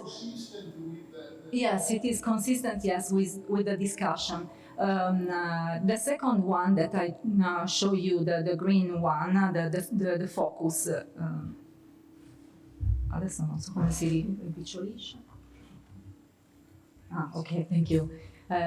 This one is a re-elaborate version, so sometimes some relationships, some links change because of some information or some concerns which arrive in a second moment in order to strengthen the coherence, the consistency of the. So it is not a black box. Now, for us, this kind of technique and also this model is quite useful in order to give an effective and a representation that is, again, consistent with the reality. So it's not a black box.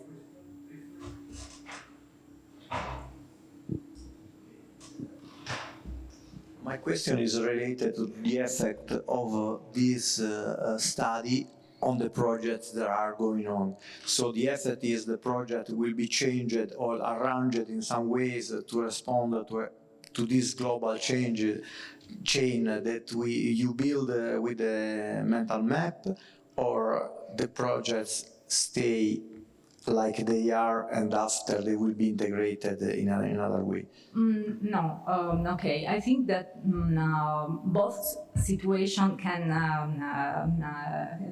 happen. I mean that we are not going to suggest radical change in the projects ongoing, because they are ongoing and it is not possible.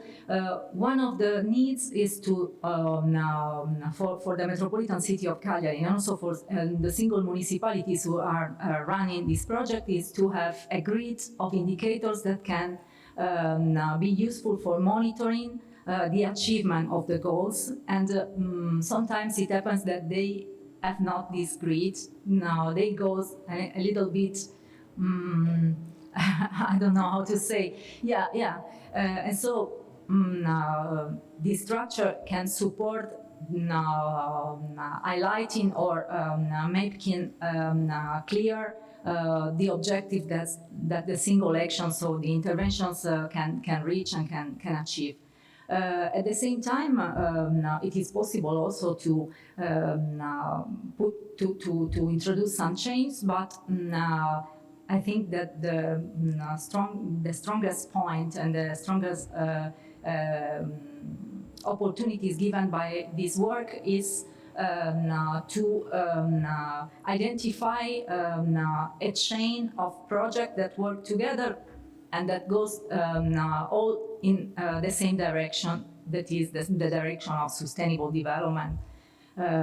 So the idea was this one.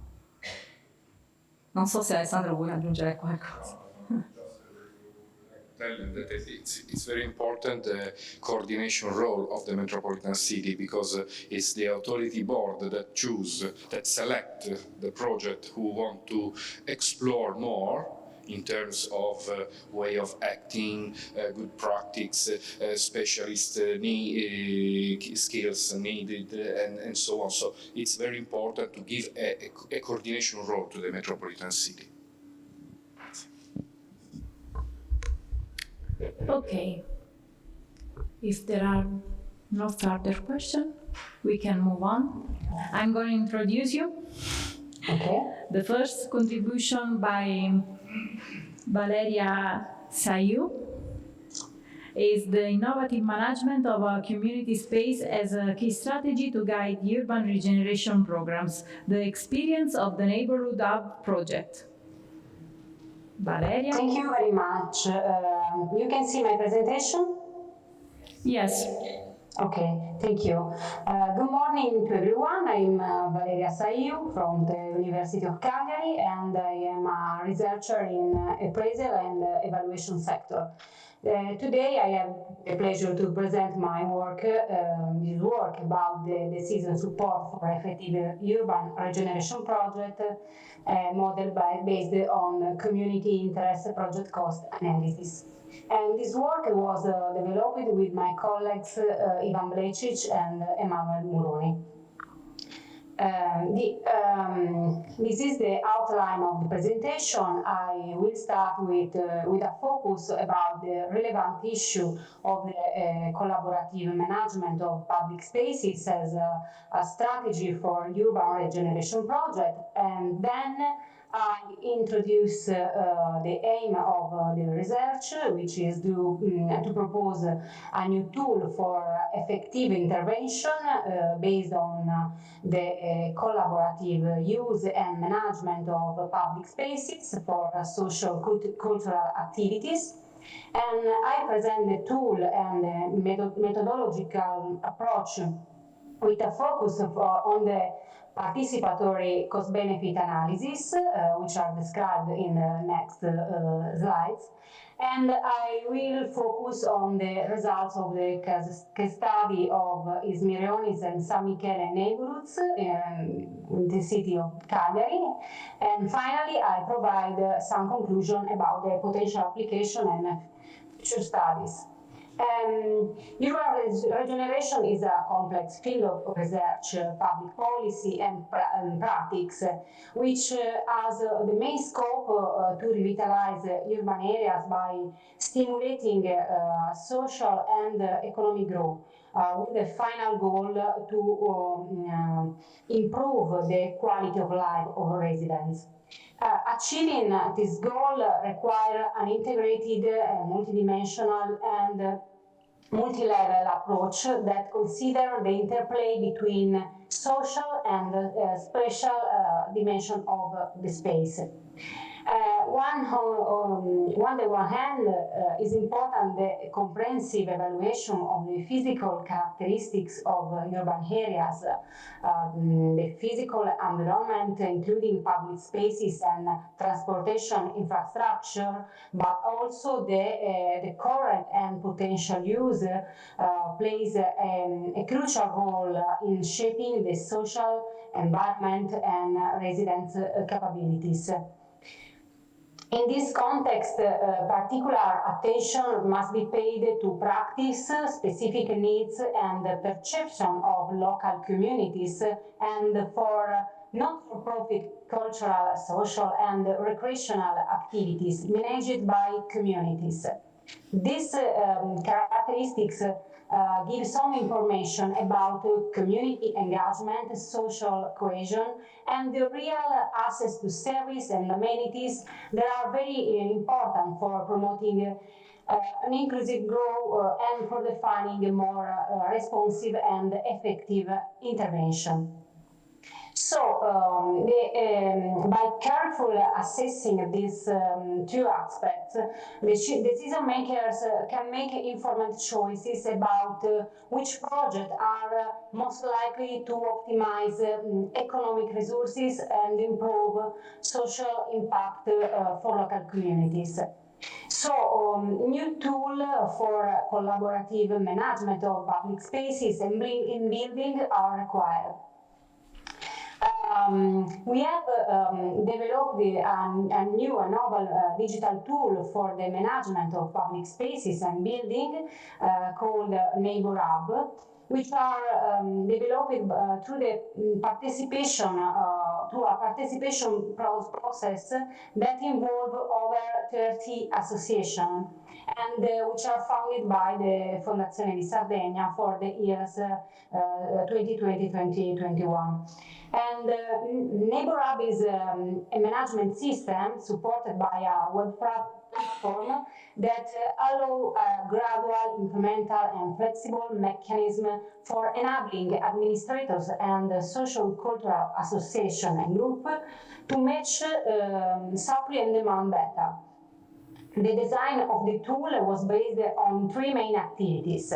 First, the space society observation and evaluation that include the recognition and involvement of the community groups and space analysis and evaluation to match the offer of activities and space availability and to define a priority of intervention.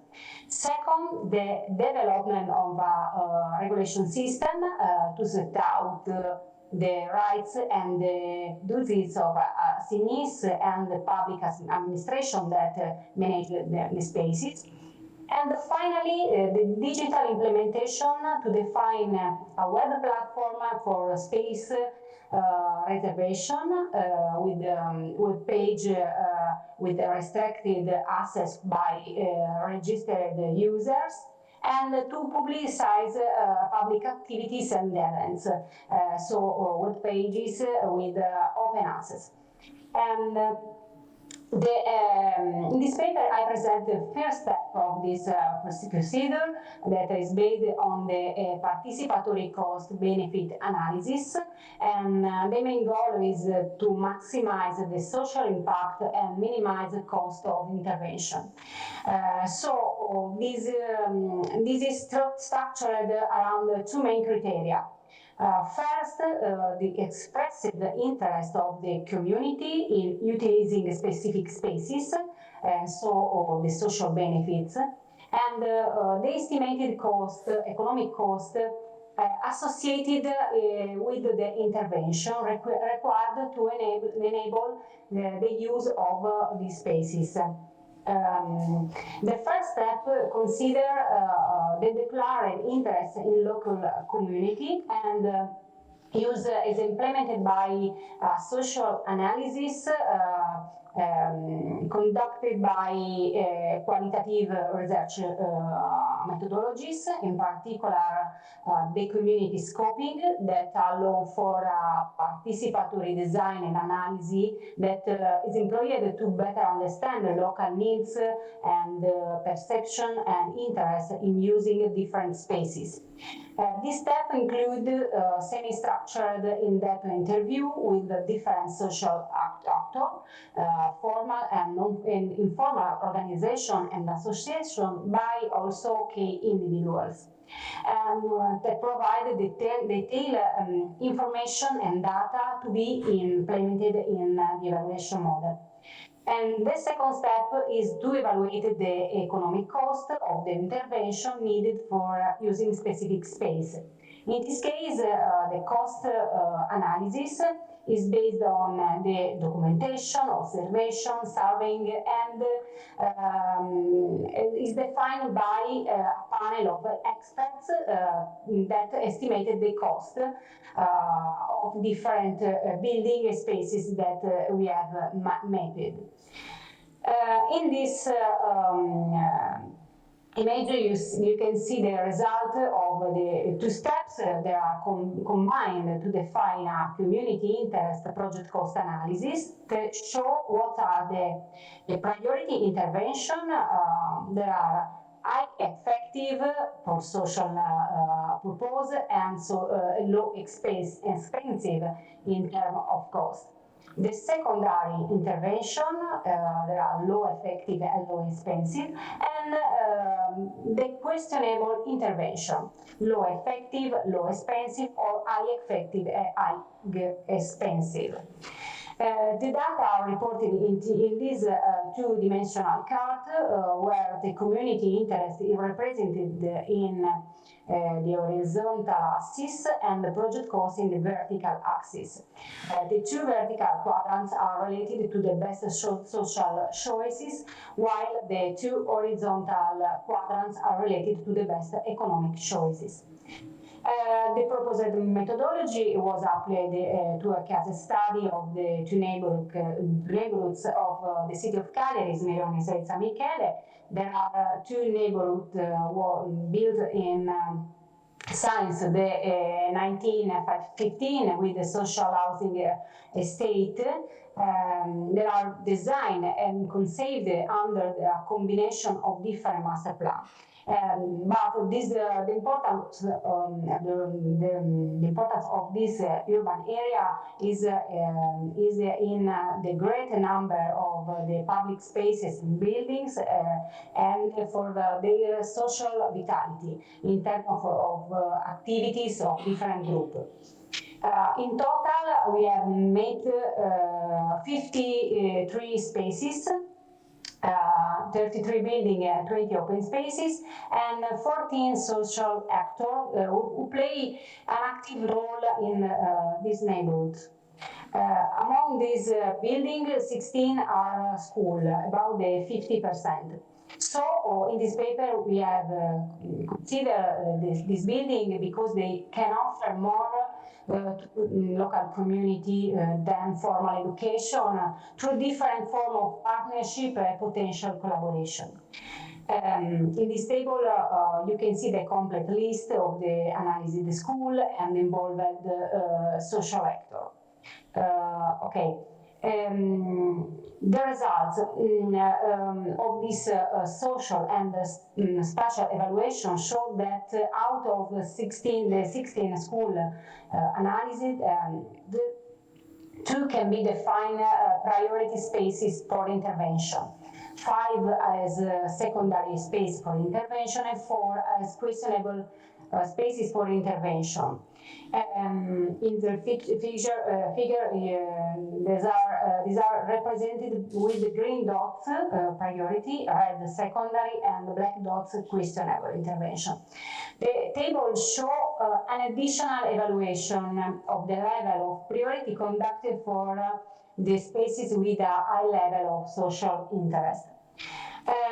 This classification provides a useful tool for urban planner and decision maker to define the appropriate level of investment needed for each public spaces and the related social impact. As an example, among the 7 identified priority spaces, there are the Medaglia Miracolosa kindergarten. There is a great interest to the interview, also because the school has many spaces suitable for hosting different activities, but also because the building is located near a square that's serving as a meeting point for many families in the area. However, at the present, the school requires many interventions to accommodate this potential new function. So, in our model, this is among the questionable intervention. The administration should evaluate the possibility of a important investment based on the social demand and so on the effective social benefit of this potential intervention. In conclusion, the proposed methodology can support policymakers in their decision-making process. And the participatory cost-benefit analysis allow for a better understanding between the relation of community interest or impacts and the project cost. So we can identify some potential direction for the future of this study. First, the social evaluation may be partially automated through digital participation platform that can enable participants to engage in the decision-making process in a structural manner and for a long-term process, and specifically online forums or, for example, surveys could be employed ex ante to assess subjective interest and identify community priorities, and so also exposed to evaluate the effectiveness of program policies or projects. Then the spatial analysis can be significantly enhanced through the utilization of a geographic information system platform that allow to combine geographical information with data on the present and potential uses of the spaces.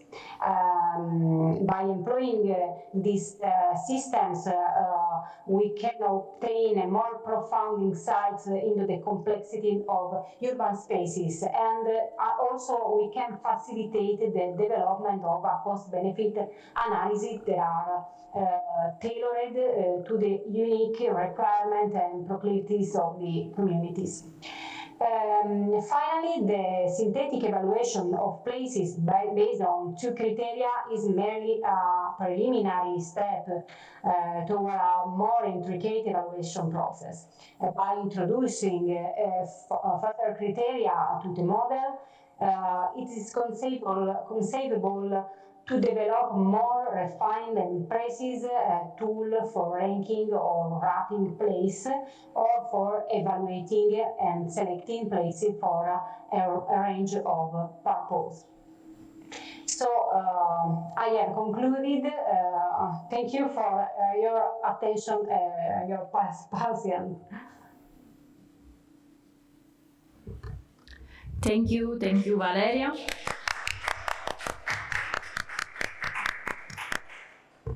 Any question from the audience?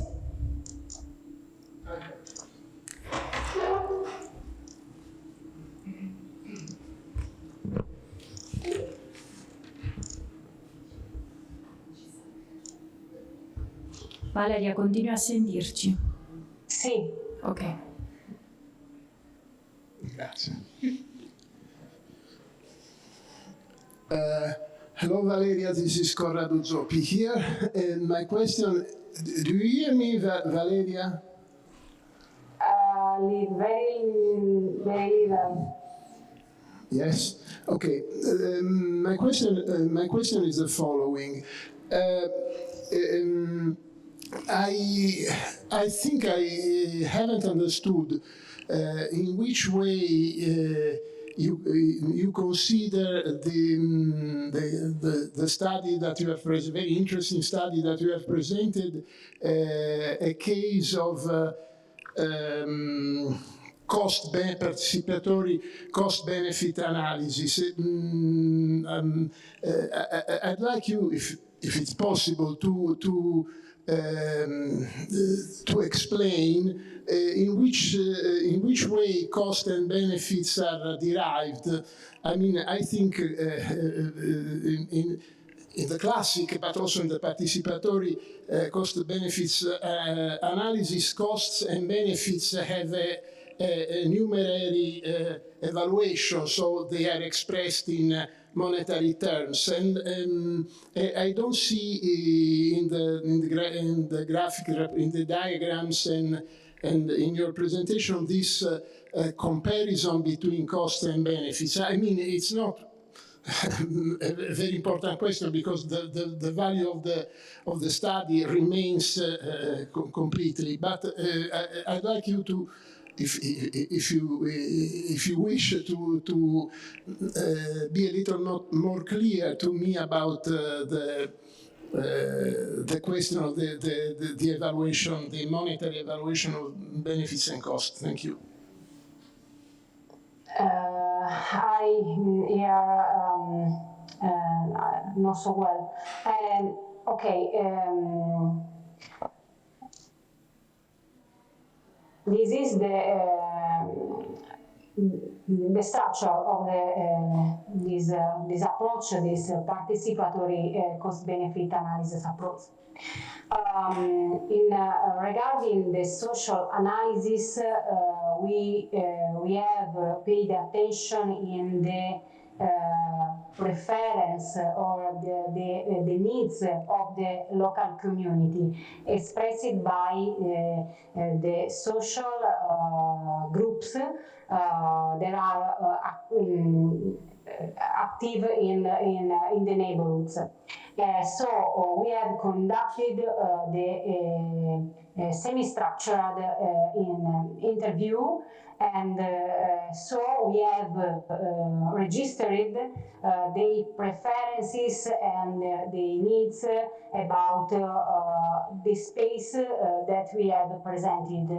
And this is a first evaluation of the potential interest in regeneration or use of specific spaces that is very important to understand if an intervention can be real effective. The spatial analysis for the other end is specific device for understand the state of the building, of the public open spaces, to understand the level of intervention that are required for accommodate this kind of potential use expressed by communities. So this match can allow to understand the level of priority, the potential level of priority of each space regarding the potential impact for the community and the potential cost for the administration. And so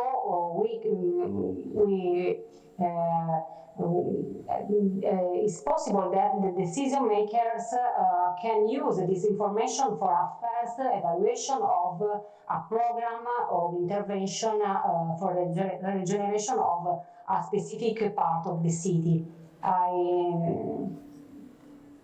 It's clear, I don't know if this is the question, Professor Zoppi.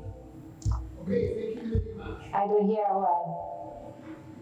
Okay, if I well understood, a relevant part of this work concerned the design of your questionnaire to evaluate the social impact, right? Did you have the support from social scientists? Yes. Okay. We have the support of social science. For example, Esther Cois is a colleague that works in the Department of Sociology, and she developed this methodology with us. Okay. Thank you. It was very interesting. But unfortunately, we are on the way. So we have to move on to the last presentation, titled Decision Support Tools for Territorial Regeneration, a GIS-based multi-criteria evaluation utilizing the Territorial Capital Framework. Oh, okay. This is this. You can see the presentation? Yes. Okay. This is the second work that I present today, and this work was developed with my colleagues Ivan Mlecic, Arnaldo Cecchini, and Andrea Tunfio from the University of Cagliari and Sassari. And in this presentation, I provide a brief description of the issue of the territorial regeneration of fragile regions such as inner area, and then I present the aim of the research, which is to propose a new tool for effective intervention based on a multi-dimensional and integrated vision of the territory. And I present the tool and the methodological approach based on the concept of territorial capital, which include different dimensions that are very important for territorial development and regeneration, including material and immaterial assets. And I present the application of this tool to a case study, and finally I provide some conclusion and perspective for the future. And so one of the main topics of the European political agenda are inner peripheries. Some of these are identified as inner areas in Italy. Those territories are very significant, impacted by population and economic decline over time. Inner periphery exhibit have a lower overall performance, developmental level, access to essential service, and quality of life for the population that live in these territories compared to other neighboring regions. And so inner peripheries are recognized as a complex and interdisciplinary problem that include different material and non-material issues. Over the years, many methodologies and techniques have been developed and employed to assess different dimensions of peripherality and to better suit territorial strategic priorities. But this remains a controversial issue. One of the promising approaches to address this challenging task is based on the territorial capital concept that can to orient and perform a detailed analysis of these areas and to evaluate potential scenarios for selecting appropriate policies and intervention. As highlighted by many studies, one of the major problems is to define, to identify adequate categories of indicator and measures to assess the most pressing issues. So the aim of this research is to make operational the concept of the territorial capital in order to identify, evaluate, and prioritize territorial goals. The methodology we have starting from the literature, we have defined 8 categories of sub-capital and 33 indicators in total that can be aggregated to provide an overall territorial capital value. The proposed indicators were developed considering available and free data and information from national and regional authorities, statistical institutions, open data sources, and with reference to the territory of the Sardinia region. And this is the complete framework of territorial capital and their sub-capital and related indicators that we have defined. As an example, I show the cognitive capital that incorporate cultural and recreational association, service and investment, and the evaluation of potential barriers in the internet fiber access that really affect people's lives and capabilities. Another dimension of the territorial capital or sub-capital is the settlement capital that consider the housing quality through, for example, the uninhabited houses, the structural quality, the average age and income from buildings that are used as proxies of maintenance and degradation.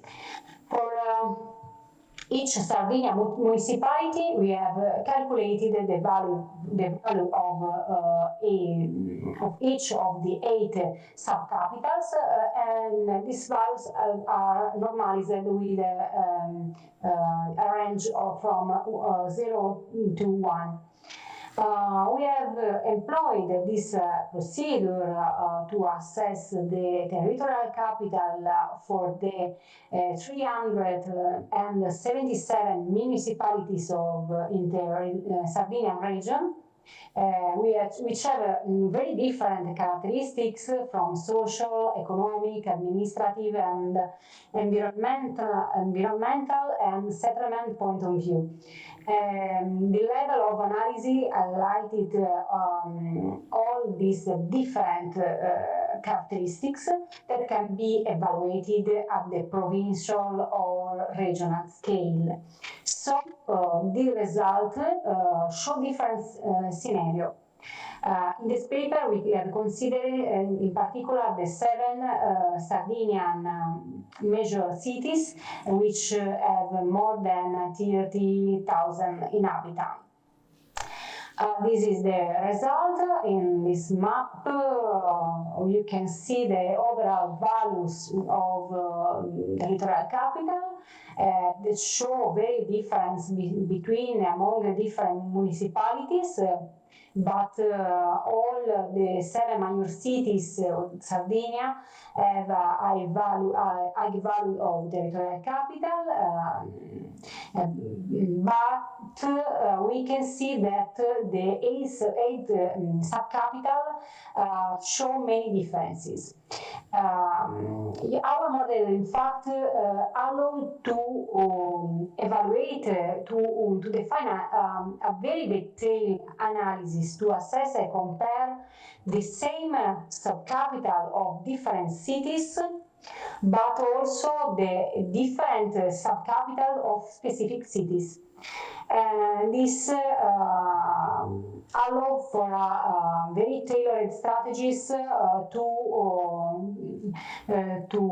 define effective intervention for specific needs and priorities.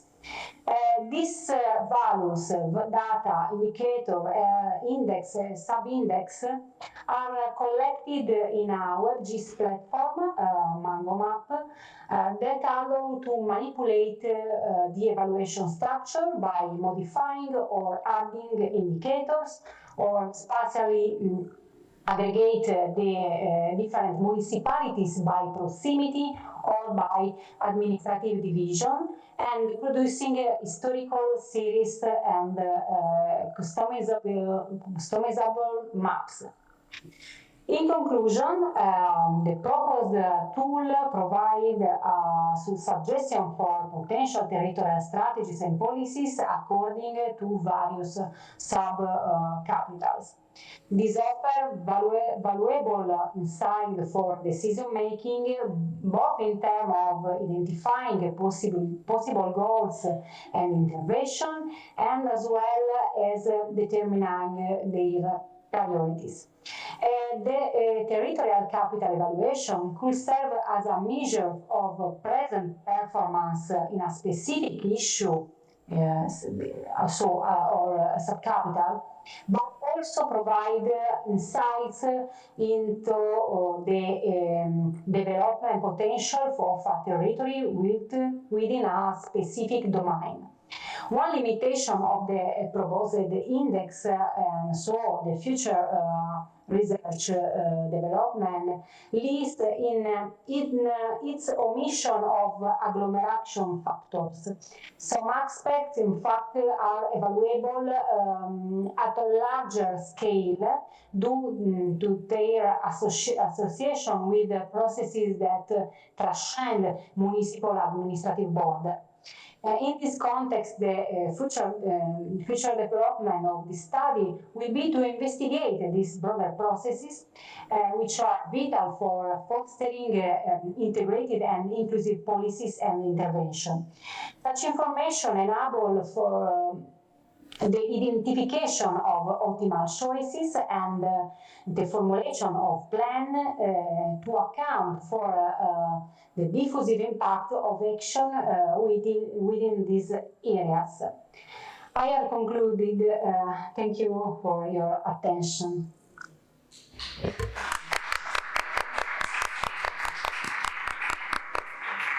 Thank you, Valeria. Question from the audience? Okay, I have one.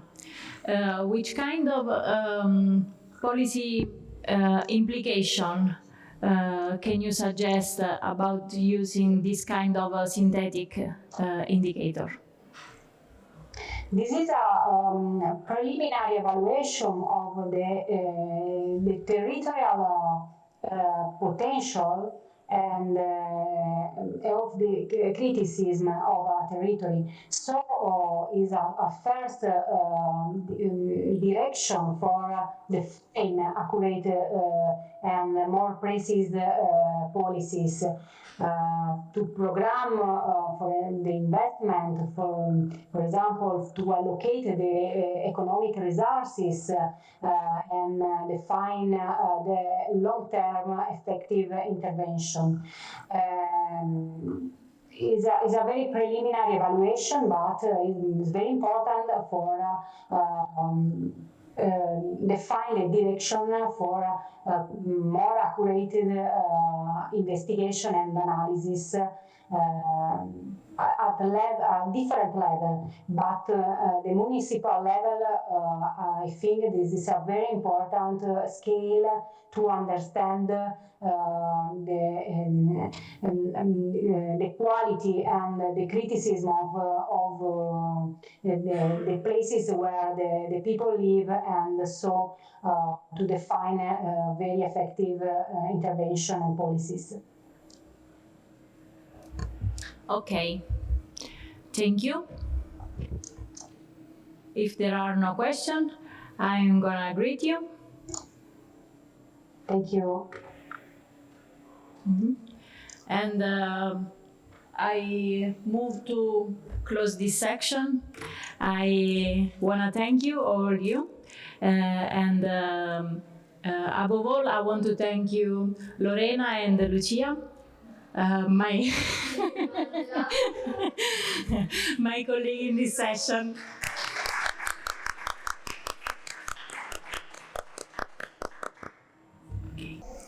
We started the conference in memory of the Professor Romano, and we continued with all his teaching in mind.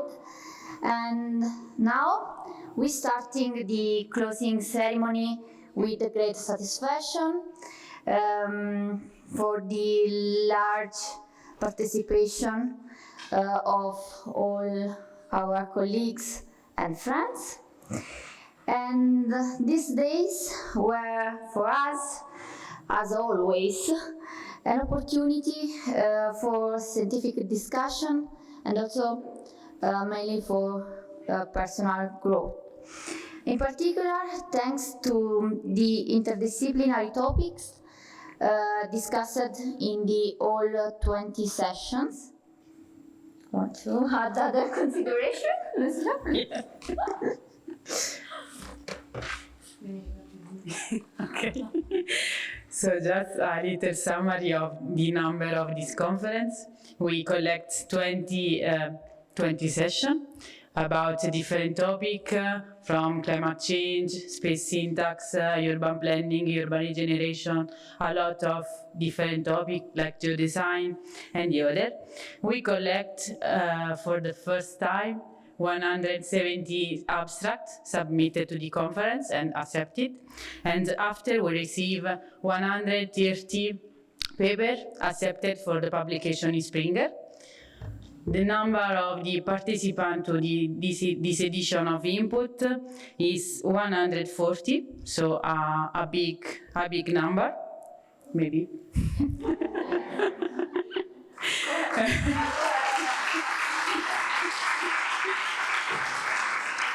And we have three important keynote speakers: Sarah Mirov, Claudia Iamo, and Jacques Teller.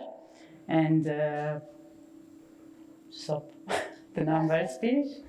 And I don't know if there are someone that want to add consideration or comments about the conference. No one? And we are sure that now Professor Bernardino Romano are happy for our efforts and this conference. We're gonna dig the conference.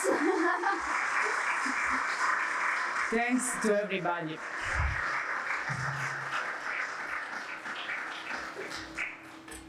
Next time we will send you the photo. Yes. And all photo, videos, and other.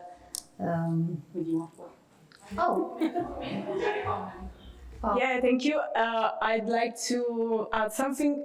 It's a pleasure for the organizing committee to say a great thanks to the person from which this conference can be possible. So Lucia Saganidi and Lorena Fiorini, and it has been very hard work, and we would like to we have something for you, so please come with yeah.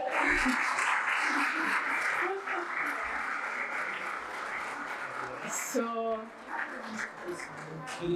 no, okay. These flowers are for are for you to for your artwork, but we'd like.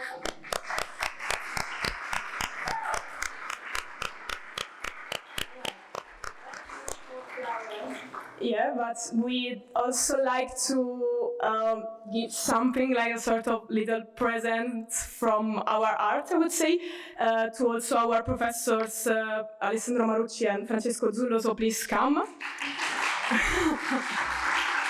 And so, but we have four bags, so this is also for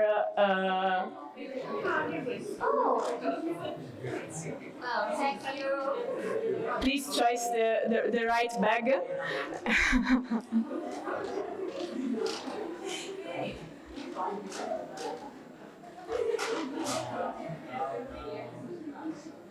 See you.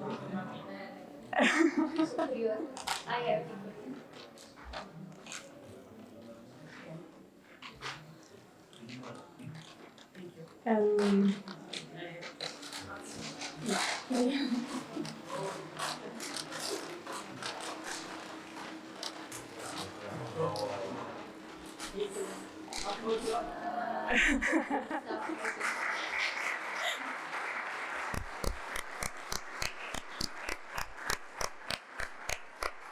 Thank you very much from all of us.